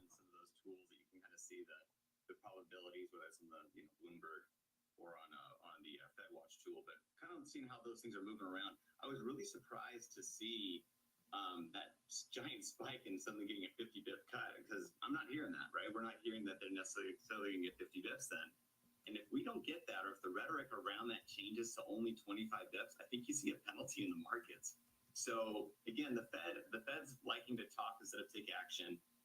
If they can do that well and guide the market through without having to do their cuts until they see basically inflation solidify at the numbers that they want to get to at their target rates, then that's great. But I don't know if that's going to be the case. I think they're going to talk themselves out of the 50 bits at some point along the way. Then what you see is some volatility and some angst in the markets. So, you know, keep an eye on that. I would say that's the biggest thing that I'm kind of seeing. But even if 50 bips or 75 bips get cut by year end, we're still at pretty high rates, relatively speaking. And that's a lot of pressure still on the market. So I don't see that necessarily easing enough to get us out of recession fears. Right. I mean, for example, Home Depot was saying about uncertainty of the consumer. So people seemed a little worried, but at the same time, not terribly worried. And that's a big difference, right? You got to make sure that they don't cross over that line. It's very hard to get them back, some people have said. Yes. So tomorrow is CPI, crucial, right? Yes. Yeah, and if CPI comes in, even I think at this point, if it doesn't come in a little bit softer than what the current survey was showing, I think you see a little bit of a penalty for that. So if it comes in even after, I think there's some concerns there, just given how they looked and what people are thinking that means for tomorrow.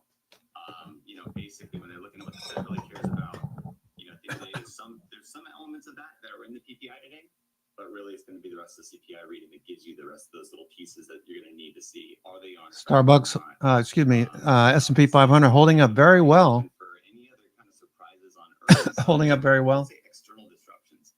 People are really Okay, I'm going to take a 5-minute break. I'll be right back. So there's a lot of things that can happen outside of our, our country's borders, and if that does happen, we can see a lot more volatility in the markets. So, just kind of thinking about that too. Yeah.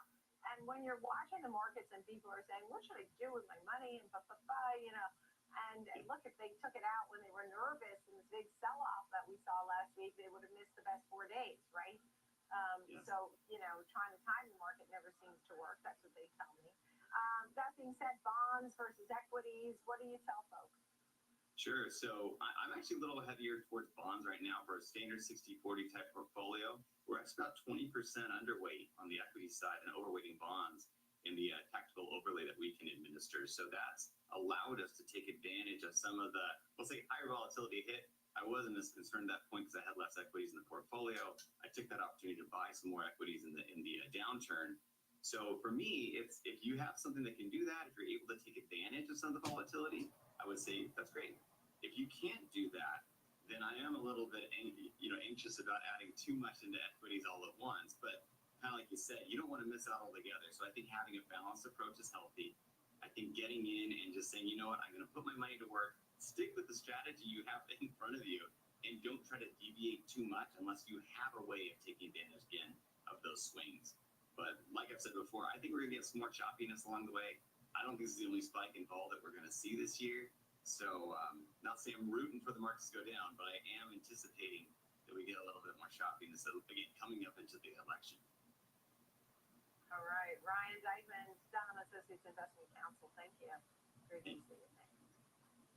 Coming up, Options Corner. Tom White stands by, and it'll tell us about highlights some unusual options activity, maybe some of the names that are playing on the news, how they're trading, recent news, maybe Walmart, Upstart, American Airlines. Tom White will explain next.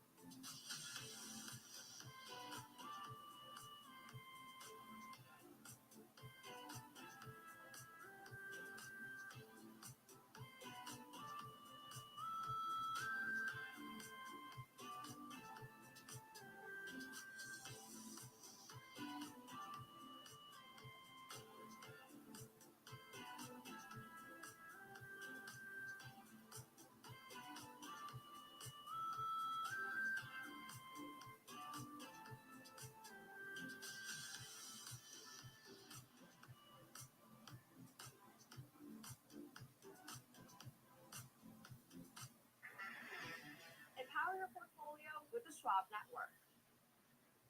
Available anytime, anywhere, on any device for free. Schwab Network.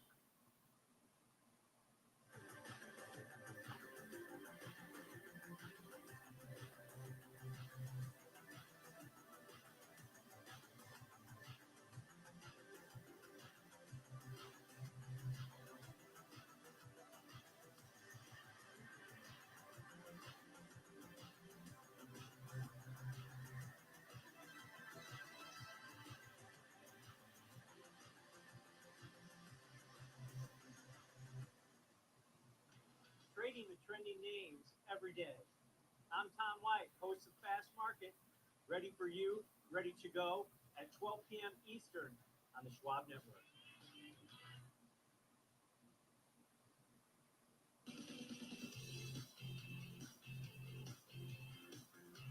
Welcome back to the watch list. It's time for Options Corner, where we analyze the usual options trades that we're seeing throughout the day. Tom White is with us, host of Fast Market here on Schwab Network. We're getting a lot of breaking news today throughout from morning till now, and you have some names to watch based on options activity. And we'll start off with Walmart because there will be news on Thursday when we get their earnings. You saw a neutral to bullish trade, so walk us through that and some of your thoughts. Good afternoon, Tom. Hi. Yeah, stock's down today, which is pretty surprising, but maybe some of the commentary out of Home Depot and how stretched the consumer is. I mean, it's had a good run, still up about 29% this year going into those earnings on Thursday morning. The option market's pricing in about a plus or minus 5% move in the shares post earnings, and the stock's just off all-time highs. So Walmart's definitely been a winner. If you look at some of their recent earnings reports, they're beating on EPS, they're beating on revenue, they're raising guidance on a quarter-by-quarter basis. Grocery is now 60% of their sales, and they continue to expand Walmart Plus options, and Sam's Club's doing really well. So everything going pretty well for this company. They expect a year-over-year bump of about 4% in sales to about $168 billion. That's just for the quarter. So they generate a lot of revenue on a quarter-by-quarter basis. And then they said they're still gaining market share in different income levels. And I think that's key because a low-income spender has been pulling back on their purchases, but you've got staples and things you need at Walmart. And then also affluent consumers are actually starting to pull back and maybe go more into Walmart. So that's been a boon for them, moving forward. Now, going into earnings, I think this trader is taking a stand here that, hey, even if the stock does go down, maybe he has a chance to profit or he gets to buy the shares at a cheaper level. I saw some unusual option activity out in the September 13th weekly cycle. So about 31 days to expiration. Traders sold 7,000 of the 62 strike puts, out of the money puts. So they're selling cash secured put. They only collected a credit of about 55 cents. SP holding up very strong. Looks like a little bit of selling coming in right now. And you'll see it from the risk profile is, hey, it takes its break even down to 61.45. That's about 9% below the current share price, outside of that one standard deviation range that the option market's pricing in. And what this type of strategy allows the trader to do, he's got some more time in it, even if the stock does fall. But maybe he's comfortable buying the shares at that 61.45 break even. Or if it doesn't and it remains above that 62 strike into expiration over the next month, he just gets to keep that option premium on the 7,000 options that he sold in Walmart. Right. So not a dramatic trade. He has some time for this trade. To your point, the options markets are pricing in that 5% swing maybe for Walmart. So there you have it. That's Walmart at 67.74, down 1.5% today. Also surprised. Maybe it's down with Home Depot. Yeah. You have to wonder, right? Because it is a relatively good day in the market, and Home Depot and Walmart are not the same, but maybe it's a consumer story that people are worried about. Next up, you have Upstart. Tell us a little bit about this one. Yeah, this stock's rising again today, and it's had a good month since earnings. They posted earnings at the beginning of August, up about 32% in the month of August here. Still down about 9% on the year, but having another good day today.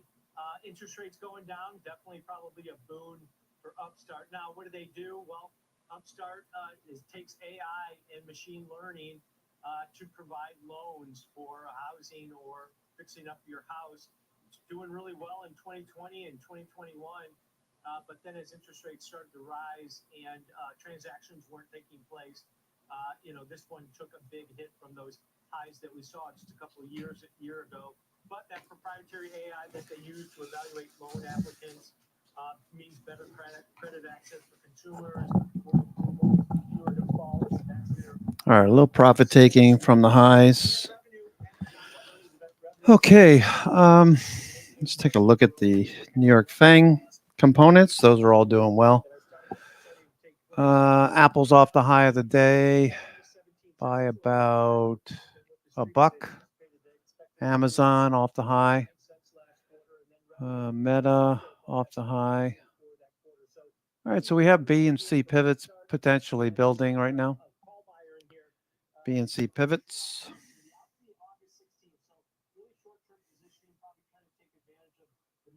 seen over the last couple of weeks. They bought 5,000 of the 38 strike calls, paid an average debit of $1, so that break even at $39 for this trader over the next 3 days is about 6% above the current share price. So you're going to need CrowdStrike, strong day on CrowdStrike. I sold some into strength. I want to get back in. Had a nice surge during lunchtime. They were talking about it on CNBC. Let's go out a little ways. Let's go to the 1 hour chart. Okay, 1 hour breaking above a, you can see the chalk right there. Change of character. This green band right there. If I expand it, you can see it a little bit. There it is. Chalk, you see it? Change of character. Breaking out. That looks good. CrowdStrike. Let me go look at the daily chart. CrowdStrike. All the security stocks look really good. CrowdStrike looks like it has a ways to go. 21 days overhead. The 200 days up there near 295. CrowdStrike. Let me take a look at the options and see how expensive they are. CrowdStrike. When do they report anyway? CrowdStrike. CRWD. CrowdStrike. August 28th. Okay, so August 28th, we got 2 weeks to go. The 28th is Wednesday, 2 weeks from now. CrowdStrike pushing higher. Their earnings that came out, they lowered guidance moving forward for the current quarter. They expect to make only 70 cents to $1.30. Previous estimates. There's like 4 or 5 law firms trying to file. They're filing class action lawsuits against CrowdStrike. How do these guys? There are attorneys out there. How do these guys make money? Oh, I know why. Yeah, because the whole debacle they had a few weeks back, where everything shut down. Out of the big 4 airlines, they've got one of the worst balance sheets, so that's a concern. But on the high day, up over 1%, we saw some call buyers, and they waived themselves duration on this one because this was out in the November 11 strike call. So about 94 days to expiration. Trader bought 35,000 of those 11 strike calls in November. Average debit of 46 cents, so that break even 11.46 over the next 3 months is about 17% above the current share price in there. They did sell out of a long position that they had out in the September options, the 12 strike calls. They sold 50,000 of those. There was big open interest position in there. So they closed that position, opened this new one, gave themselves another 2 months in duration out in the November cycle. Call volume about 4 times normal daily average volume that we've seen over the last 5 trading sessions. So yeah, somebody thinks that we're going to see a rebound in the airlines, but that hasn't been a trade that's been working out this year so far in American, Nicole. Yeah, I mean, they have a hard time really, making the profit. They try to get discounts, they face high costs, and look, this one's down at the 2020 level. Okay, S&P cash. S&P cash. There goes CrowdStrike. S&P cash is holding up really strong. Very strong price action on S&P. Beautiful, beautiful. That's what we want to see. That's what we want to see. Hope everyone's having a good day. I'm your host, Cousin Vinny, coming to you from theclosingprint.com. CrowdStrike's about to break out again. Okay. CrowdStrike.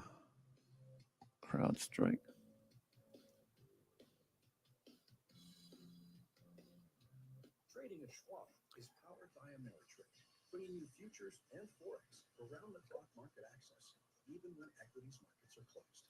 All on our award-winning thinkorswim platforms. So no matter what or when you want to trade, Schwab has cutting-edge. All right, let's take a look. CrowdStrike. Intraday. Having a good day. CrowdStrike. 0-day setup. That just keeps running. Okay, so we've been moving sideways. And TTM exhausted on that move up. All right, we're starting to see cyan bars again. Starting to see cyan bars. And available on all your favorite streaming services. Futures with Ben Lichtenstein every weekday, 8 a.m. Eastern.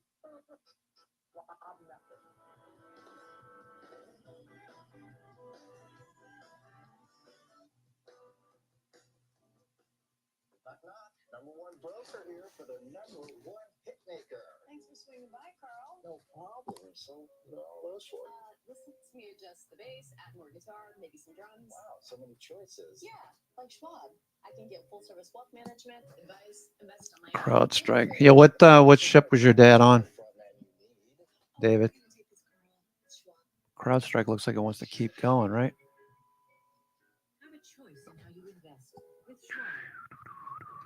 Accelerate your market knowledge and shift your perspective into Folgers. Real-time example trades and full hours of trading insights. I'm Tom White. I'm Kevin Hayes. Catch me on Fast Market, weekdays at noon on the Schwab Network. Fast Market, ready for you, ready to go at 12 p.m. Eastern on the Schwab Network.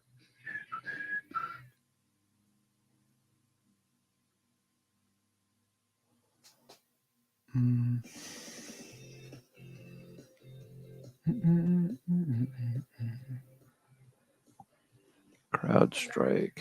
To the watch list. I'm Nicole Pedalidi, live on Facebook fading. Yeah. See. Good fade. CrowdStrike looking very strong. Yikes. reported its second quarter earnings this morning. We want to speak now with Karsten Curl, CEO of Sportradar, to go over the last quarter, the outlook. I want to hear all about it, but I think first you should explain a little bit, if you don't mind, about the company in case people aren't familiar with it. Hi, Nicole. First, thanks for having me. Sportradar is sitting on the intersection between sports betting and sports media. We collect data, we analyze it, we aggregate it. CrowdStrike still pushing. Looks like it's going to go for 250 here shortly. Betting operators worldwide. We have all the operators here in the US. And we have roughly 1,200 media companies, including Google. Friday calls. So as you have all this data, I mean, it's certainly very valuable. Tell me about the last quarter. We do see the stock selling off a little bit today. Tell me about the last quarter. I'm sure you were pleased with a lot of it. Well, we really had a very, very strong quarter. 29% revenue growth, 22% EBITDA growth, cash conversion 126%, growth in the US 59%. So on all metrics, we really celebrate this quarter. We are confident that we will deliver in the future in the same way. And if you look back the last 3 years, the average growth of the company was from a top line 25%. And this quarter confirms our story. You talked about 59% growth here in the USA, which is great news, but I also saw that you're expanding in Latin America and other places, right? The exciting thing is it's a worldwide business, and CrowdStrike. Once you collect the information, you can process it and process it in a way that is for different markets to consume. So that gives us the scalability. Latin America, the exciting piece here is undoubtedly Brazil. Brazil is regulating now as we speak, and we think that the market gets half the size in 3 years comparing it to the US now. But we see an explosive growth in Brazil. And you have some new folks joining you there in the C-suite, a new CTO, an AI officer. Obviously, it's pertinent to have key folks with innovation to grow the company. Tell me a little bit about the addition. S&P looks like it wants to keep going. Wow. So looking especially to AI and technology, every tech company needs to invest here and needs to develop the platform in the right way. It's all about the platform idea and the business. How can we ingest more data? How can we get it out? How can we be modular? That other parties are connecting with us. At the moment, we are in the very beginning of this story. And as you rightly said, I'm more than excited that we are attracted for the best talents in the world. And that is what has happened with our new CTO. He is one of the top talents in the world if it comes to AI. And only after 10 weeks in the business, we see enormous potential what we can do. We deploy AI since many years in our products, but with the rich database which we have, we can do more and more, and that enables us to go to leaders Starbucks, Marvell, and to provide better Intel. Intel looks like it wants to go. Intel looks like it's about to do something. Can it do something, Intel? Okay, Intel. Let's go. Intel. Let's go. LETSGO. Intel. Well, look, bettors want to make money, no doubt.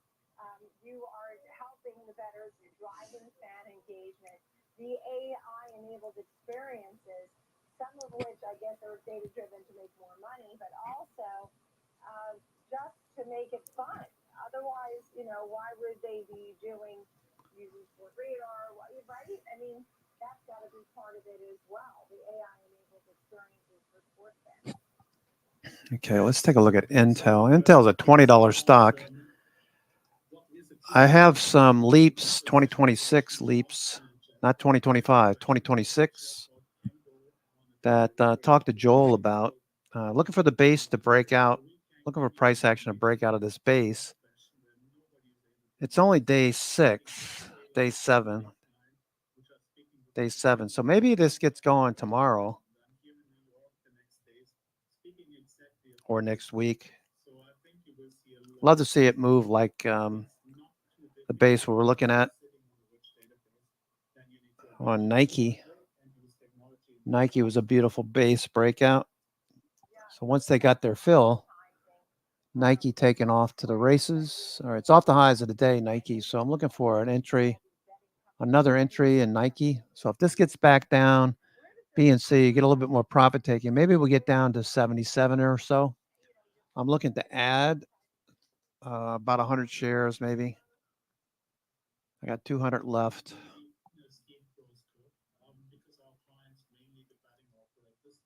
Yeah. And with programmatic advertising, that's probably the best invested money for customer acquisition because you really can target it. You need two things for this. On one hand, you need to understand the story. It's very deep data. We have this thanks to our partnership with MLB, NBA, Manager, so they deliver us this information.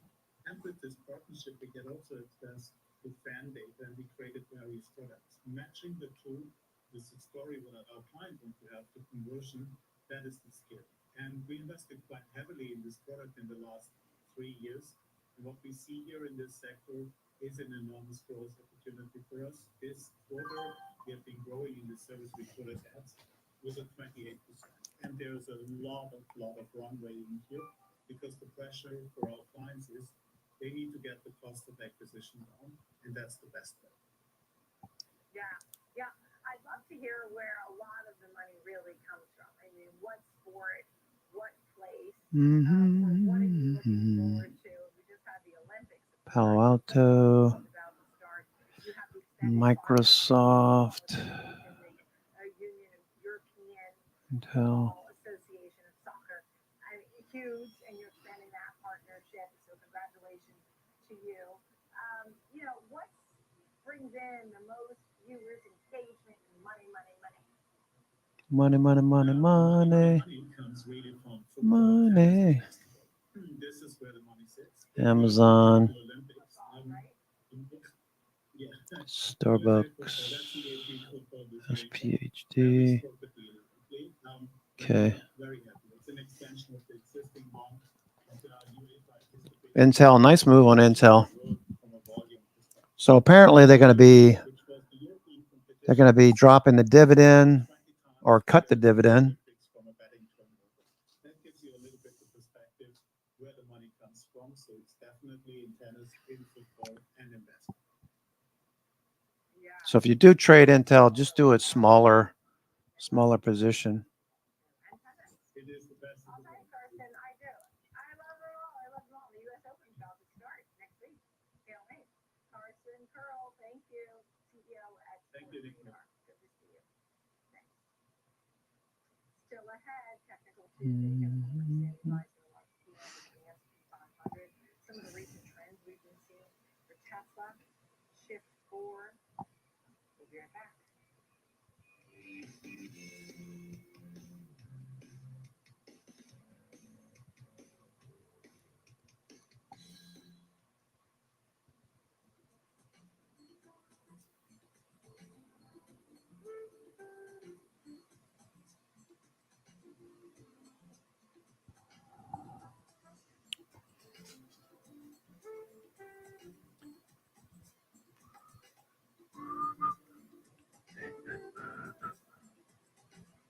All right, Palantir. What's Palantir doing? I haven't looked at Palantir in a couple of days. I saw you guys talking about it yesterday.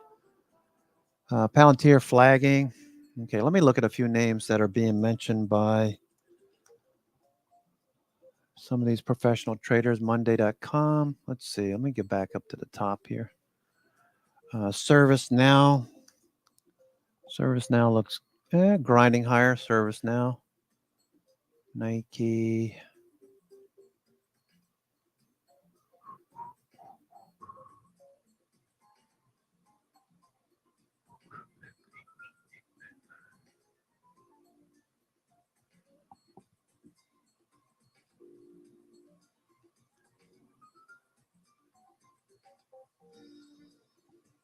Every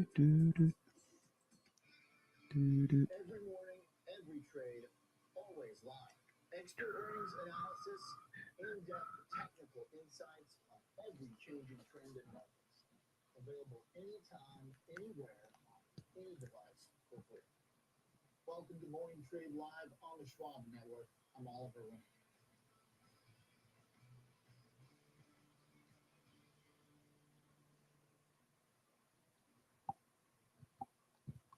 Trading at Schwab is now powered by Ameritrade, unlocking the power of thinkorswim. Hope everyone's having a good day. thinkorswim desktop with robust charting and analysis tools, including over 400 technical studies. Tailor the platforms to your unique needs with nearly endless customization, and track market trends with up-to-the-minute news and insights. Trade brilliantly with Schwab. Knock, knock. Number one broker here for the number one hit maker. Thanks for swinging by, Carl. No problem. So, Listen to me adjust the bass, add more guitar, maybe some drums. wow, so many choices. Yeah, like Schwab. I can get full service wealth management, advice, invest on my own, and trade on thinkorswim. You know, Carl is the only front man you need. Oh, I gotta take this, Carl. Schwab. Have a choice in how you invest with Schwab. Trading at Schwab is now powered by Ameritrade, unlocking the power of thinkorswim, the award-winning trading platforms. Bring your trades into focus on thinkorswim desktop with robust charting and analysis tools, including over Okay, looking at some of the additional. What is Jason looking at today? and track market trends with up-to-the-minute news and insights. Trade brilliantly with Schwab.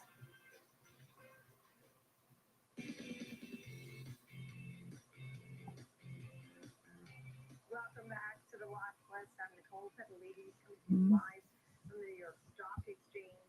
90 minutes left in the trading deck, and markets have taken off on a muted PPI report. We're waiting on that CPI report tomorrow. So two inflation prints that are very key.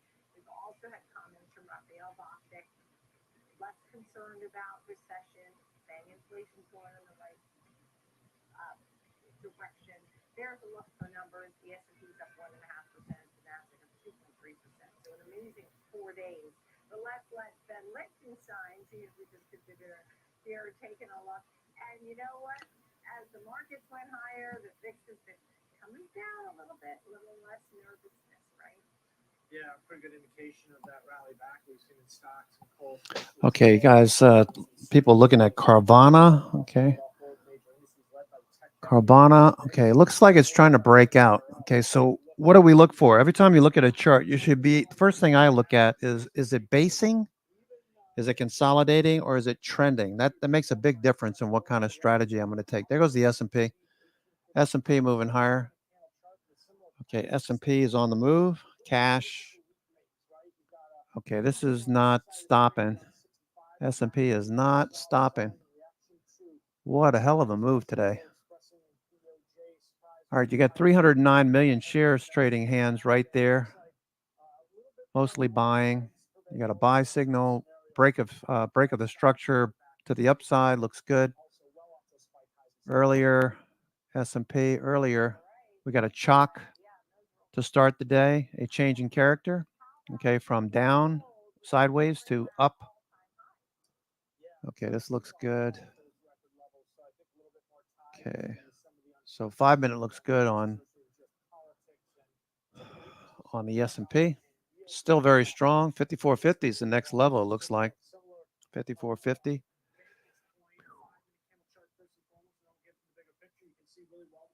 Okay, ARM Holdings. Let me take a look at a few of these.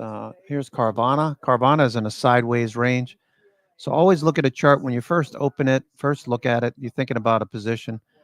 You might say, "Oh, this looks good. Let me get long here." Well, you're probably going to have rejection until we get through 154. If we get through 154, RSI will continue. Stochastics and MACD are turning. So that's a pretty decent possibility, but you're trading at the high of the day. So Carvana, while I like it, it's still fairly range bound. Let's look at Kava. Kava, another C. Kava, okay, ABCD pattern on Kava. Okay, S&P is on the move, S&P.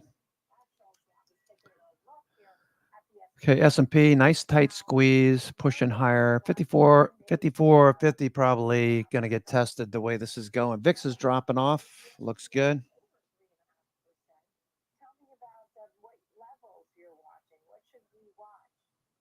Well, I honestly, at the time of my prep last night, I was eyeballing today's last trade as about maybe the extent of some resistance. Was looking for a range between about 53.80 up to 54.10, and maybe the 20-day moving average, which comes in today at about 54.16. And we're already through it today after that softer PPI report that you mentioned earlier.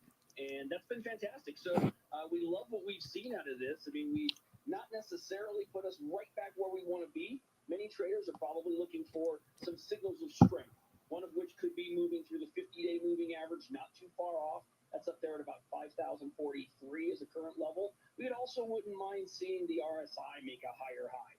Typically, that's going to happen with price action, but reminder, we lean into price more than anything else. We pay attention to price as number one, and the other stuff we use is confirmatory detail where available. So we would like to see us Okay. Starbucks still number one on the NASDAQ 100, up 22% off the highs of the day. Starbucks is going to be a multi-day, multi-week play over the next few months, most likely. You're going to get higher highs and higher lows. Don't buy the high. You have to be patient. Buy the pullbacks. We got in pre-market right as Andrew Ross Sorkin was talking about Chipotle CEO coming over. Right when he said it, I jumped on as soon as I could. Took a trade. Finally got in right at 85 even. Rode it up to 95, took it off, and now we're looking for a base. So be smart about it.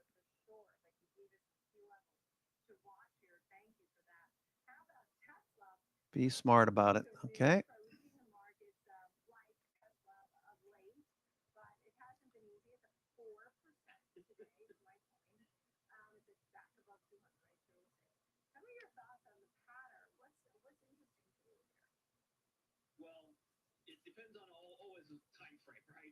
Were you a buyer when this thing had peaked years ago, or were you a buyer as recently as April of this year?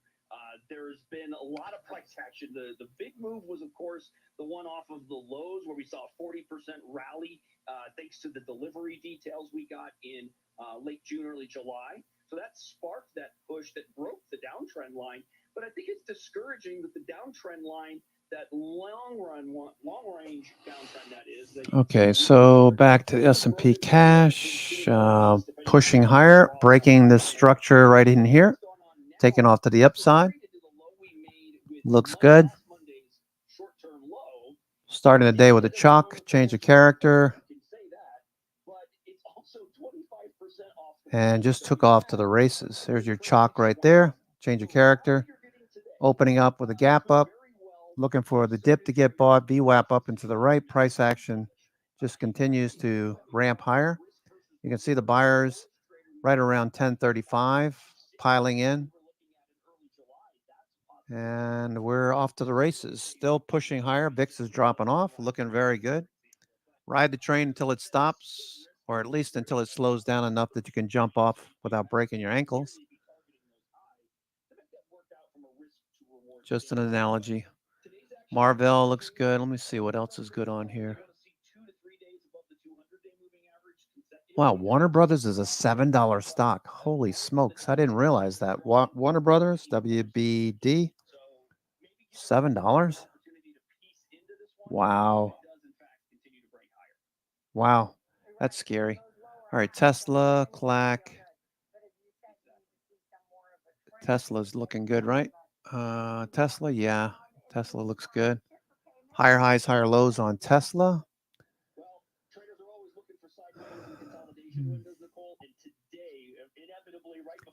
Okay, so we're heading up to the 50-day. I can't express enough how important it is to pay attention over the next couple of days as we come up to the 50-day. You may want to be aggressive today, tomorrow. Depends on CPI, but you may want to be aggressive on any kind of pullback buying. As we ease up to the 50-day, a lot of people have read books that tell them how important the 50-day is. Okay, so my anticipation is that we're going to run into the 50-day. As we ease up to it, we're going to get some profit taking, maybe a little bit of a retracement, 2 steps forward, 1 step back, and then follow through. If we get through the 50-day and we don't stop there, then you can add back. You can add back to your positions. But I would like to scale out. Okay. Last thing you want to do is be up big today after a sideways day yesterday. The last thing you want is to be up big today and tomorrow, and then just get cocky. And I'm not thinking anybody in the trading room does this, but get cocky into the 50-day and throw caution to the wind. We don't do that. We look for areas of interest where bears will come in, where some people will take some profits. That's the 50-day. The next stop is the 50-day. Okay, hold on. I got to get my son here.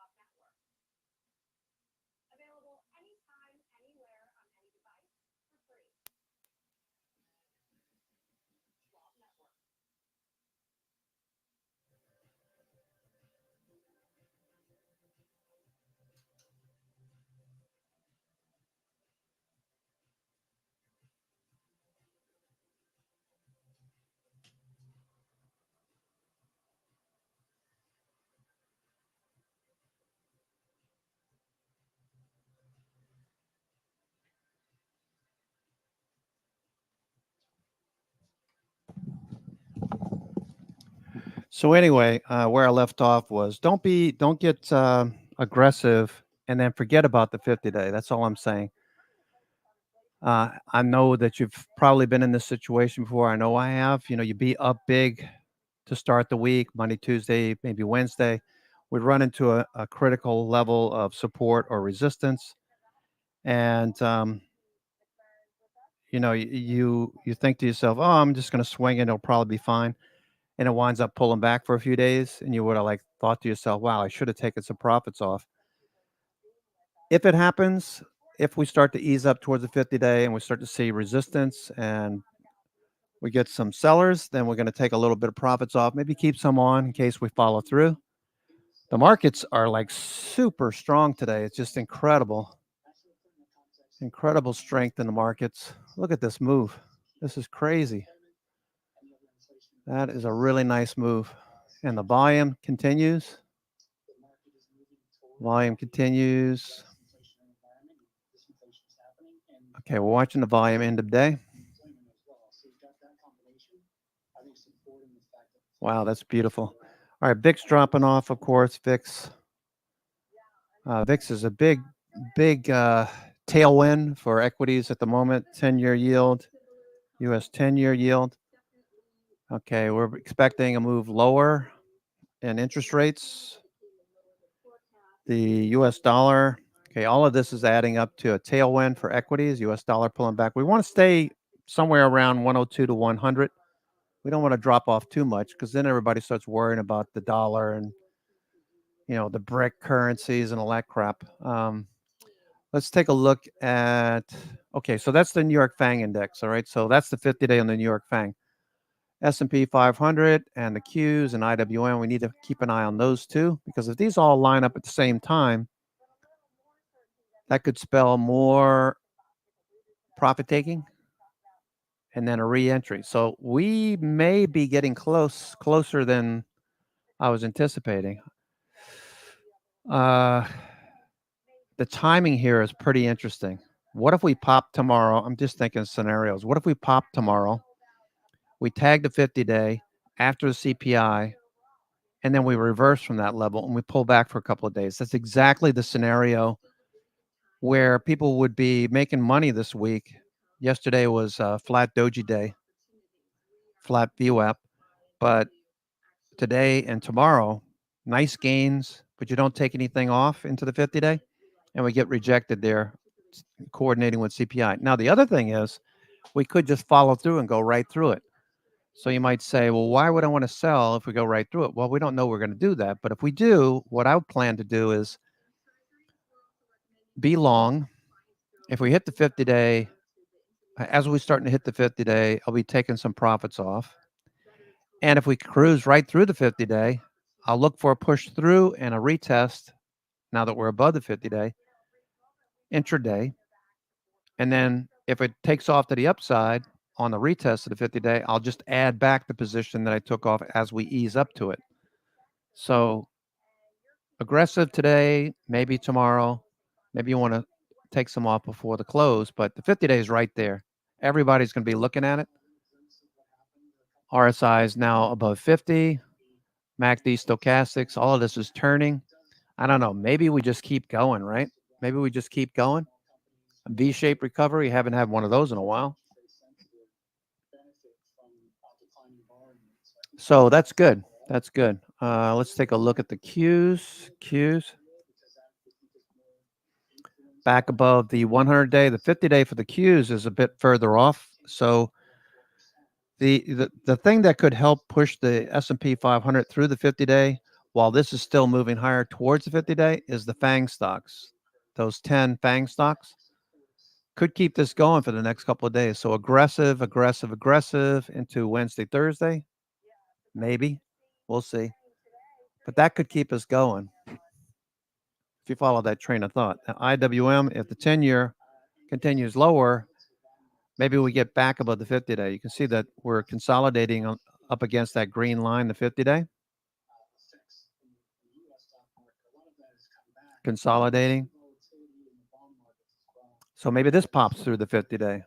What about the New York Stock Exchange? When I'm in doubt, I always look at the New York Stock Exchange. That's decisively bullish. Okay, so let's go look at the New York Stock Exchange high-low. So we want to see more new highs than new lows. That shows up on the NYHL. Simple calculation, just take new highs, subtract new lows, and you get this histogram. Okay, you get that histogram, 2,000 stocks on the composite. So we're back above the zero line. That's what we were talking about yesterday. We need to see a move back above the zero line, green histogram bars. Advanced decline looks like it's going to make a new high. So that's confirmation. And we got a green elder stick on the New York Stock Exchange. So this looks really good. Really, really good. Okay, earlier we talked about advanced decline. That NASDAQ was leading. NASDAQ was leading. Okay, the NASDAQ made a higher high first. Small caps, mid caps, and the S&P 500 big caps all followed suit. NASDAQ was first, and then these followed. But as long as we make higher highs and higher lows, this looks really good. So a lagging indicator is the NASI and the NYSE. These still need to turn. These still need to turn up as a function of price. They will, but they're lagging 14 days, 10 days, whatever moving average you're using. All right, so this is turning pretty quickly, but turn back down. So that's a negative on these. Let's look at bullish percent. Bullish percent. That made a waterfall drop. I don't know if you were paying attention to bullish percent. Okay, last week we had a waterfall. The number of stocks on a point and figure buy signal dropping off. What is a point and figure buy signal, you might ask? All right, so let's look at the S&P 500. And let's go to point and figure. Okay. Point and figure buy signal looks like this. The column of X's are buying. The column of O's are selling. The numbers inside the boxes are the month. So you can see August, we're starting to get a green X right there. That means we filled 54.25. Okay, it looks like 5,400. Oh, we hit 5,400. Okay, so it's $50 increments on this particular chart, automatically calculated. We're still in an uptrend, long-term uptrend. So as we climb this wall of worry back towards the all-time highs, we'll continue to add X's, or if we start to see some selling, we'll add a column of O's. The importance of bullish percent is it's based on the number of point and figure buy signals. Okay. So point and figure buy signals.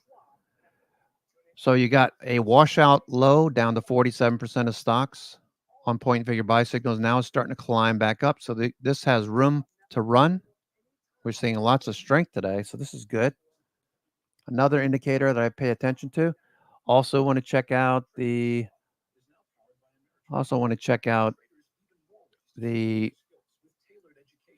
New York Stock Exchange common stock McClellan volume oscillator. So when this gets down near the green zone, there's a lot of capitulation selling. When it turns back up, there's like over-eager bulls that are buying the highs. They get stuck, okay?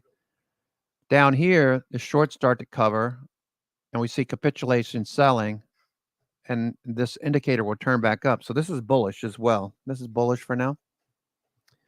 What else can I tell you? Let's see. Let me think about this for a second. Sectors. Let's take a look at the sectors. Okay. That's helpful to see how many sectors are actually working. Look at IBB. That looks beautiful. So biotech's a risky sector, risky asset. So we call that risk on, risk off whenever IBB is on the move. In this case, bullish direction. So this is very bullish. Semiconductors, of course, having a good day, up nearly 4%. Semiconductors, very bullish looking chart. Semiconductors above the 21-day now. Big reversal. Day number 7. Actually, day number 8, if we take this doji over here. Day number 8. So if you use the Lee Star strategy of weakness, you start counting the days after day 7. A lot of times we'll see the indicators all turning, resetting and all turning. You're going to back D cross on semiconductors. So this is likely to follow through. So if you're going to buy some semis today, Don't buy the high of the day. Buy the dip. Look for an ABCD pattern this time of day. Oh, it's 3 o'clock. Look for ABCD patterns. Or if you decide you want to buy right here without reference to ABCD patterns, then maybe you scale in. Don't put 1,000 shares on this. Take 100. If it follows through tomorrow, add, double up your position.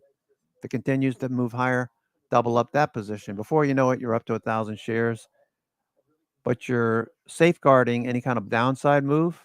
So while you're being aggressive, don't lose sight of the fact that risk management is very important. S&P is still climbing. Holy smokes. This is not going to stop, it looks like. S&P.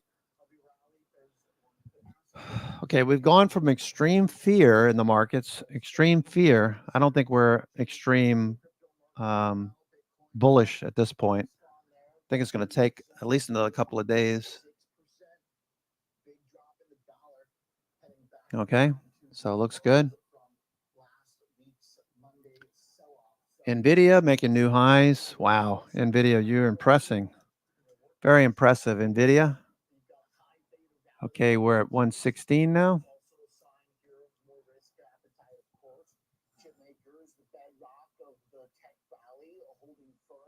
Beautiful, beautiful.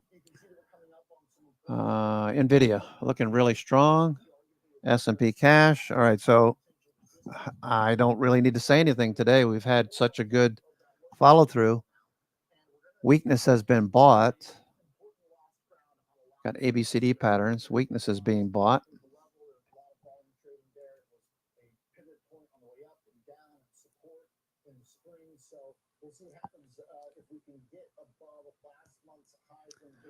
I keep seeing Warner Brothers moving here. What's Warner Brothers doing? I mean, it's a $7 stock. I'm not really that interested in it. Yeah, I can't do anything with this. Other stocks in the group, Charter Communications, Netflix. Charter looks pretty good. CHTR, Charter. Netflix, what does that look like? Netflix. Netflix looks good. Roku, what's Roku doing? Roku. Okay, Roku might actually get back above the 50-day. It's been sideways since March. Now,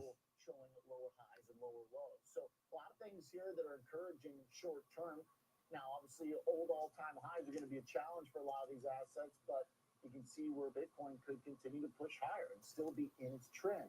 That's kind of the idea with a few of the other high beta trades. Okay, yeah, there he goes. WBD, what are they up to? WBDW. WBD. Specific, very momentum based, picking key companies that were showing momentum. This is more of a broad kind of animal spirits type of rip that we're getting here today. That's the importance of watching high beta trades.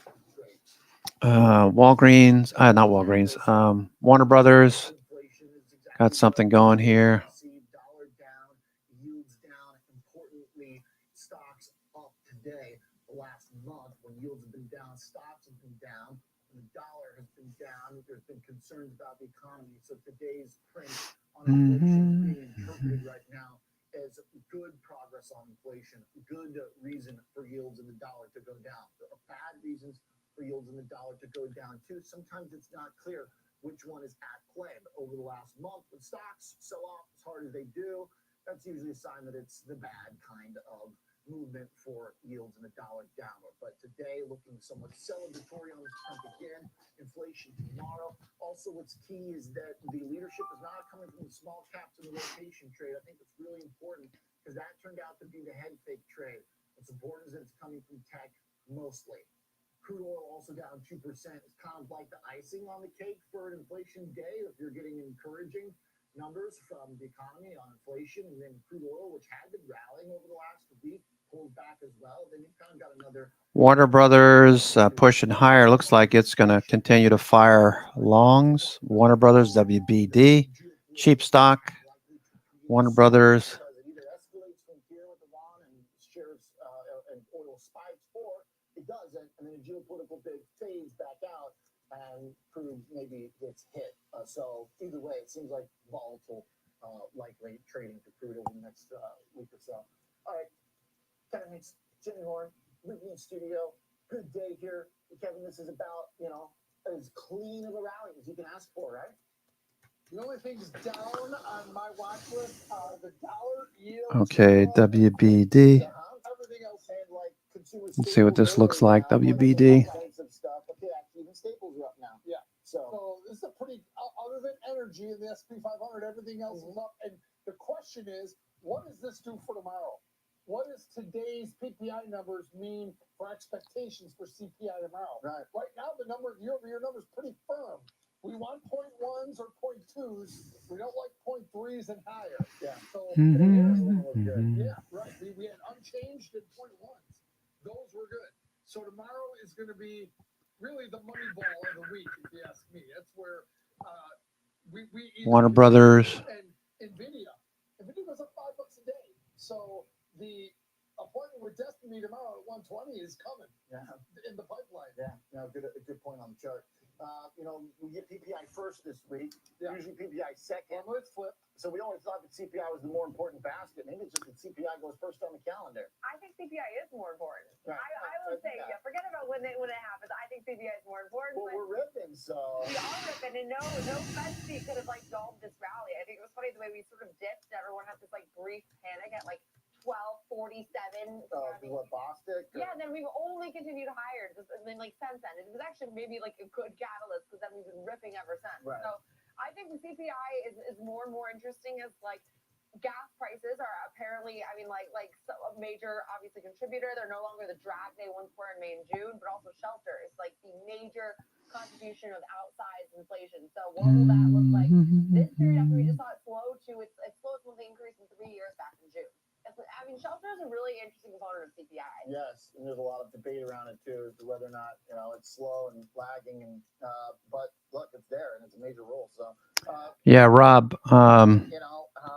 you hope, I guess, That script is called Price Action Concepts. You can find it. There's a lock next to it in the indicators. It's by Lux Algo. I think they did a really great job of programming. This really does work well. So it's just a whole nother level. And you have a what they call a scanner. It's really a watch list, but it scans for stocks that are breaking. You can see structure, chalk. You can see the chalk, and you can see the break of structure. Some bearish, some bullish. Okay, S&P. The rating is all bullish. 1, 2, 3. Tesla, Apple. Looks good. So that comes with the script. It's pretty cool. I like it. Been testing it. You can test it for 30 days. You can see Warner Brothers on the move. That's another, Walmart's going to move the needle. No, are you kidding me? Walmart's got to be good. Walmart's not good, then S&P looks like a little profit taking. VIX is starting to see some short covering. Very strong day. Nvidia at the high of the day. Tesla just off the high of the day. McDonald's looking for that to get above 278 this week, hopefully. Meta, a little dip, looking for buyers on the dip. You've got Nike and Starbucks today. Dell, just off the highs of the session. Dell changing character too. Okay, could see a change there. I've got nice volume on nice volume. I come back to our analyst conversation earlier this morning. He basically was saying, look, it's going to be a function of rates. That was his argument for Home Depot at this point, which I guess to some extent, yeah, kind of the argument. The one topic tomorrow should be, though, if there's a difference between the affluent class and the middle class, Walmart will show that. Exactly. So and we've already seen that, right? There's some Disney said it. Remember,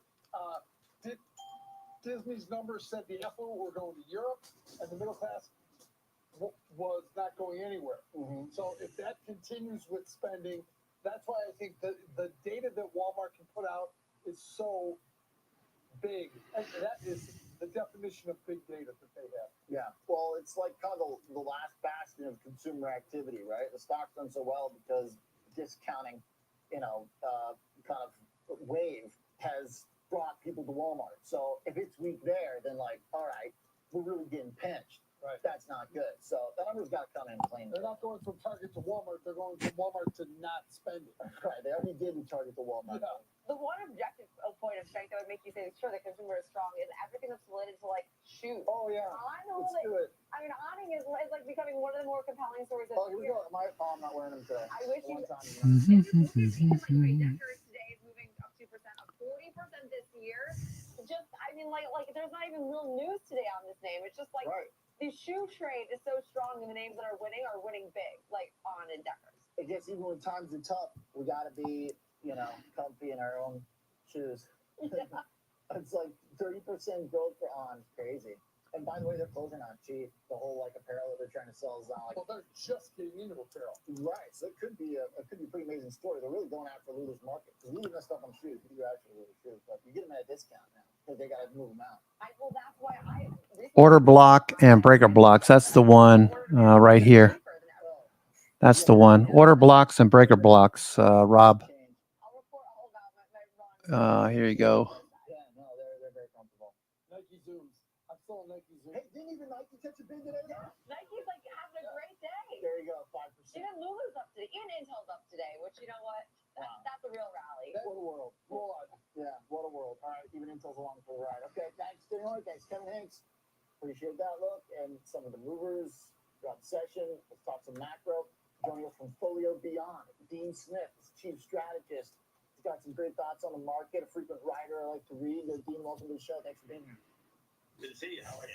Good. All right, so right now, let's kind of start with the point that stands out to me from your notes, which is that cutting the rate from the Fed, which we're expected to do a day like today, the market shifts back towards odds of 50 basis points. The argument that that's going to make a big splash for the economy, solve our problems. What say you? Yeah, I mean, it's kind of amusing to think about the fixation that the market has put on the Fed funds rate. I mean, let's keep in mind, this is an overnight rate. What really matters for economic activity, for investment, for real estate markets is rates further out the curve, 5, 10, 30-year rates. And those are still well above where they had been not that long ago. And there seems to be this mythology out there that when the Fed cuts the Fed funds rate, that these other rates are going to drop down to sort of the low levels that we've seen in years prior. Historically, that's not the case. Historically, what has happened, you can take this back 50 years, as far back as you want to go. When you've got a Fed rate hiking cycle that comes to an end. Okay. All right. So we're seeing a little of a spillover. Bitcoin's pulling back a little bit. Price action's telling me there's still a lot. Well, there's always going to be a lot of speculators in Bitcoin, but day traders, in particular, momentum traders, are active. You can see that in Bitcoin right now. Bitcoin's probably going to be 72,000 again at some point. Higher highs, higher lows. That's what we're looking for. So we just be patient. Obviously, because we've got this big move in long rates too. It's just the short end is crashing so fast that we're getting that bull steepener. Steepener to your point, it's more of a late cycle thing. People are kind of ignoring, but okay. What thing would cause the longer part of the curve to get a little stickier than Dean? What needs to happen? Well, I think, the reality is there's a lot more going on than just the Fed funds rate, okay? You've got the runoff of the Fed's balance sheet, which had grown to $9 trillion. It's now back a little above $7 trillion, but they've already announced they're going to slow the pace of runoff of that. You've also seen some research out there. All right. I'm taking some Intel off. Okay. I'm taking some Intel off. Manipulations may be a little strong, but doing some unusual activities in the way that they've been rolling over debt and the issue new debt. So exactly what Mhm. policy leads to a curve to long-term rates going up is complicated. All right, so I've been told that they're cutting the dividend. Intel's cutting the dividend. So I'm going to go ahead and take some of this off into strength. Even if the Fed cuts 3 times this year. And people who are piling into bonds need to recognize this. There is still a lot of risk in the bond market. You saw it now. The MOVE index is quite a bit higher than it had been. The VIX is still elevated. Risk management is still really important right now. Risk management. It's all about risk management. Markets rolling it where it seemed like equities pulling back added quite a bit of fuel to the bond. Okay, it's Tuesday night. We got a few names reporting. Cisco tomorrow. Cisco has been acting very strong lately. Cisco. Drop off for whatever reason. Is that a factor that could push rates lower? You know, the equity market is we're fixed income guys, so I don't want to overstate my expertise when it comes to equities. You know, like everyone else, I recognize that a lot of the movement in equities over the last year or so has been the so-called Magnificent Seven. A lot of that driven by AI, large language models, and so forth. That was bound to correct. It really had to. I mean, there's a lot of constraints out there. Okay, so we've got a number of earnings upon us. Tonight we've got, what is that, new?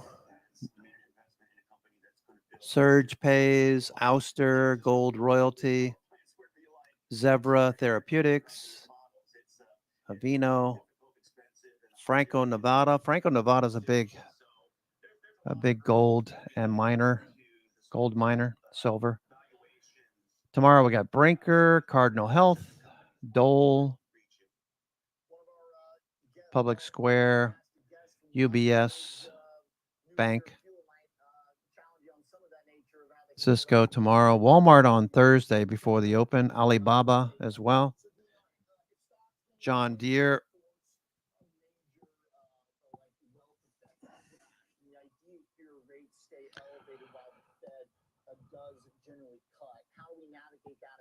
Applied Materials on Thursday after the close. So as we ease out of earnings season, anybody know the account right now? Anybody know the count as the number of stocks that have actually reported?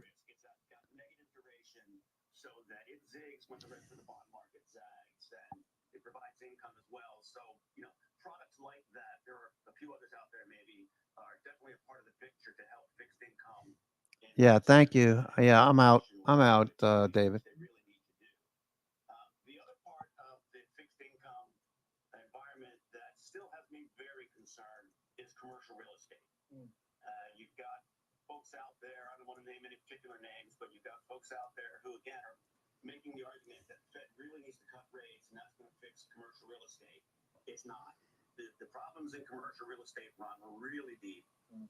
They are related not just to... Yeah, Cisco has earnings too. But occupancy and migration trends for populations and the kind of work that we're doing these days. Cisco on Wednesday. Problems there are going to be with us for quite a while, and we're really just getting started. So if those are kind of deeper. Yeah, we got earnings too. Joel on Cisco. Okay.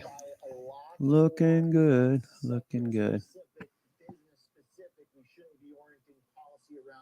Commercial real estate or those investors around it, because some would argue that we should. That's basically like a ticking time bomb in the economy. Listen, real estate's a big deal. I mean, between commercial real estate and single-family, multifamily housing, that's a large part of the U.S. economy. But there's really not a lot the Fed can do at this point to affect to resolve the problems in commercial real estate. Those are going to take. Okay, SPY pulling back. VIX is trying to hold the low. VIX back into the teens, 1820 to be exact. VIX at 1820. Volatility collapse. if you had bought those puts that I mentioned, I did not do it myself, but if you had bought the puts on Monday when VIX was in the 60s, you're probably pretty happy with that. I don't know what's going on with Warner Brothers, but that's making a nice move. Warner Brothers. Is there some news? Warner Brothers. Let me see. It looks like there's some news. DoorDash says Warner Brothers Discovery Max included in Dash Pass. DoorDash to offer Max streaming to members in the U.S. as competition intensifies. Bernstein downgraded Warner Brothers to market perform from outperform.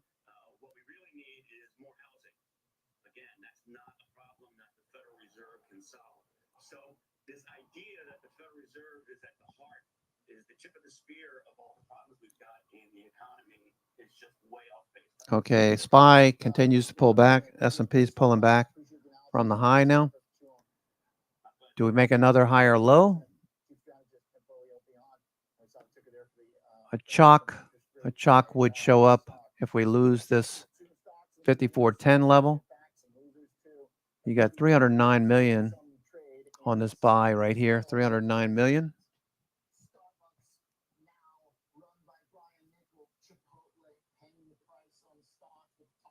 Meta. So we've had a nice day. Maybe you want to take a little profits off. We got CPI tomorrow. Maybe you want to take some profits off in the strength. It's been a hell of a day. Bitcoin pulling back a little bit. Apple back below VWAP. Looks like it'll continue. Dell's holding up very well.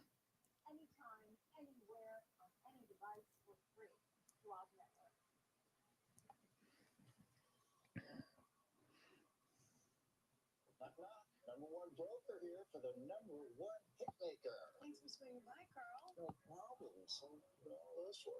This lets me adjust the bass, add more guitar, maybe some drums. Wow, so many choices. Yeah, like Schwab.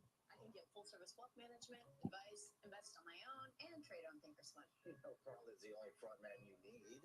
Oh, I gotta take this, Carl. Schwab. Have a choice in how you invest with Schwab. Be part of the latest commodities action on Future with Ben Lichtenstein weekdays 8 a.m. Eastern on the Schwab Network. Available anytime, anywhere, on any device for free. Okay, what's Intel doing? Intel. Okay, a little bit of a drop there on Intel. So I got out at a pretty good place. We didn't start moving lower at the time, so that looked good. Good exit for now. Looking for it to stay above 20. SPY, S&P looks like it wants to keep making higher highs and higher lows. Looks good. Okay, watch the volume. We had a little bit of selling right there.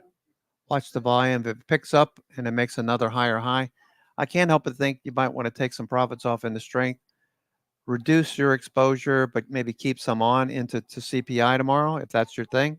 That's your bag.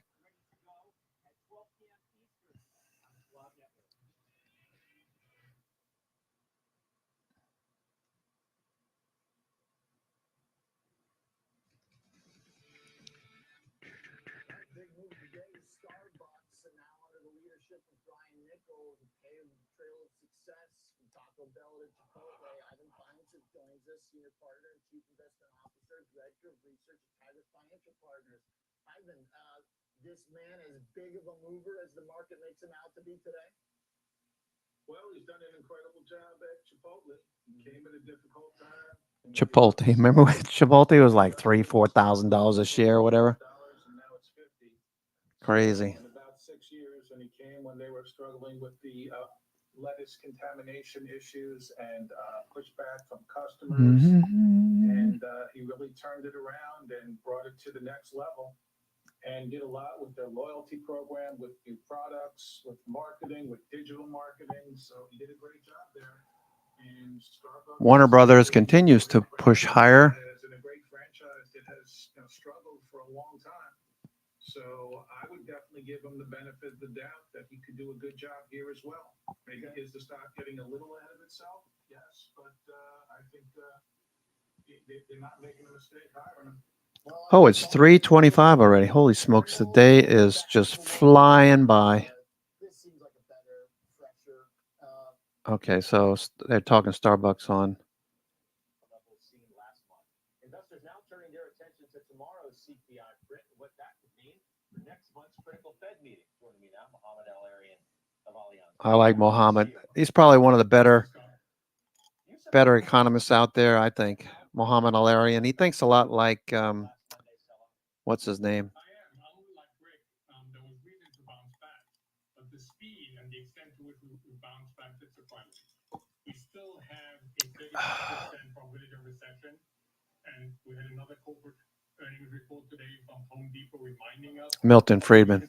Couldn't get Milton Friedman out into my head. Milton Friedman, man, we missed that guy. He would have been all over Congress. You idiots, stop printing money. Why do you think we have inflation? Well, we made it through a crisis, I guess. Made a lot of millionaires with all that money sloshing around. People that decided to trade with it, sitting home trading Bitcoin. All right. Warner Brothers continues to move a bit higher. Warner Brothers.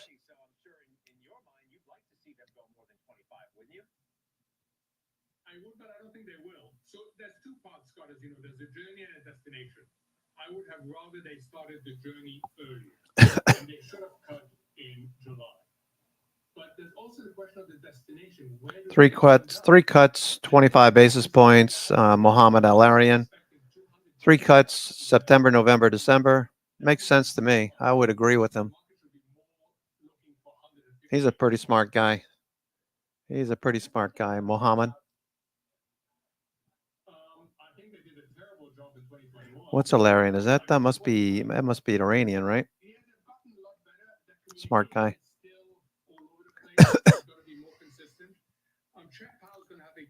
Chips. Lots of chips today. Populating the top 25, top 30 in the NASDAQ 100. NASDAQ 100 going into the last 30 minutes of the trading day. There's only 10 stocks, 9 stocks that are red on the day. Some of these that are red are like Costco, just taking a break towards the end of the day.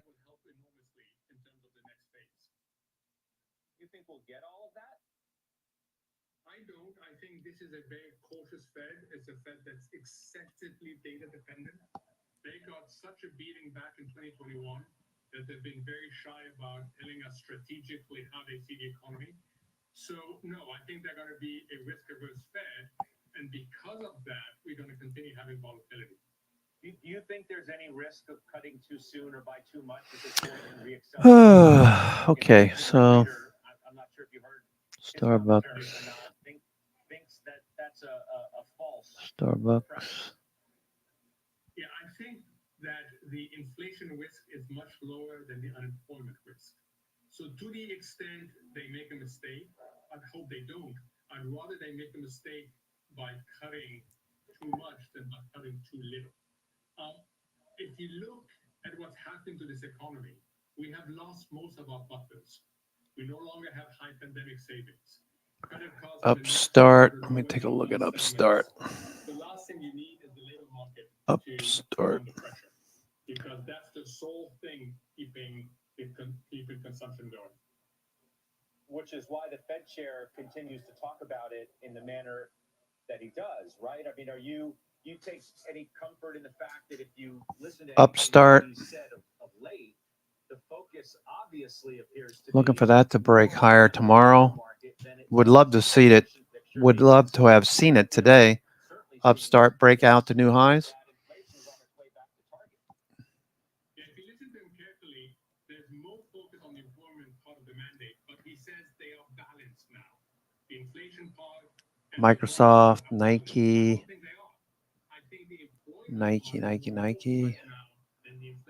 Okay, let me take a look at Nike. Okay, just flat Nike. Looking for the follow through.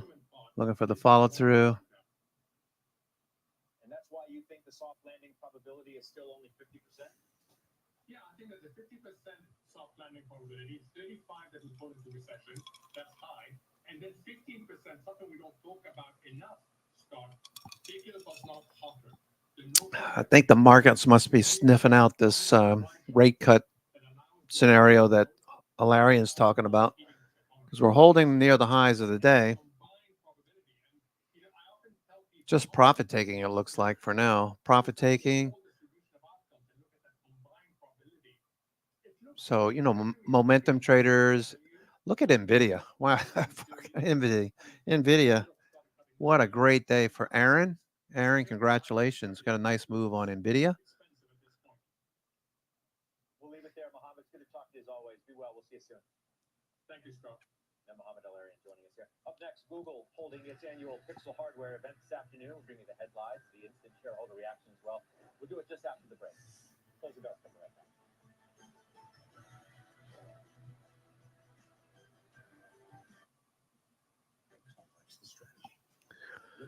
Okay, looks like S&P wants to go some more.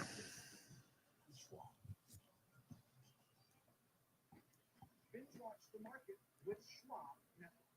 Tune in 24 hours a day, 7 days a week on SchwabNetwork.com and on all of your favorite streaming services. Schwab Network available anytime, anywhere, on any device for free. Schwab Network. Accelerate your market knowledge And shift your perspective into full view. Real-time example trades and full hours of trading. I'm Tom White. I'm Kevin Hayes. Catch me on Fast Market. Weekdays at noon on the Schwab. Fast Market, ready for you, ready to go at 12 p.m. Eastern on the Schwab Network.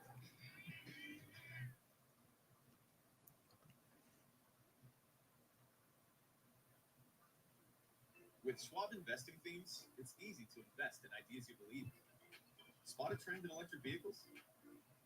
Have a passion for online gaming? Or want to explore the space economy? Choose from over 40. Okay, S&P. Okay. By our unique algorithm. Buy it as is or customized to align with your goals. All at your fingertips. Schwab investing themes. 40 customizable themes, up to 25 stocks in just a few clicks. Welcome back to Market on Close. Stocks hanging out comfortably above 5,400 heading into the bell. Kevin Green joins us for a look at the levels and where we've shifted momentum and positioning. So we got through the 5350 and the 5400 too, like a breeze here today, KG. What do you think? Yeah, this is actually really nice action, Oliver. And actually, if you're looking at the call side action for today, the volume is actually very healthy. I think the top traded contracts sitting in around 75,000 contracts. I mean, we haven't seen that in well over a week. And you also saw a structure today where a lot of the calls that have been sold. Okay, Meta, nice higher low starting to print. It's up on the day, but I wouldn't buy it. I'm not going to buy it up here, but it does look good. Meta, let me take a look at some of the things I was thinking about earlier. Meta. Okay, Meta, yeah, it's up at the highs, but I'm not going to do anything at this point. Let's look at the New York FANG index, see how this is closing on the day. New York FANG, a little bit of selling at the high of the day. You can see that little wick on the top of the candle. So we want to hopefully close above the 21 day, get the 21 day to turn up. The 9 EMAs turn back up as well. It's inside the candle right now. You can see that dotted line is starting to turn up. RSI is rising. It's above 50 now. Looking for a follow through tomorrow. MACD stochastic. MACD turning. Gonna cross over. Maybe by the close. New York FANG index. Okay. Looks good. Apple. Okay, a little bit of selling at the high of the day.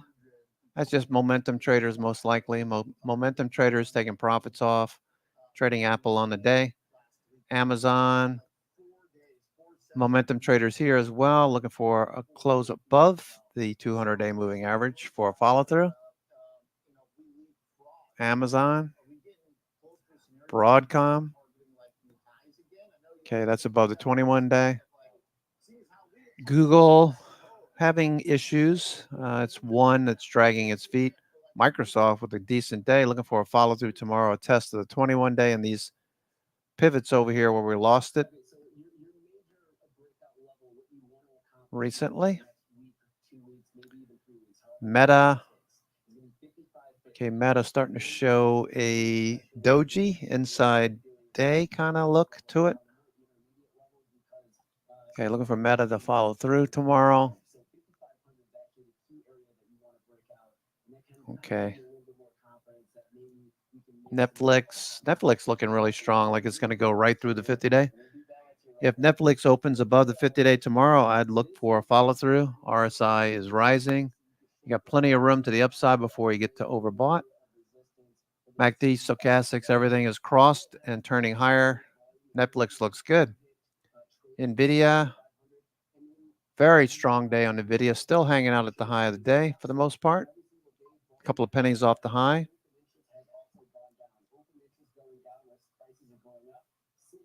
Stocks are at the session high going into the close.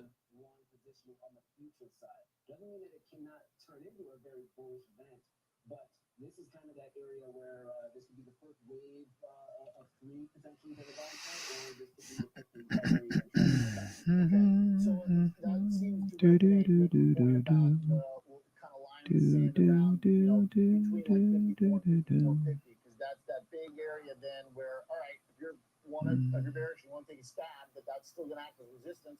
It still could. We're still in that kind of a little range there. But then once you get through that, it's like, all right, I guess party back on possibly.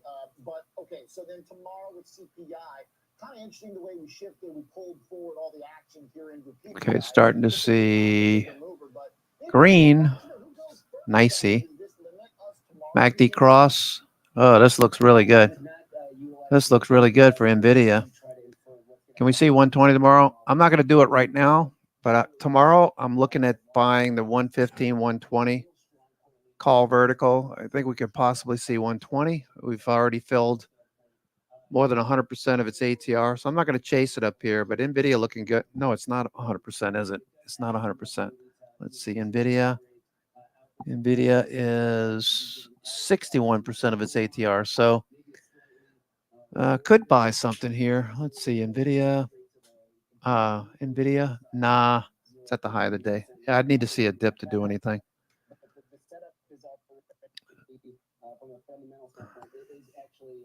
Okay, what's Disney doing? I see a spike in commentary on Stocktwits.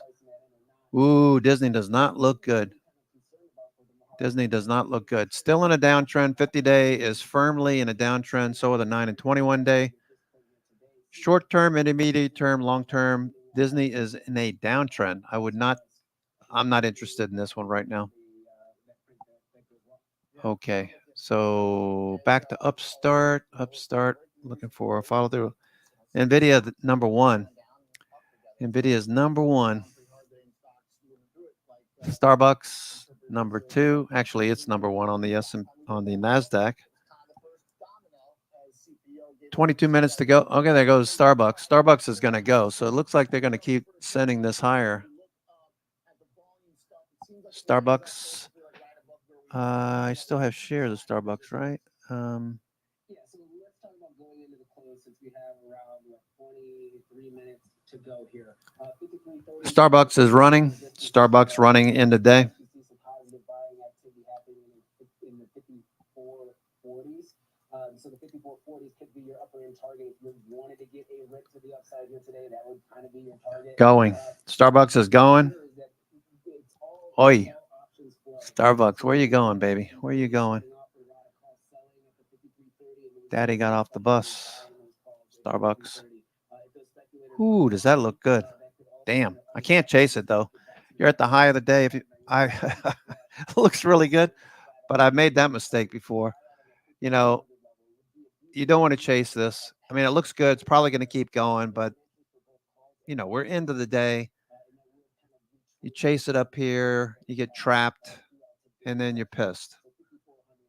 Wait for tomorrow. If we get something like we had over here this morning, pre-market. Wow. When the news came out, it was trading at 77 and change pre-market.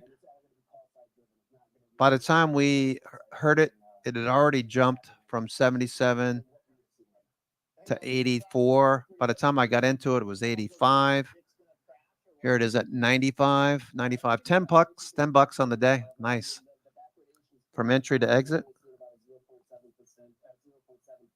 Spread between spot VIX and the VIX front month futures contract. So now we should see everything kind of moving down together or leveling out together, and hopefully going back into a normalized market, or what we call a contango type of market. I would still say 16 to 18 could be your range. We are still in a seasonally high period when it comes to volatility, and then also we have September with the Fed meeting. So I would say it's a good direction where we're at right now, but I wouldn't hope for a complete collapse. All right, good stuff, Brian. So the panic from the selling that was showing up in that heavy backwardation in those moments of extreme movement, normalizing, to your point, suggests maybe this is a comfy VIX for us for now, unless there's more big surprises.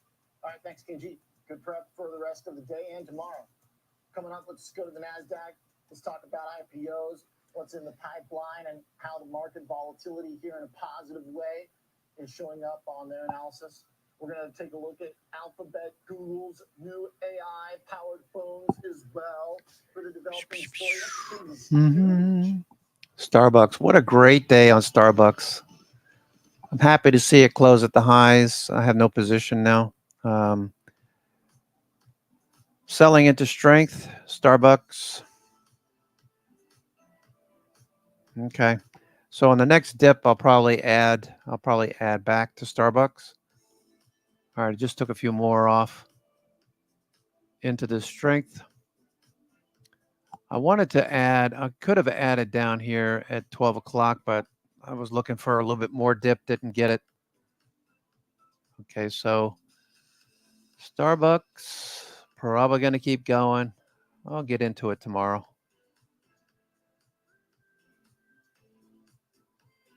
Looks good. Up against supply. 95. Watch them run this sucker.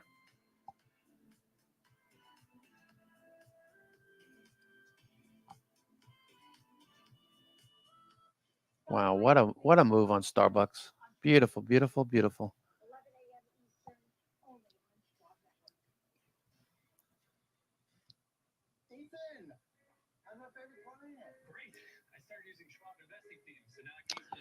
Okay, so Nike holding. Why can't Nike take off to the upside? That'd be nice.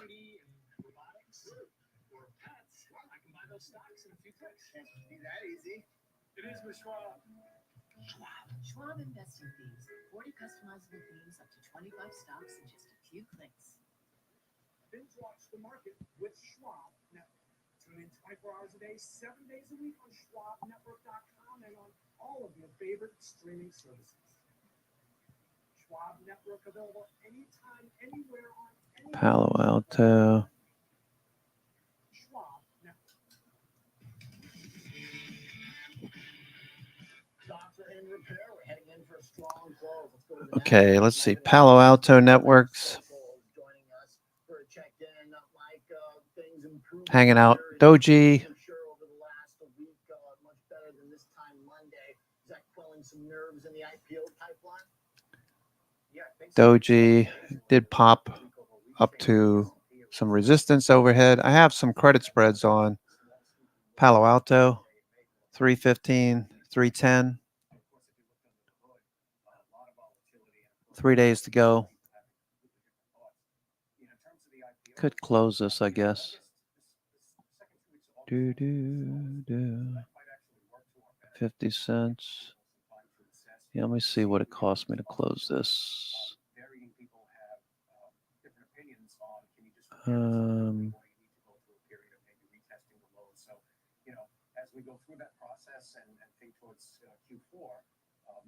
40 debit. 87 deals. Okay, I'm out of Palo Alto. I'm out of Palo Alto. $40 debit. $40 debit. That was a win. Let's see, Palo Alto.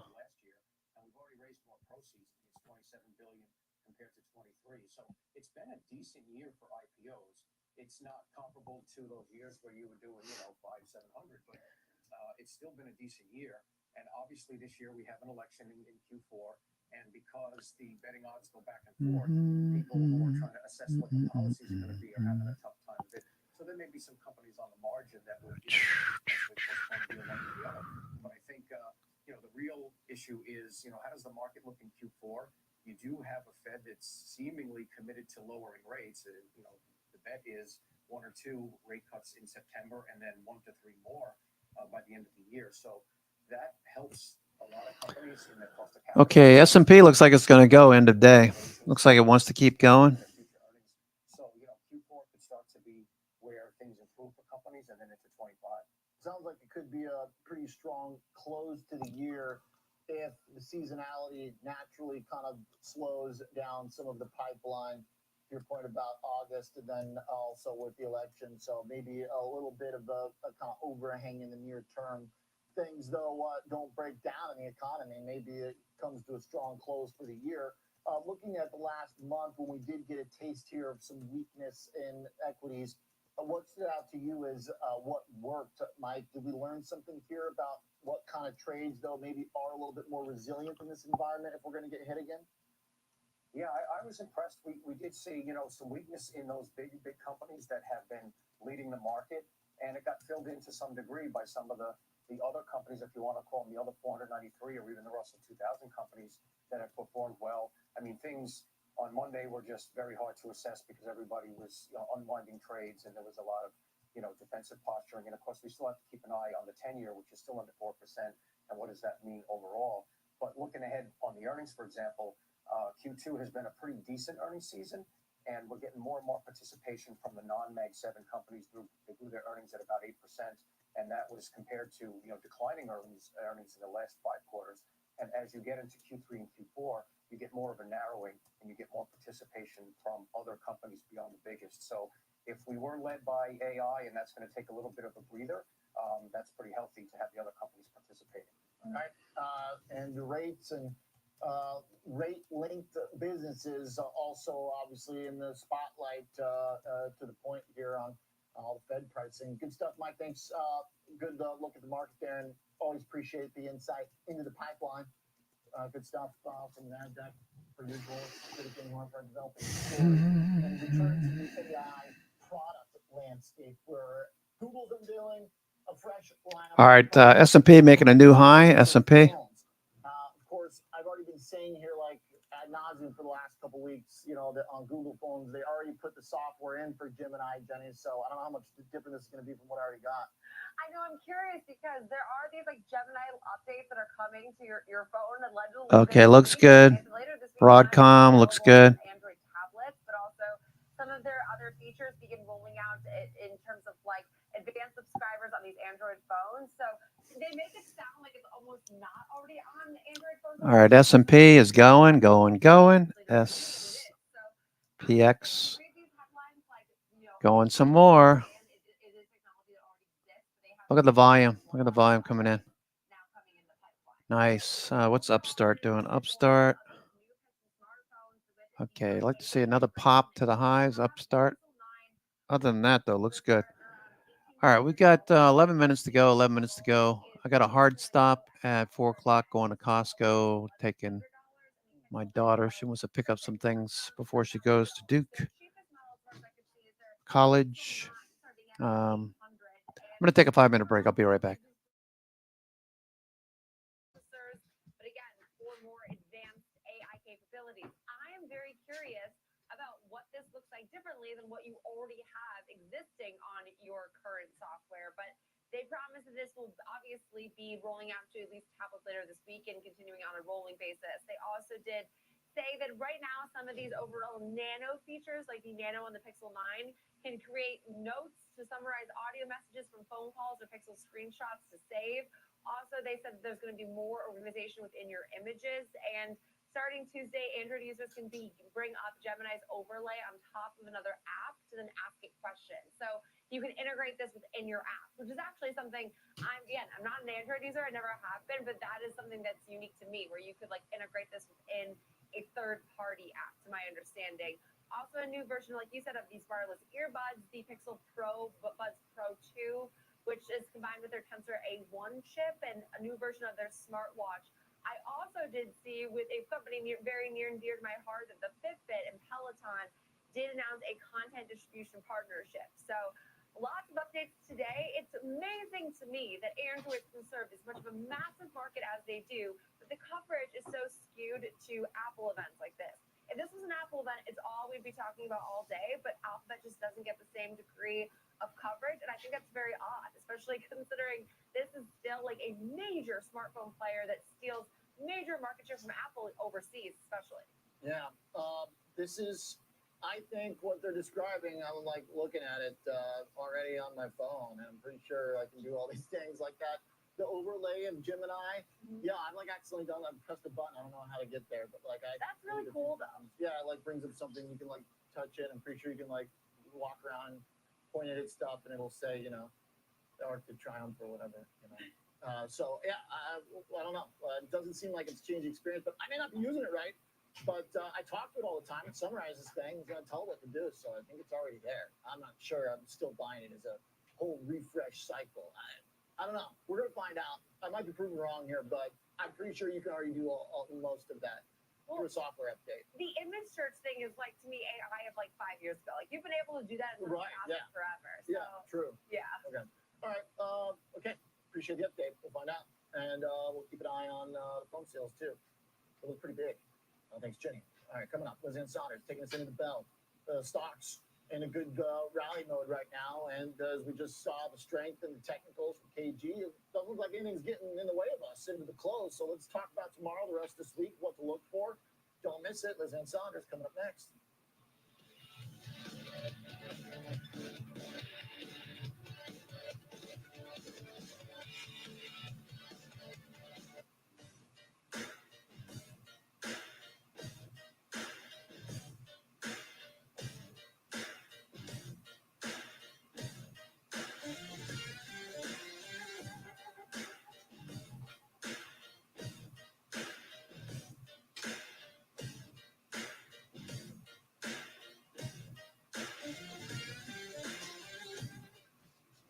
Trading the trending names every day.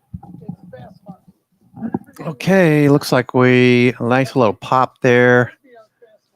And some sellers into strength. Okay, a little pop, sellers into strength. Trading at Schwab is now powered by Ameritrade, unlocking the power of Thinkorswim, the award-winning trading platforms.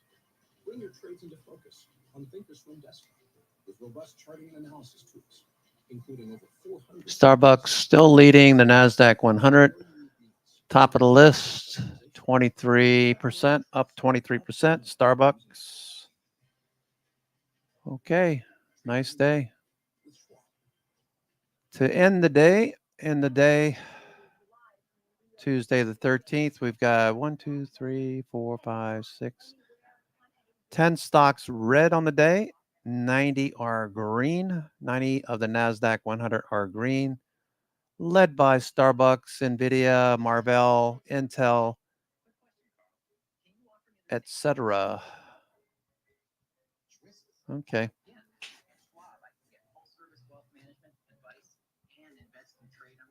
Come on, you know Carl's the only choice you need, right? He'll tell me you know this. Gotta run, Carl. VIX back down to 18. VIX is back down to 18. Don't forget CPI tomorrow.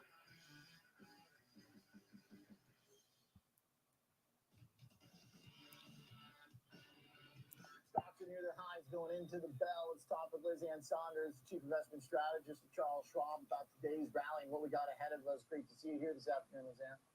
Nice to see you too, Oliver. So we were just talking AI, so I tried out my Gemini. I said, give me three market questions for Liz Ann Saunders. Gemini says the first one should be about market breadth and concentration. That feels like that was last month.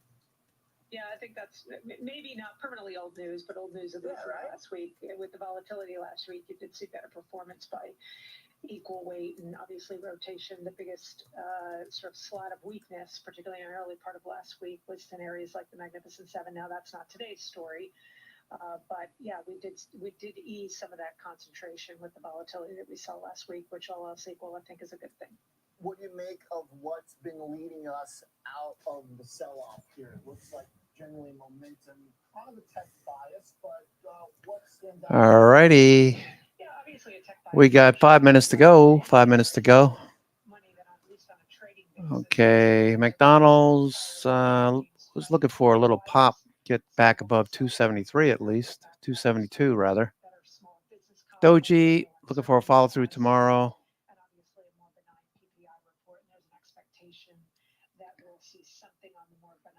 SPY looks like it wants to go into CPI. Anybody taking a hedge or anything into CPI? I'm not going to do anything. Let the chips fall as they may.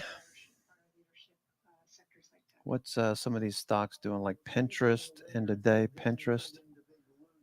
All right, that pullback, Pinterest. No follow through on Pinterest.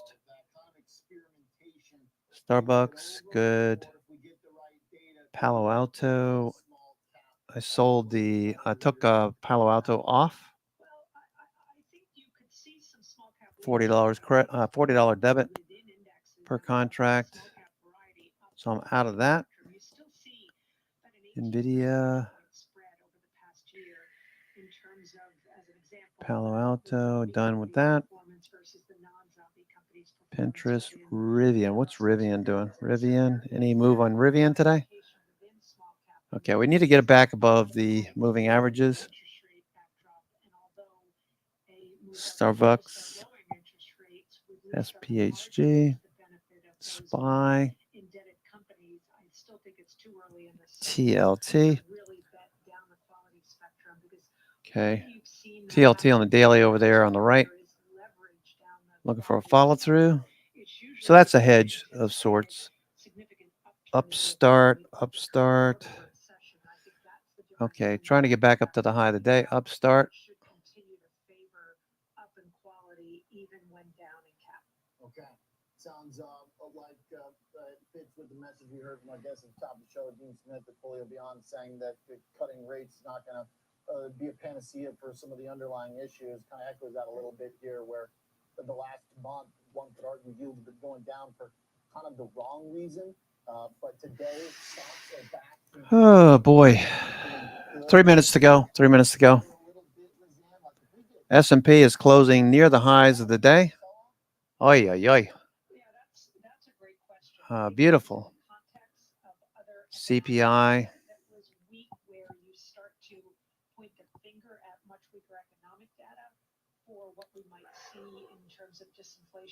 Upstart moving end of day. Upstart moving. Disinflation that continues absent serious deterioration in the economy, and in particular in the labor market. I think that's not a bad backdrop Volume. for the equity market, but you're absolutely right. I think deflationary kind of prints on the back of, say, a weaker jobs report next week, I think that is not a positive backdrop for the equity market. So then jobless claims, retail sales, one could argue those might actually kind of be the more important prints this week. If we kind of know inflation's trending softer overall, then those are kind of where the marginal surprise might be. Yeah, I mean, CPI is obviously important. I don't know that we can bank on the more benign PPI report as an automatic signal for a benign CPI report. They're not always related, but let's assume we get a within consensus somewhat benign CPI report, then yes, I think attention then goes. All right, there goes Upstart. Oh, look at this S&P. Pow. We all know as market watchers. Oh, boy. Leading indicator. Rutro. Now is that monthly reading to either corroborate what we're seeing in broader inflation data, inclusive of the monthly jobs report, things like JOLTS and quits, or whether we start to see a more negative economic signal from claims. Do you know the way to San Jose? I know Paulo knows the way to San Jose. Elicited some concern, but then they rolled back over again. But I think that And that's a wrap. That's a wrap. Hard stop. Out of here. Have a great evening, everyone. Good to see you. Likewise, as Anselmo, Chief Investment Strategist at Charles Schwab. Good message here. Thanks for all the good trades. What's been working. When we return, closing bell. Going to talk some more about the consumer as we prepare for. Okay, I'm out of here. Take care. We'll see you tomorrow. Ciao.